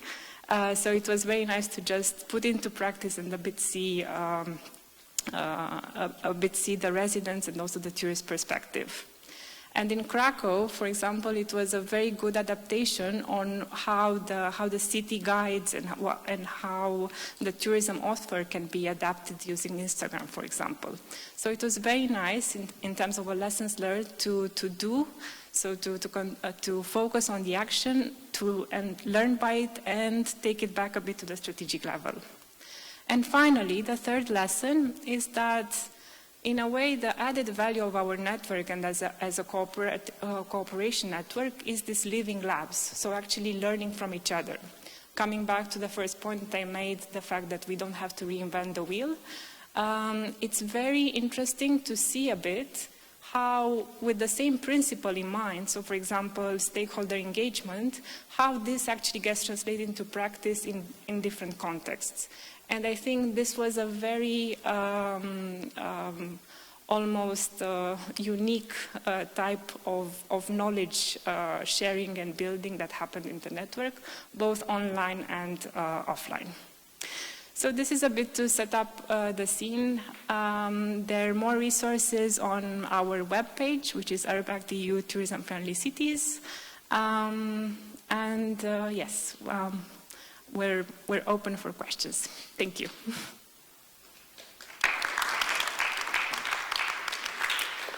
Thank you to you. Thank you for introducing us into the topic of tourism-friendly cities, into the very idea behind this project. A teraz, proszę Państwa, przejdziemy do wystąpienia pani. And now, ladies and gentlemen, Elżbieta Kantor, head of the Department for Tourism, the City of Kraków. She will present a case study, Sustainable Tourism Policy for Kraków for the years 2021-2028. The floor is yours. Good afternoon, ladies and gentlemen. If you allow me, I will be standing, making the presentation. If I begin, before I begin, I would like to thank everyone, participants from tourist-friendly cities. Some of you are here. Stand up, please, dear friends, dear colleagues, participants of the project. Thank you for being here with us. Anna-Marie, thank you very much for being the leader of this group. Bartek Walas, thank you. You've started actually the project. Bartosz, yes. He actually made it possible for us to launch this project. Monika Moskwa is now the leader together with Natalia. Girls, thank you for your work. An excellent example of how we can work together to work for our common objectives, mainly related to sustainability. We had a very good, interesting introduction, presentations on technologies, heritage before, but now more about management. It might seem to be somewhat boring, but after what I heard during the previous panel, I thought that there is hope. There is hope that this ugly sister of heritage tourism, that it has a role to play. In theory, in our hearts, it is there, and it looks like we will be able to move forward. These are our strategic plans. So, ladies and gentlemen, the point of departure for sustainable tourism policy for Kraków in the years 2021-2028, Dr. Bartłomiej Walas and his team are the authors. Bartosz, stand up again. Yes, that's Bartosz with us here in the conference room. So we had years of our prosperity, tourism prosperity in the city of Kraków. Different comments, of course. Some speak about over-tourism actually in Kraków, but yes, these were very good years. High volumes, many guests. In 2019, we were visited by 14 million tourists. We had, our income was about 7.5 billion Polish zloty. We were delighted. We always, of course, pay attention to our income. In Kraków is well known in Poland for being very thrifty. But, of course, problems were also occurring. Too many, perhaps, tourists, overcrowding, over-tourism in the historic center. Local residents not very happy. Very few actually survived and stayed in the historic center. Most moved away. In other districts, the situation was different, and residents there were happy with new tourists coming. Not so much residents of the old city center. But of course, it's not the problem of Kraków only. Dubrovnik, as it has been said, also Venice, Barcelona, other historic cities in Europe had exactly the same problems. And then we've decided to come up with a plan to create sustainable tourism policy for Kraków. Not a strategy, a task list, but a policy. This is the word we decided to use, something that would be very useful for all of us here dealing with tourism in Kraków. Of course, we invited many different stakeholders to work together on this policy. Because this policy, I'm sorry for turning away from you, but I have to look at my slide. The idea was to develop an optimal model for the management of tourism in Kraków, and also to make tourism perceived in an attractive way in our city. And also, hopefully, we should be able to say that our city is friendly towards tourists, not just a slogan, but tourism has a role to play and a place in our municipal strategic documents. It's not so obvious because, unfortunately, we are still running against different stereotypes about tourism. Much research has been done, many analyses also in Kraków on that, but we still have to encourage researchers to read about what has been done already. But certainly there is a need for cooperation, working together, so that together in partnership we work together, we take into account needs of all stakeholders, especially the most important ones, so local residents, tourists and entrepreneurs. There is a need for an innovative solution in the spirit of sustainable tourism, to make our tourist product professional, also to make the tools we are using professional. Of course, we had several sources of inspiration, different documents, UN urban agenda documents, Leipzig card, Hull, the Lisbon Charter, and many documents that have been prepared, also in the context of the COVID pandemic. This was yet another, of course, challenge for those working on this document. They had to start from scratch, as if during the pandemic, come up with new analyses. New research was needed to take into account this situation. Some ad hoc work had to be done so that the final document is a complete one. We were learning, of course, from our partners within Tourism-Friendly Cities Network. Thank you very much, dear colleagues, for your support, cooperation. Bartek, remember, was organizing phone calls with colleagues, speaking about different indicators to be taken into account in the context of sustainability. I wish to thank him very much for his work. Of course, we consulted different stakeholders, both in the process of preparation and at the end of the whole project. About 40 comments have been made, substantive comments that have been mostly taken into account in the final document. Of course, the comments of the local residents were very important for the final conclusions of the document. After the pandemic, such consultations were conducted. And about a year ago, the City Council of Kraków approved almost unanimously this document, Strategy for Sustainable Tourism for Kraków.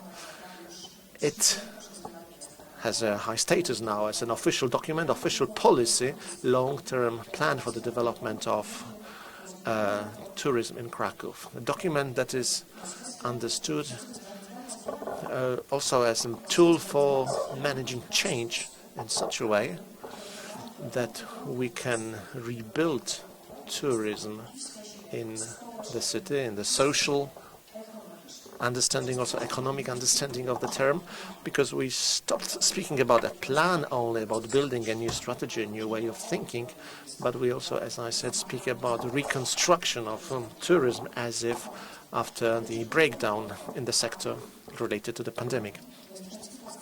Another quote from the policy: the consequences of the behaviors of tourists and models of business of local stakeholders, they should not have a negative impact on the ecology, upon common space and social and economic relations.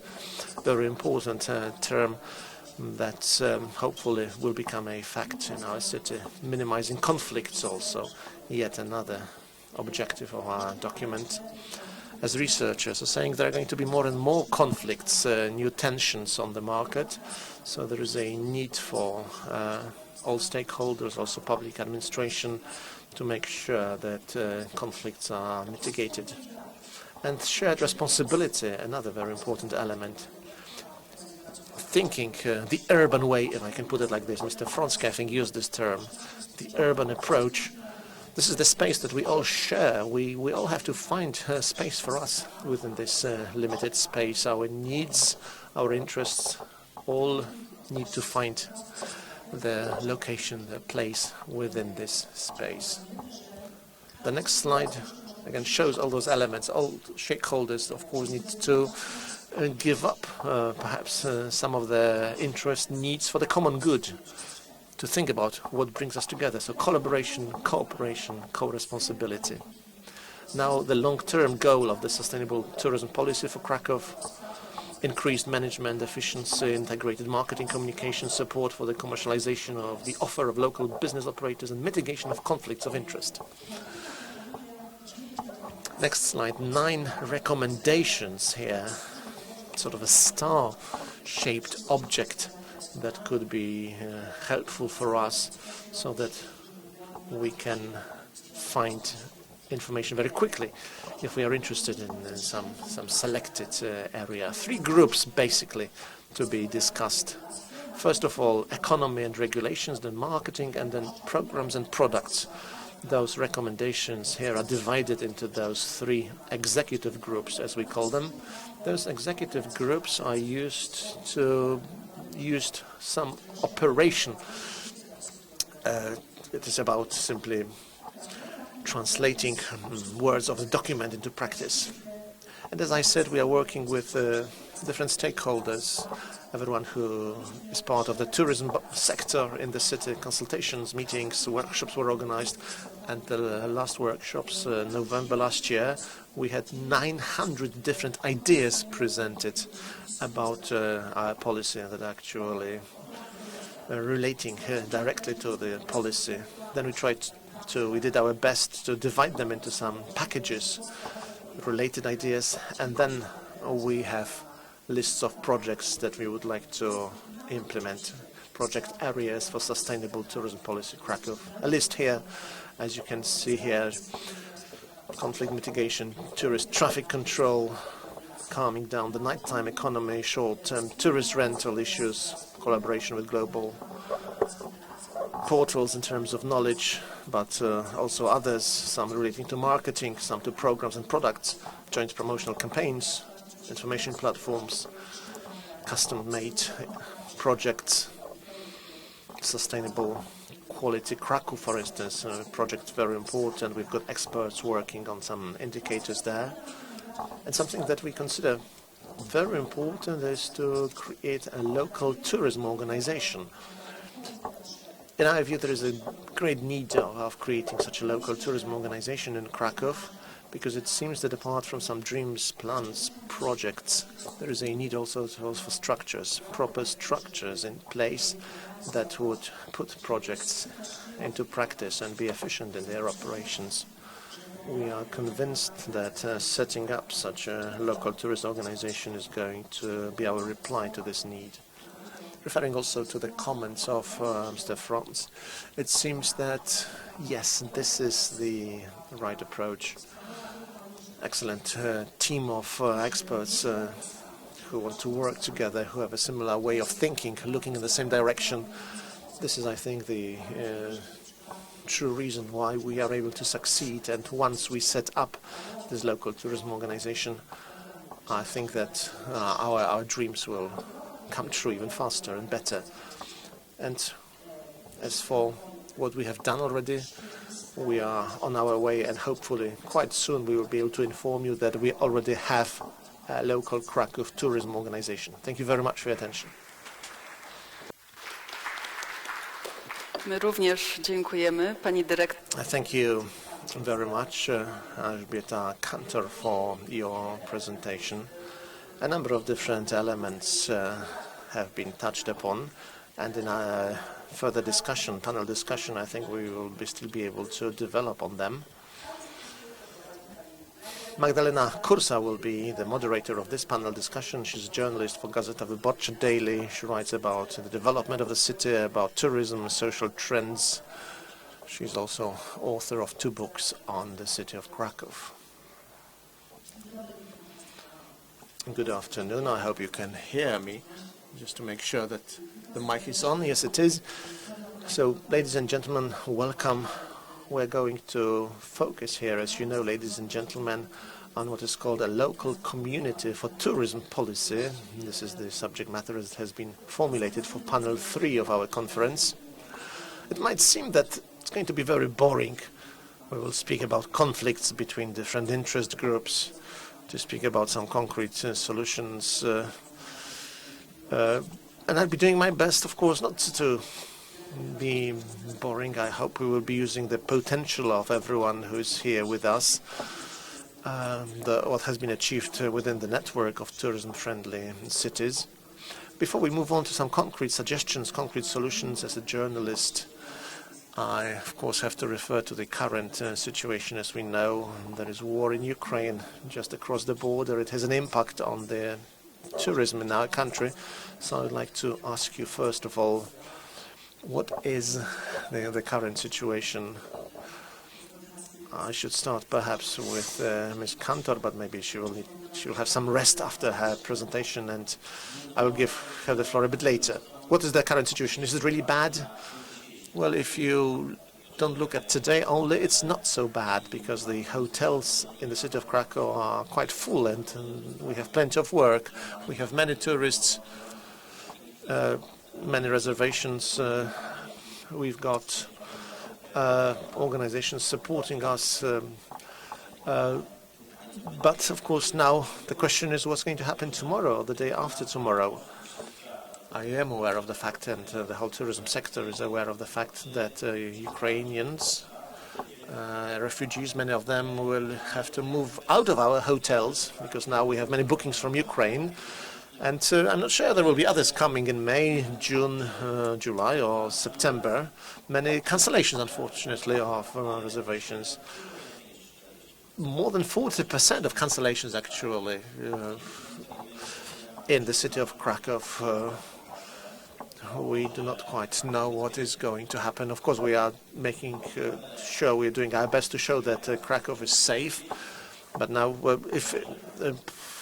let's see, the March of the Living, the Israelis, will they send their kids to Kraków? Hopefully, yes. This would mean that, yes, we are a safe place, but the final decision hasn't been taken yet. Yeah. Well, I'm afraid here, quoting Council Fronts, well, what I'm going to say might be perhaps somewhat disappointing for some of you. Referring to what Ximena said at the beginning, the initial 2 interventions by Mr. Majchrowski and Mr. Gut-Mostowy, they actually should be considered as key speaker presentations. This was the case. But let me refer to that. Mr. Majchrowski, the mayor of the city of Kraków, said in a somewhat cautious way, he said that Kraków is a place and the war in Ukraine does have an impact on the situation here in Kraków. And I'm not going to try to disagree. I spent some time in Western Europe recently, and I know the way in which Kraków is perceived. Yes, the borders between Kraków and Lviv here, Poland, Ukraine, they are not very clearly designated in the minds of many West Europeans. So people see that there is something dangerous going on and people don't see it as something safe. You could be optimistic if it weren't for the pandemic. Suddenly a conference was stopped 2 years ago, restrictions were introduced. And it had been quite a ride for some time, and we looked at the industry saturation, various governmental assistance programs were introduced, and it seemed like, finally we're going to take a deep breath, and there we see the patient dying on the table. And even resuscitation could not be enough. There is a war over the border. You have heard that hotels are filled with refugees. We talked about it with Szymon. Is it the right context? We should actually talk about our fellow residents. Maybe this is how we should name them.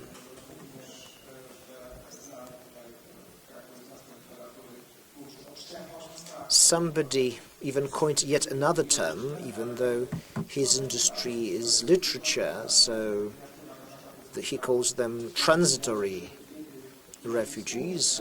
He coined a mixture of those two words. So the question is, when are those people going to disappear? What about the budgets? The hotel industry,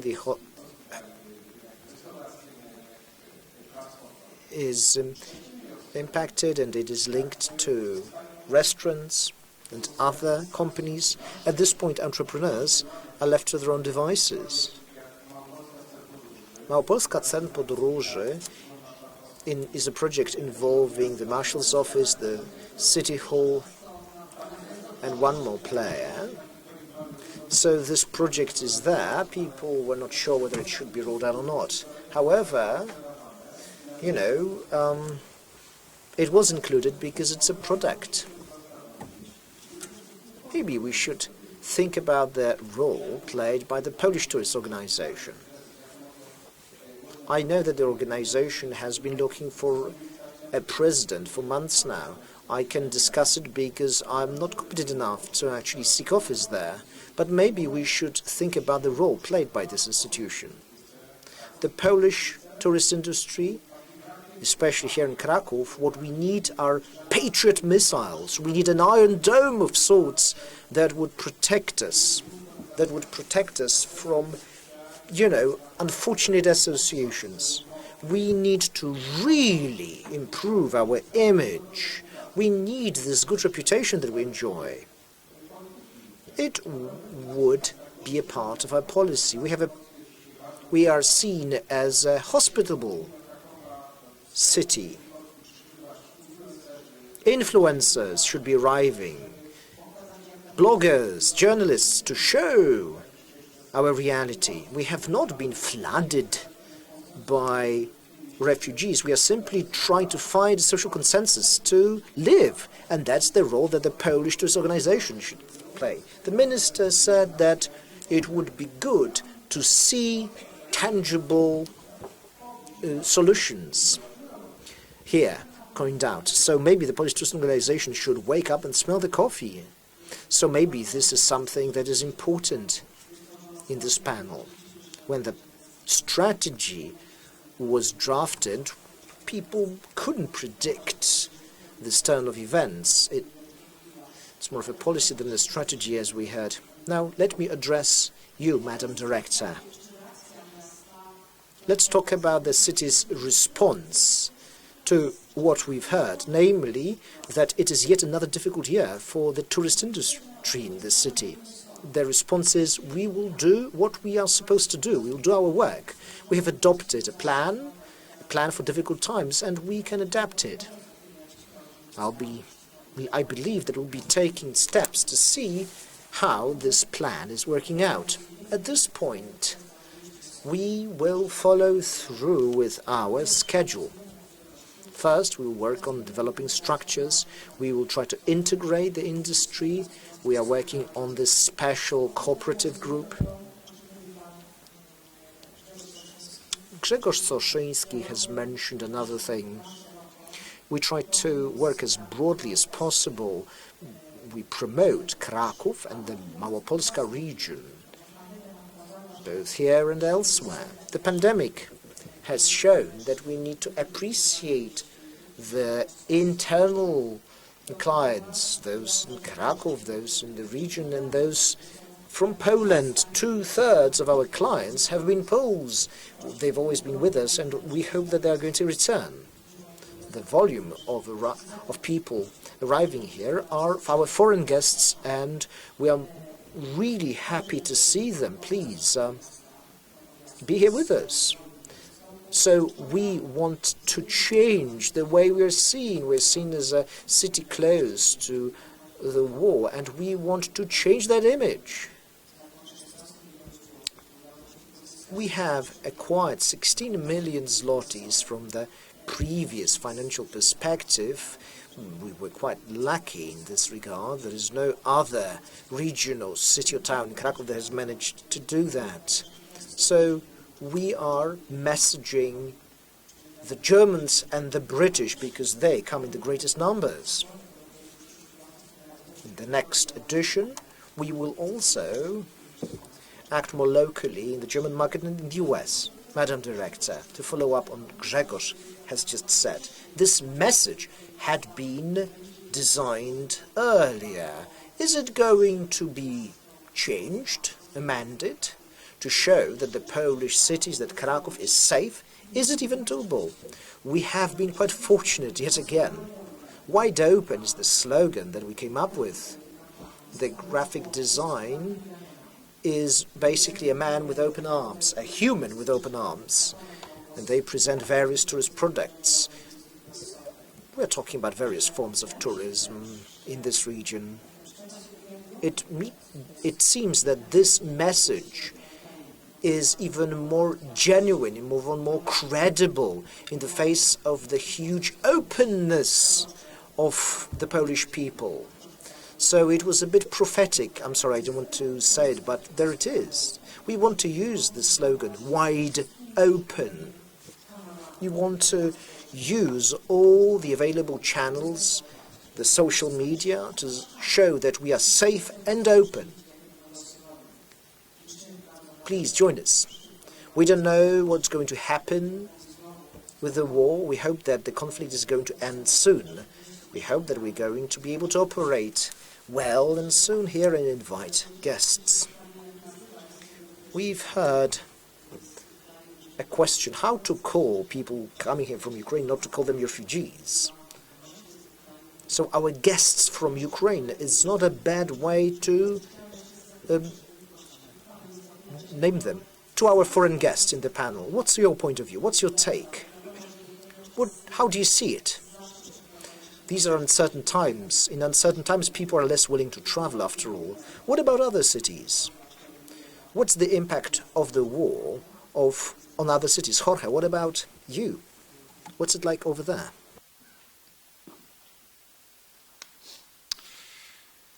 Well, thank you. Thank you for... It's interesting. It's interesting. We were discussing yesterday on the dinner about this subject. Even if we are a Western country, even if Cáceres, as you know, is a Western city in a Western country of Europe, and even if the 80% of our tourists, of the visitors of the city of Cáceres came from Spain.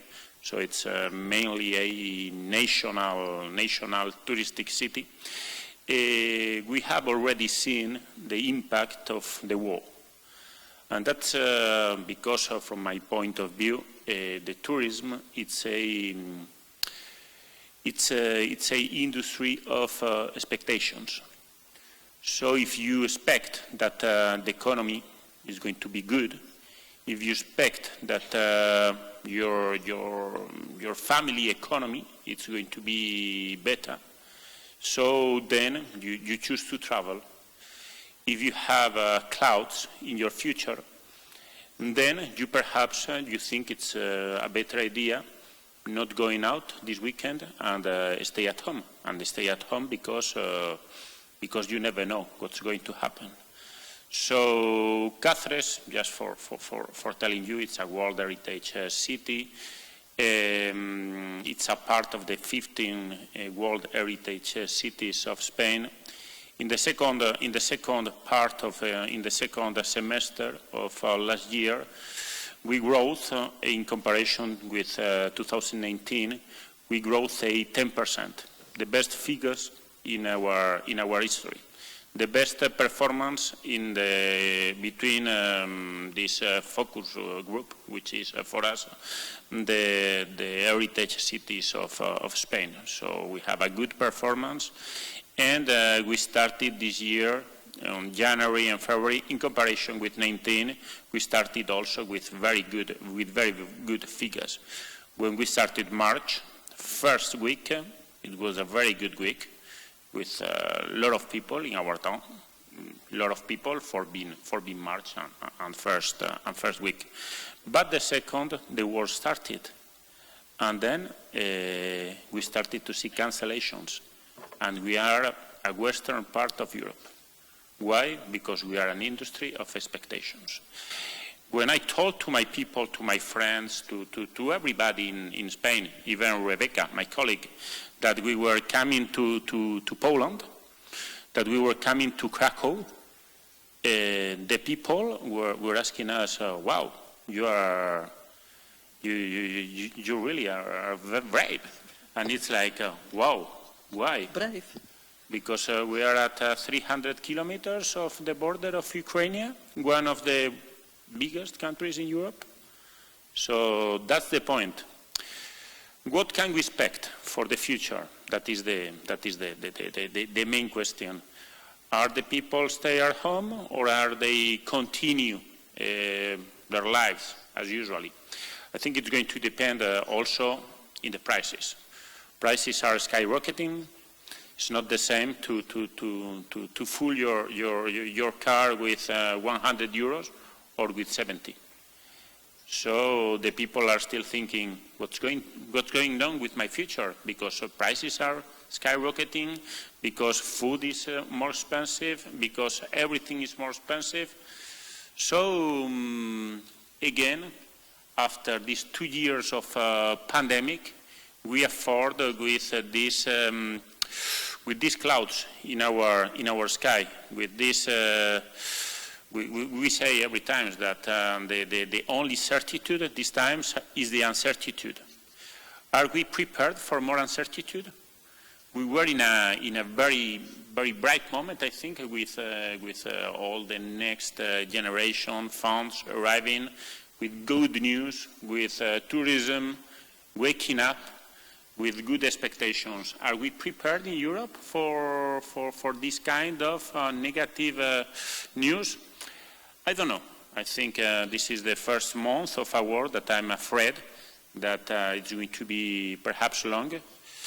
I need to, and because I'm here, I cannot waste the opportunity to thank to Poland and to your city for being so brave. Because the brave are you. Because the brave are you. Because you have done something that has never been done in history, I think, that is to be an open country for a million of people in less than a week. Congratulations. That's something that is, wow, you do that. And after that, there is Europe. Europe doing an effort, my city wanting to doing the effort, but you were the first. And that's something that we must to say. And also I must to say our support of my country and my city as a city representative of Ukraine, and hoping that everything is going to be better in the future, and hoping that this is going to finish. But congratulations. And in an expectations industry, that is the tourism, what's going to happen, we never know. We stay positive, but we never know. Thank you. Bardzo dziękuję. If I may. very briefly, if you need to butt in very briefly. We need to say to people that it's normal here and safe here. You have come from your home country, and this is a great sign that tourism can grow, can develop, and savings linked to certain uncertainty. I spoke of that last week in Stuttgart. Arriving in Poland is a show of support for that tourist industry. The tourist industry is opening up to our fellow guests, our guests from Ukraine. And as Jacek said, this industry needs support. Without Western tourists, this industry is not going to make it. So the last sentence sounded quite grimly, but thank you for your support. Thank you for being here with us at this panel. So, when it comes to the European tourist industry, there is the spirit of uncertainty. What's your take? What does it look like from your point of view? The impact of war on tourism, on the European cities? I was listening a bit to the answers and the conversation, and I was just thinking that actually in economy, when something extraordinary happens in terms that disrupts, we talk about black swans. And as the name points out, they're supposed to be rare.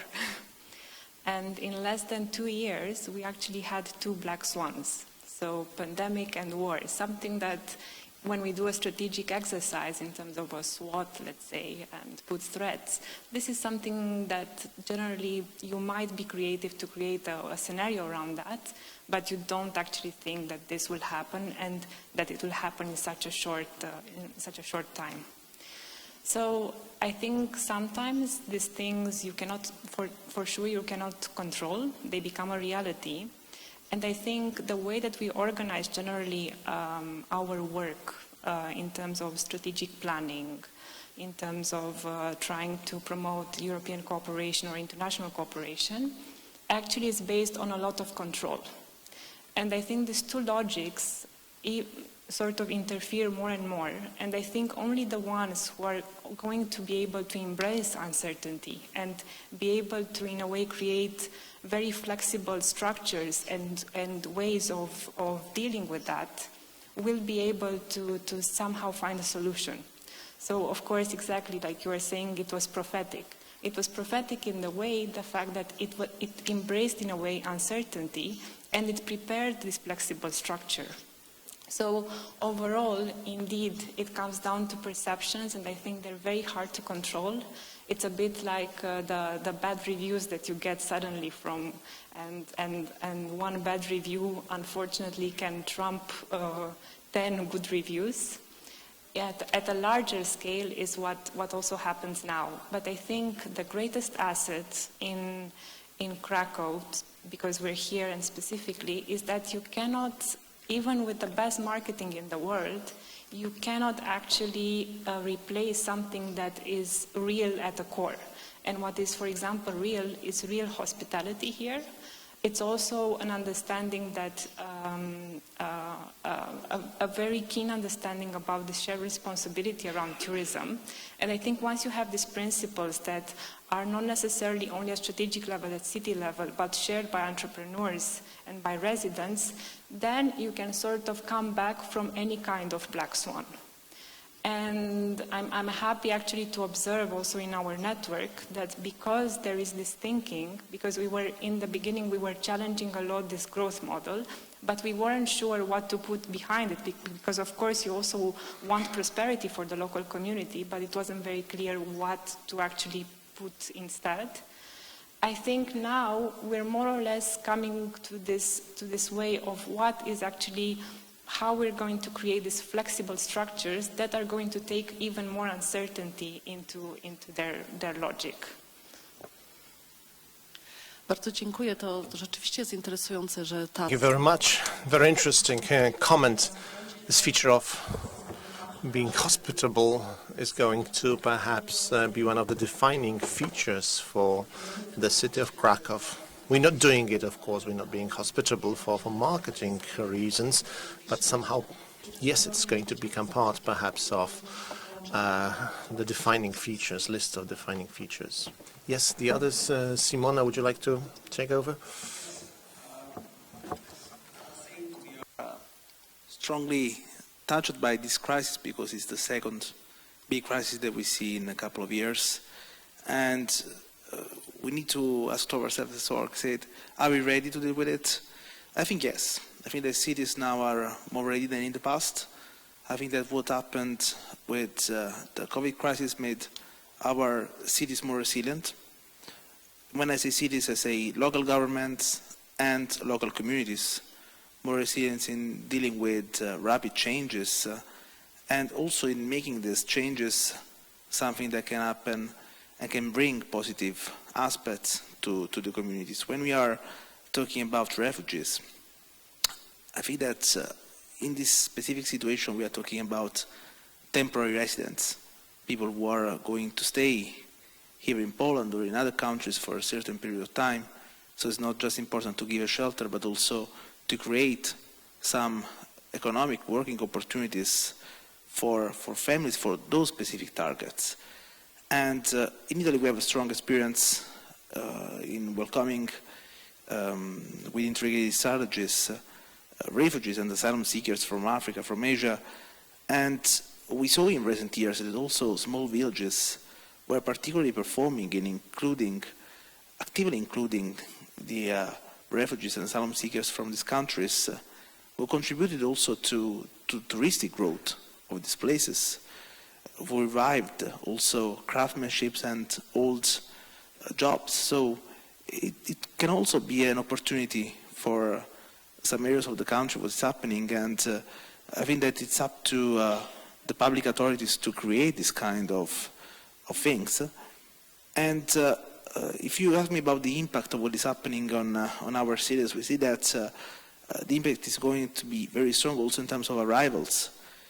In Italy there are some areas like Versilia or like Capri, like Rome as well, like big cities where I live, where the number of tourists from Russia will fall down in the next few months, and it will have an impact on many services, on many business, many industries.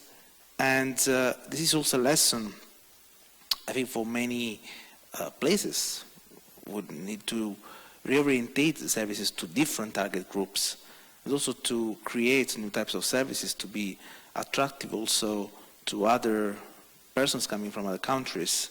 So creating different services and different opportunities. But what I think is a very interesting aspect, we are not focusing on this, but I think we need to think to the future. What is going to happen in the future? And I really think that all the great experiences that the cities of tourist-friendly cities, that the city of Kraków is doing, is very much important for supporting Ukraine in the reconstruction and in the reconstruction of tourism sector as well. I think that tourism is part of economic recovery, of social recovery, as we saw also after the COVID emergency. And I'm really convinced that we need to put all our efforts when the war will finish, to put our energies, to put our knowledge, to put our vision at the service of the reconstruction of the sector in Ukraine, to make Lviv and the other cities more visible, also in the international market. Why not creating also some connections with Kraków for tourists visiting Kraków and going also to Lviv, which is just like 3 hours and a half from here. So I think it's really important to think in a systemic way. And yes, now for Kraków it's important to use as much as possible communication tools, to use great social media campaigns, to attract tourists, to reverse this negative narrative of a city invaded by refugees. But I think it's very much important to create a vision which on medium and long term can really be positive for the world community. Dziękuję bardzo. Jest z nami jeszcze Juliana. Thank you very much. Juliana is with us also. I think, Juliana, can you hear us? Yes, I can hear you. Thank you. Yes, we can hear you. The same question, Juliana. From your perspective, what is the situation and your perspective, your city, what is the impact of the war in Ukraine? First, I have to say that in Dubrovnik, we really deeply sympathize with the people of Ukraine and in all Croatia, of course, because 30 years ago we had a similar war and we understand it very well. So we sincerely hope that they will find the peace solution very soon. If we are talking about the current situation with tourism in Dubrovnik, then I have to say that we didn't have cancellations yet, but we can notice that the booking rate is getting a little bit different pattern than it was a few weeks ago. So the time will show us, we can't ignore the fact that war is very close by, so it's in the European region. It will infect us all, of course. I have to say that our primary tourists primarily coming in Dubrovnik are primarily from USA, and in last war these eastern destinations, and in last 2 years because of COVID crisis, we had lots of tourists coming from Russia and Ukraine and Poland. So of course it will infect us, but we are still pretty optimistic, like other panelists said, and we have to be pretty optimistic. And for now, everything is quite under control, so we will see. And regarding the changing of tourism in general, I somehow hope that we are just still, all of us just waiting to get rid of all those restrictions and to travel on the way that we used to travel again. So I hope we will not have that big changes in tourism. We just need a little bit safety and secure world. And when we're talking about this in Dubrovnik area, we are really secure destination, and we are taking those questions of safety and security really seriously and working in coordination with all public services very hard to keep the destination that way. So that's for me. It's same more or less all around the world, I guess, especially in Europe right now. Bardzo dziękujemy. Nie mamy przed sobą strasznie... Thank you very much. I'm looking at my watch. We do not have much time left, so now very quickly we have to move on to our next subject, a very quick round, I'm afraid. I asked you to make 2 comments, but if I may focus on what is more important, perhaps. We are moving on to the very subject of our panel discussion. What is sustainable tourism for you, and what is a city that is friendly to tourists? We've got now, it seems, more time for restart. Not only the pandemic, but also the war makes movement slower. But if you could make some brief comments about what sustainable tourism is for you. In our case, in the case of Cáceres, is what is sustainable tourism for us is to manage the growth of tourism. We are in a situation in Cáceres in which we have a sustainable growth. We have a growth, and what we are affording right now is to be able to rule this growth in a good way. In a good way, because what is important in Cáceres is that we have a city center, which is World Heritage by UNESCO, but also, and very, very important, and the main point is that this city center is a living district.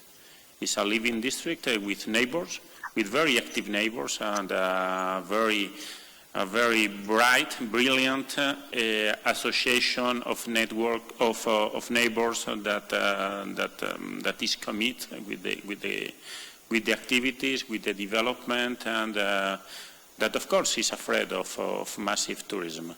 So we need to. Wchodzimy w kolejny temat konkretnych rozwiązań. I'm moving towards some concrete solutions. I'm sorry for interrupting you. We will be back as for some concrete solutions.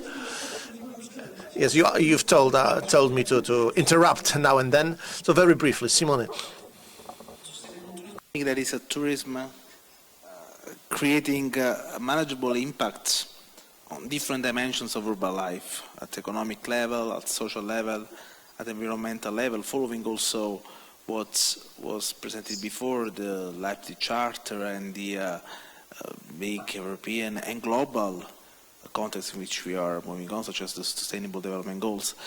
What is a tourist-friendly city? We are exploring with our network the role of a city that makes tourism a resource for growth and for quality of life for all. Quality of life, quality of public spaces, not only for tourists, but also for the residents. And I think that is something that is really need to work on. Czyli miejsce dla wszystkich jakby. Place for everyone in a way, yes, available for everyone. This is very important, yes, place for everyone. Yes, I also agree. This should be a place for everyone with a good balance, of course. This can be sometimes difficult because in the context of digitization, Booking.com and other operators, we had many tourists visiting for a short time. People have spent just a few days in a place. Anyone can be an organizer of tourism. People move very quickly from place to place without spending much time there. They have a look on different websites, check what is most important in a given place, like San Marco Square in Venice. They just go there and that's it. This is what leads to over-tourism. This is, I think, something that has been growing in the recent years. It might be difficult to change, actually, such trends. I think that the cities, the promotions organized by those cities, also regions, promoting other types of travel, rather than those rapid, short visits, just looking at 2 photographs on the internet and seeing 2 places. In a given city, usually you visit 1 or 2 places and that's it. Yes, I think that's interesting. Slow travel, maybe. Better preparation and promoting slow travel without you need to jump from place to place so quickly. Well, as for tourism, sustainable tourism, I think that harmony, relative harmony between different stakeholders, also including local residents, they are very important players in my view. They should not only be fighting urban activists, but they should be aware partners. And yes, cooperation, co-responsibility, working in cities and thinking the city way, to put it like this. And Mr. Volas, as it has been said, friendly city and sustainable tourism. Links certainly there, like the difference between piano and grand piano, almost the same. I think that there is certainly tourism that should take into account those local needs, but also taking into account the whole cultural ecosystem of a given location. Trying also to maintain at a high level the comfort of life of local residents. Localhood should be given to tourists, because this is very often the main objective of those traveling, to find some localhood. Space should be created for local citizens, but again, very important, they should take a conscious decision to stay and live in a tourist city, because if someone is not able to accept tourists, they should perhaps think about living in a different place, because there is no other option, there is no ideal world. We cannot build an ideal world, so I think there are a number of mechanisms here where tourists are responsible for cities, and cities should be responsible for tourists. It goes both ways. Well, I think some residents would not be happy about what you said, that if they don't like tourists, they should move to another more quiet location. Not everyone would agree. Maybe somewhat later in the panel we will be able to say more on that. Residents, so let's see how that would work. But I'm echoing the principles. In a way, for me, a sustainable state in tourism is a state of shared responsibility, both in terms of vision and also of implementation. At the end of the day, you cannot have it all. I mean, tourists will always mean an environmental impact. More tourists are going to mean gentrification, and are going to have an impact also on quality of life of residents. So I think the way that you manage to share conflicting needs, and they're not going to always be there's not going to be a clear consensus, but rather what's an arena for debate and what are each of the sides willing to negotiate on these aspects. So I think this is what it comes down to, not necessarily the intersection of the economic, social, and environmental areas, but rather how do you make this work in real level in terms of negotiation. To krótki adwocem jeszcze do tego, co powiedziałem. Briefly, if I may, referring to what I have said. Well, I was doing it on purpose. I wanted to provoke some discussion as we are trying to find the ideal world, but it's like with tourists who live on the coast and then people going to a hotel on the coast and then they complain on the internet that they didn't like the sound of the waves near their hotel. So I think we have to take care of good quality of life in different cities, but let us look at some micro conflicts. I live in the city of Kraków near the zoo, and I'm angry sometimes with local residents traveling to the zoo because, of course, there are traffic jams and sometimes the roads are packed by actually people of Kraków traveling to the zoo. But, well, this has to be accepted.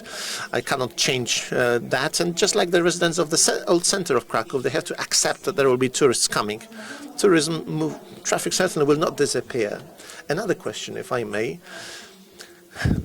This tension between tourists and local residents, we speak about sustainable tourism, about different strategies. We seem to be coming back to the same place. But going back to Dubrovnik, if I may, you've got many tourists visiting Dubrovnik. What is your perspective, your question again about sustainable tourism in Dubrovnik? U Państwa to chyba jest turystyka przyjazna. It's about tourism that's friendly to residents, isn't it? Okay, so if we are talking about Dubrovnik, we were in very bad situation regarding unmanaged tourism back in 2015 and 16, and residents, but also the professionals from all over the world were very worried about Dubrovnik, about the city that will collapse soon if we proceed with that kind of tourism. So millions of people are actually coming to Dubrovnik to see Dubrovnik because Dubrovnik is also the UNESCO World Heritage Site and is also a living city. So living city is something which is also heritage, and we want to keep it that way. So that's also one point we can't discuss if locals are happy with tourism or not. They have to be happy with tourism.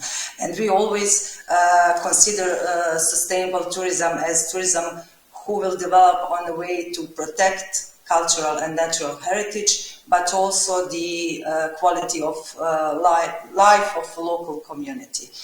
So from 2017, we started to develop different kind of strategies to in the aim to manage, to plan and to manage this tourism. And I guess, I'm sure that we are doing it pretty well, because we're starting to have destination like we always wanted it to be. So, of course, all those decisions, all those strategies had to be developed on the inclusive way, so all stakeholders should be involved in those strategies. So that's what we did, and this is also this integrated action plan that is part of Tourism Friendly Cities project. And that's, I guess, that's the only way to make, as you in one question asked, how to make balance with needs of locals and tourism that way.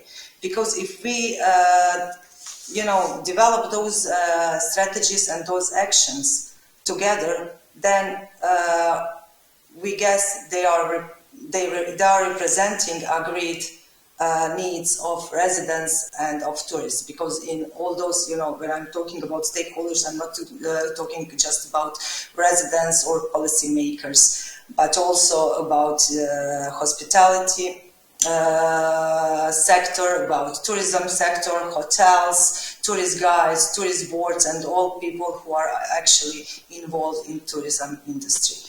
But what is important in those historical cities, so of course we have... If I may, I'll put some extra questions to you. So I'll ask about details. I know it's somewhat difficult to do that online, but I'll give it a try. So I'll ask about details during the next round of questions, rather. In the discussion right now, we see that the biggest problem is the residents, how they feel when they are experiencing over-tourism. So a question, please. Point to one or maybe 2, 3 solutions, ladies and gentlemen, that would allow the residents to stay. That's the first thing. And secondly, so that they would come to like tourists. What about Kraków? What about the Kraków sustainable tourism policy? Do you have something like that? Well, Dubrovnik is a very good example of that. We have been looking at various solutions that have been implemented in a number of European cities. Venice and Dubrovnik, we followed closely, and we have benefited significantly from Respect the City project. And we have a very similar project of a very similar name, and we have been implementing it very successfully.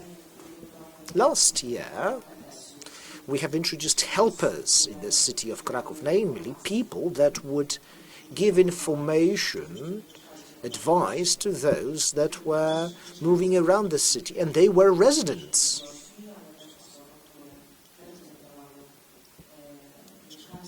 So they were providing evidence to both visitors and local residents. We want to keep it up. It's a very valuable project. Soon enough, we learned that simple persuasion doesn't really work at night. We had recommendations to introduce a special tool that will help us to manage this policy at night.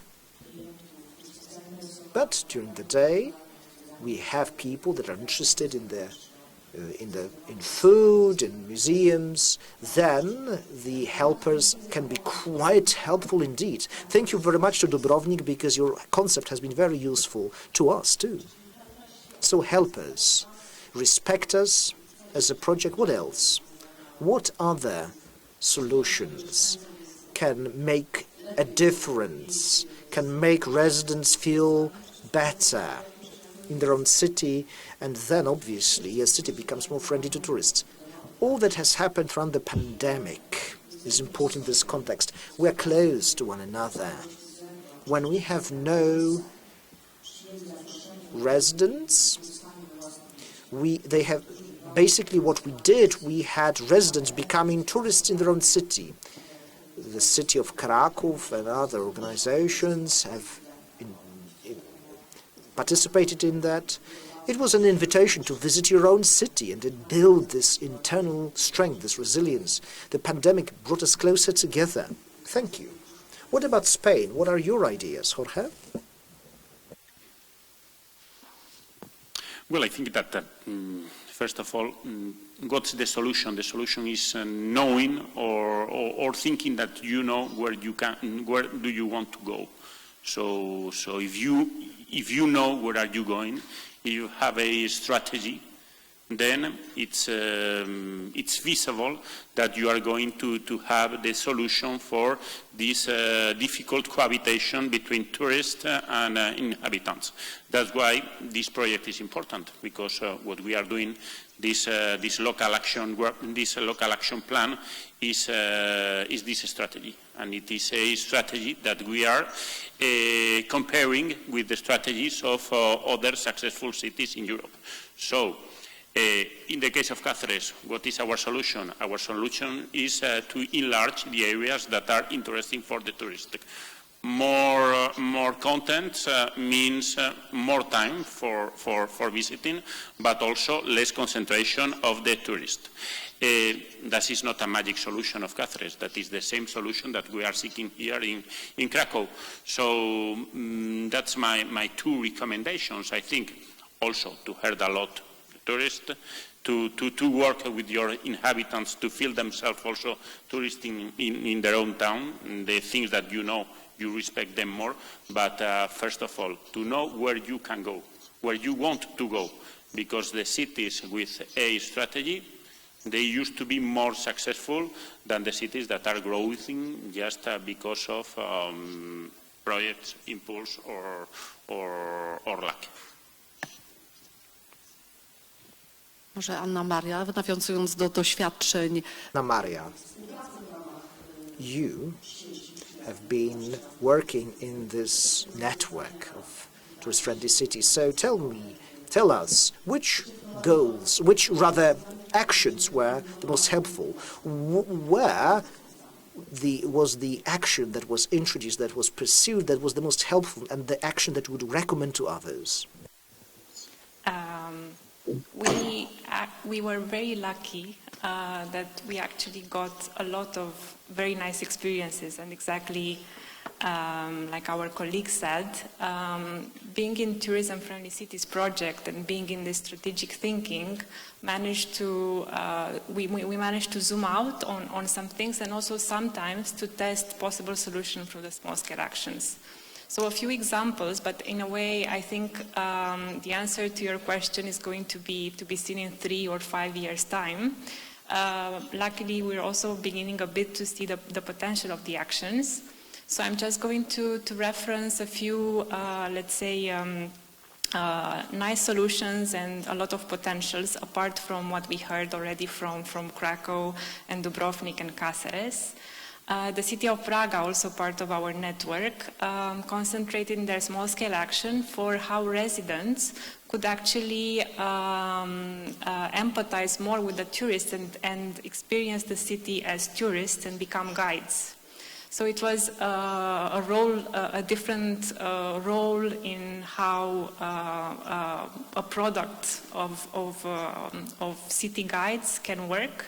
And it was quite interesting to also see the interest of residents in this program, despite the rain. We have a lot of jokes about the rain in Braga. The second example is Druskininkai in Lithuania. Actually, it was constructed, it has a very big tradition as a spa city, and it's in a way a resort city. So that was a city planned for tourists. So there's no need for residents to live, because from the beginning it was planned for tourists. However, it was quite interesting to discover what a good quality of life they have, the fact that the residents come to appreciate that a lot, and the fact that also the city became very aware that this quality of life and the fact that the city is very accessible is actually that needs to be even more communicated and to become to be known. So in a way, this was also a very nice realization on the fact of an example of a destination that can still accommodate growth, but also that the residents become very aware of the quality of life that they offer to their population. And thirdly, Dan Leary, I will make a quiz at the end after we finish, if you can spell it out. For us, it was a very nice way to learn new things about Ireland.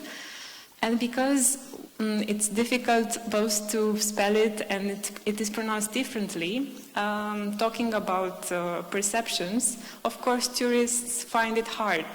And I think we all can understand how hard it is for another city to say, okay, we care about the end objective so much that we're going to let go of this thing that might be quite important in terms of the name, and we're going to market our destination as Dublin.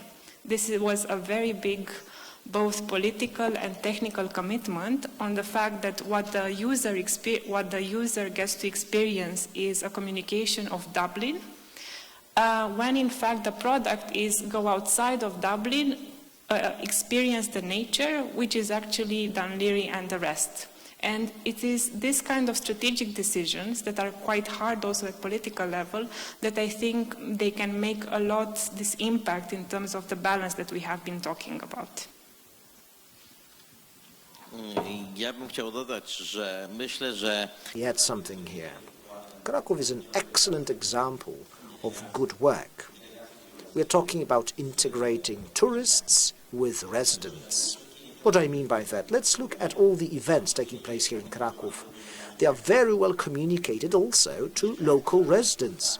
Local residents, jointly with tourists, participate and have good fun. The problem is where tourists are located. Studies show that only centrally located residents are complaining about the excess of tourists. When it comes to other districts or neighborhoods, not so much, quite the opposite. There are some residents in some districts that see that a lot is happening and to the benefit of residents and tourists. So what about spreading tourists more widely all over all city? What can we do here? Let's talk about trip organizers. They know the city better than tourists who try to simply find a cheap deal online. Unfortunately, it's not going to be so cheap.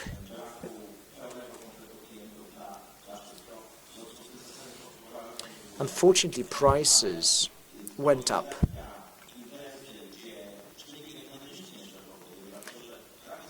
Kraków is a rich city in some aspects, and you can offer a number of events, but you have to be cognizant of them. You have to know that they are out there. What if you just look things up online? It may not be enough. What can a tourist do? You could name 10 different things, and that's it, what you find online. And this is what you have in Google in the top 5 pages or so. And to look for something more original, you have to look further down the line.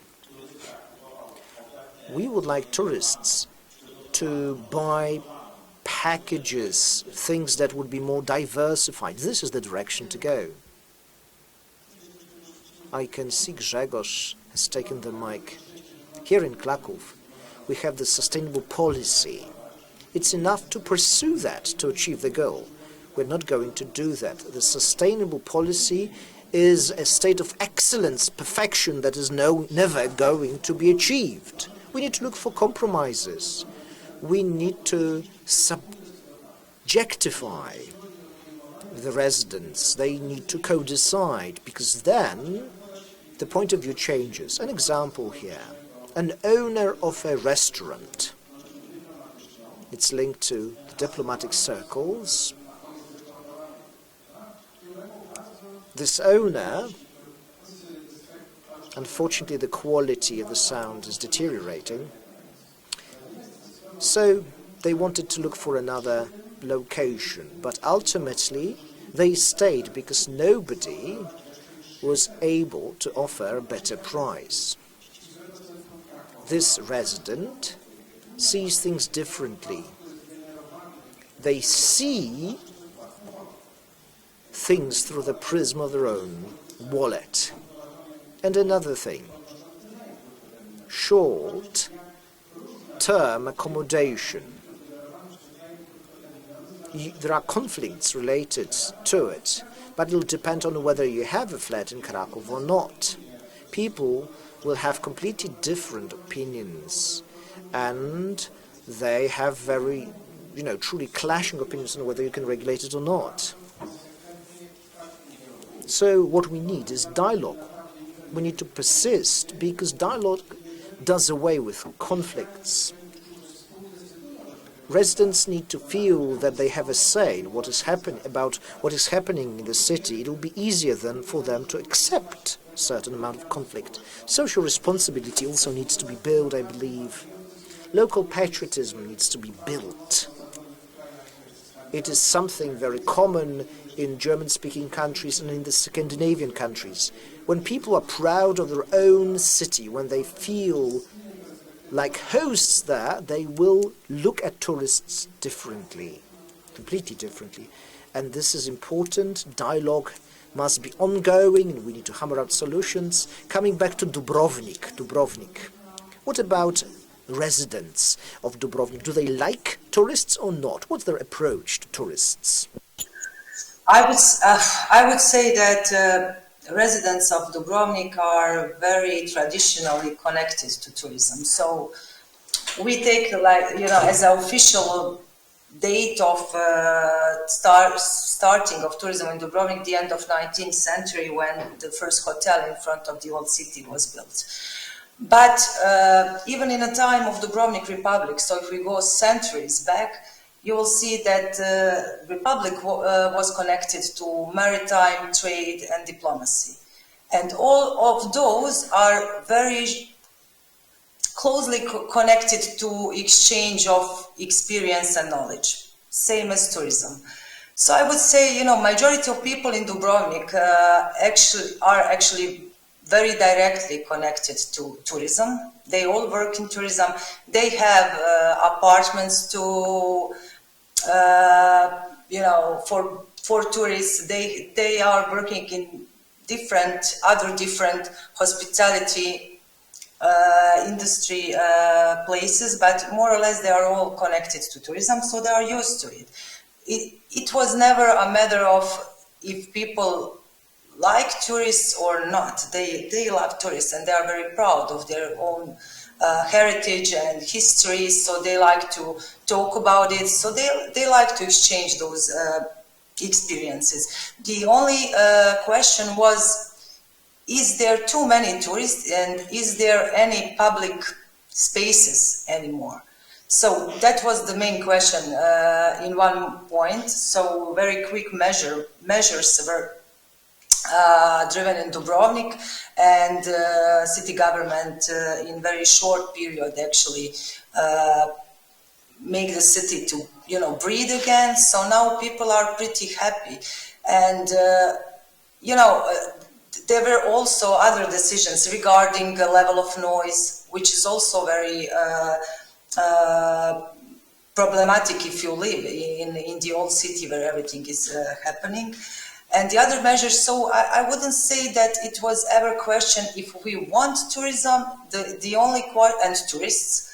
The only question was that, how many tourists in one, period of time we actually can manage to keep this heritage, to preserve it, and to have quality of life that we're used to. But, at the end of the story, I think, tourists and locals have common interest to have authentic experience, and to provide them authentic experience, you have to protect your identity and your heritage. And it's pretty simple. It's not that complicated that we like to be, pretend that is. Chciałam jeszcze dopytać, jakie państwo An additional question. What kind of solutions did you introduce concerning noise? How to protect residents against noise? For the first thing is that you cannot have any noise outside of the closed objects after 12, so after midnight, except in cases of some city festivals. So if city and city different city organizations are actually organizing them, and the only dates in the year when you can have noise up to 2 a.m. is actually New Year and the opening of the Dubrovnik Summer Festival. All other period of year in the old city, you cannot have any noise outside of the closed spaces. So if you have some kind of nightclub, then you can have as much noise as you want, but you're not allowed to have any noise outside. Dziękuję bardzo. And during the day, if you're asking me about the noise during the day, we cannot, of course, control it. It's very difficult. Dziękuję bardzo. I jeszcze... Thank you very much, Simone, and we will be wrapping up our panel discussion. As for your solutions and what you've come across within your network, which ones would you like to mention? What would you like to mention? Solutions were already mentioned by Ama and the other colleagues. I can choose only one, but what I can say is that with our network we are trying also to going beyond the usual limits of measuring the success of tourism, of measuring why a city is sustainable and how a city can really be better with tourists, with residents, be better for all. I think that we need to consider tourism as a way to combine social and environmental justice with a balanced economic growth for all. We need to take into account aspects such as the economic and cultural vibrancy, the innovation and environment as part of the city attractiveness.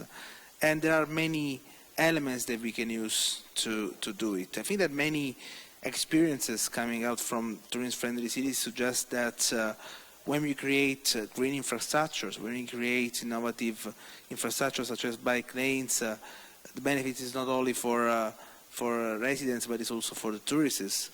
When we defend and support local craftsmanship, local shops, proximity shops, the benefit is for tourists and for visitors.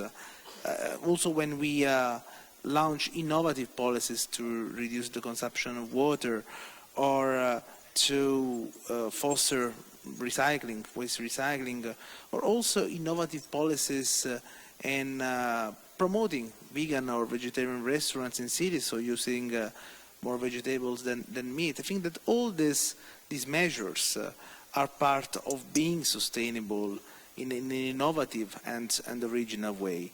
And I really think that our cities are great laboratories of growth, and I'm pretty sure that that in the future most of the elements that we are discussing now with our networks and are part of our integrated action plans will become reality in many other cities, not only in Europe but also at global level.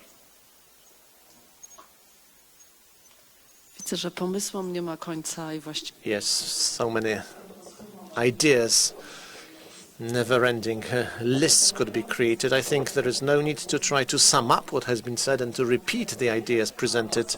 Many concrete solutions referring to noise reduction, encouraging tourists to visit the region, not only the old center, appealing for dialogue to take into account different needs.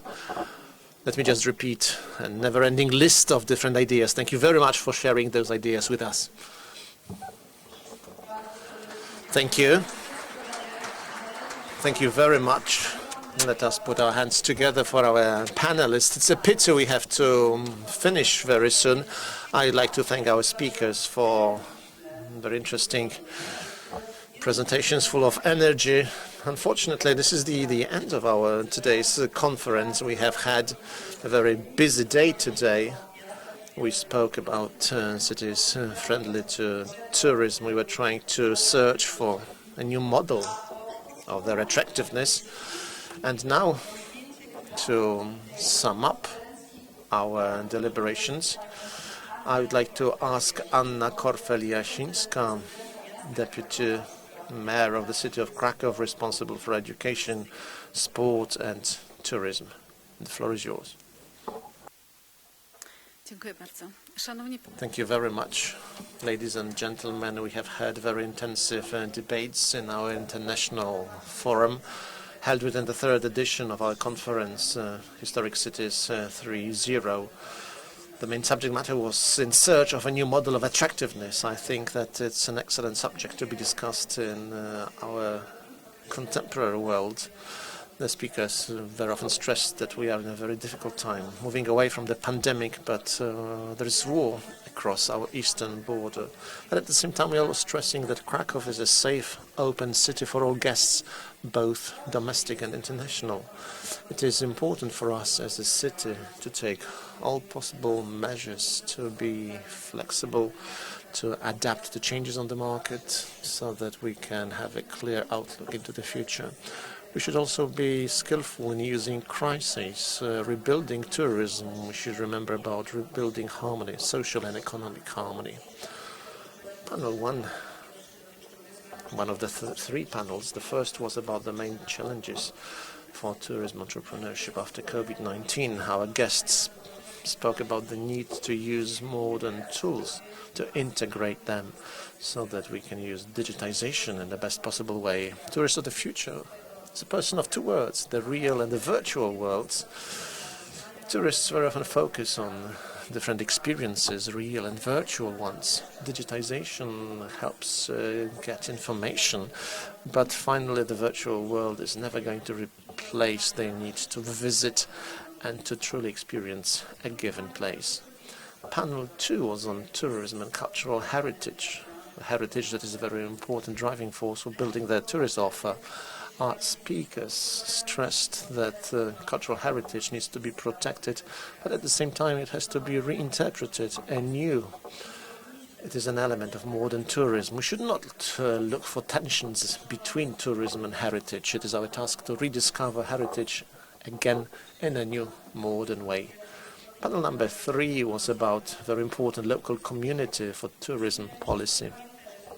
We all need to remember that sustainable tourism is a tourism that searches for a new management model, one that takes into account in the process stakeholders in the tourism sector. It's extremely important in this context to speak about integration and relation, those terms very often mentioned here today. We have seen how important it is to focus on sustainable management and to build efficient structures, to build some end results, different projects in the spirit of promoting tourism, sustainable tourism. Let me remind you, ladies and gentlemen, it is possible to join in the project Historical Cities 3.0, signing a declaration of cooperation. I would like to encourage especially representatives of partnership cities, tourism-friendly cities, to also join us. For the time so far, we've heard a dozen or so historical cities signing the declaration. It is possible to cooperate, sharing experiences, not only within our events holding every 2 years, but also in between our conferences. I wish to thank everyone for their participation in the discussion, the panelists here, and also our colleagues joining us online. I would like to thank everyone following us online, and hopefully we're going to see again at the next edition of our conference, Historical Cities 3.0. I hope we will have a traditional conference. Next time we'll be able to invite everyone to Kraków. Historical cities, as you know, ladies and gentlemen, are also challenges. We spoke about history, about destinations, unique offer of historical cities. At the same time, there are certain duties related to our heritage. Each of the historical cities inviting tourists has a unique opportunity by presenting their narratives to show the history of the state, of the country, also of the city, to show who we are and how we have been shaped, what kind of history has shaped us as we are today. Sometimes very painful stories as well. It's also an opportunity to get to know one another, to build respect for one another, so that we will be able to avoid in the future a situation that we are having to the east of Poland today. Thank you. I invite you to the next conference. Thank you very much, Madam Mayor. I would also like to join in thanking you, ladies and gentlemen, for your active participation in our conference. I would like to thank all organizers, our partners, patrons, all speakers, panelists, moderators, all participants of this conference. I also believe that we need to thank our interpreters, Mr. Bartosz Krajka and Bartosz Walicek. Thanks to them, we were able to communicate in 2 languages without any problems. Thank you very much. Now, not much more remains for me to say, but to say goodbye to you. Please follow us on our website, historicalcity.eu, and also other social media channels of our project. And hopefully we're going to meet in 2 years' time final comments, can I still present to you those who have made this meeting possible? Magdalena Piwowarczyk. Magdalena, where are you? Please join me here. Natalia, Martyna Lewandowska, Monika Moskwa, Dominika Witkowicz. Come join me here, girls. They have been responsible for the organization of this meeting. I think they deserve a big round of applause. Hopefully I haven't forgotten about it. Also Ella Marhewka taking photographs now. Thank you very much. Your work has been very successful. Thank you.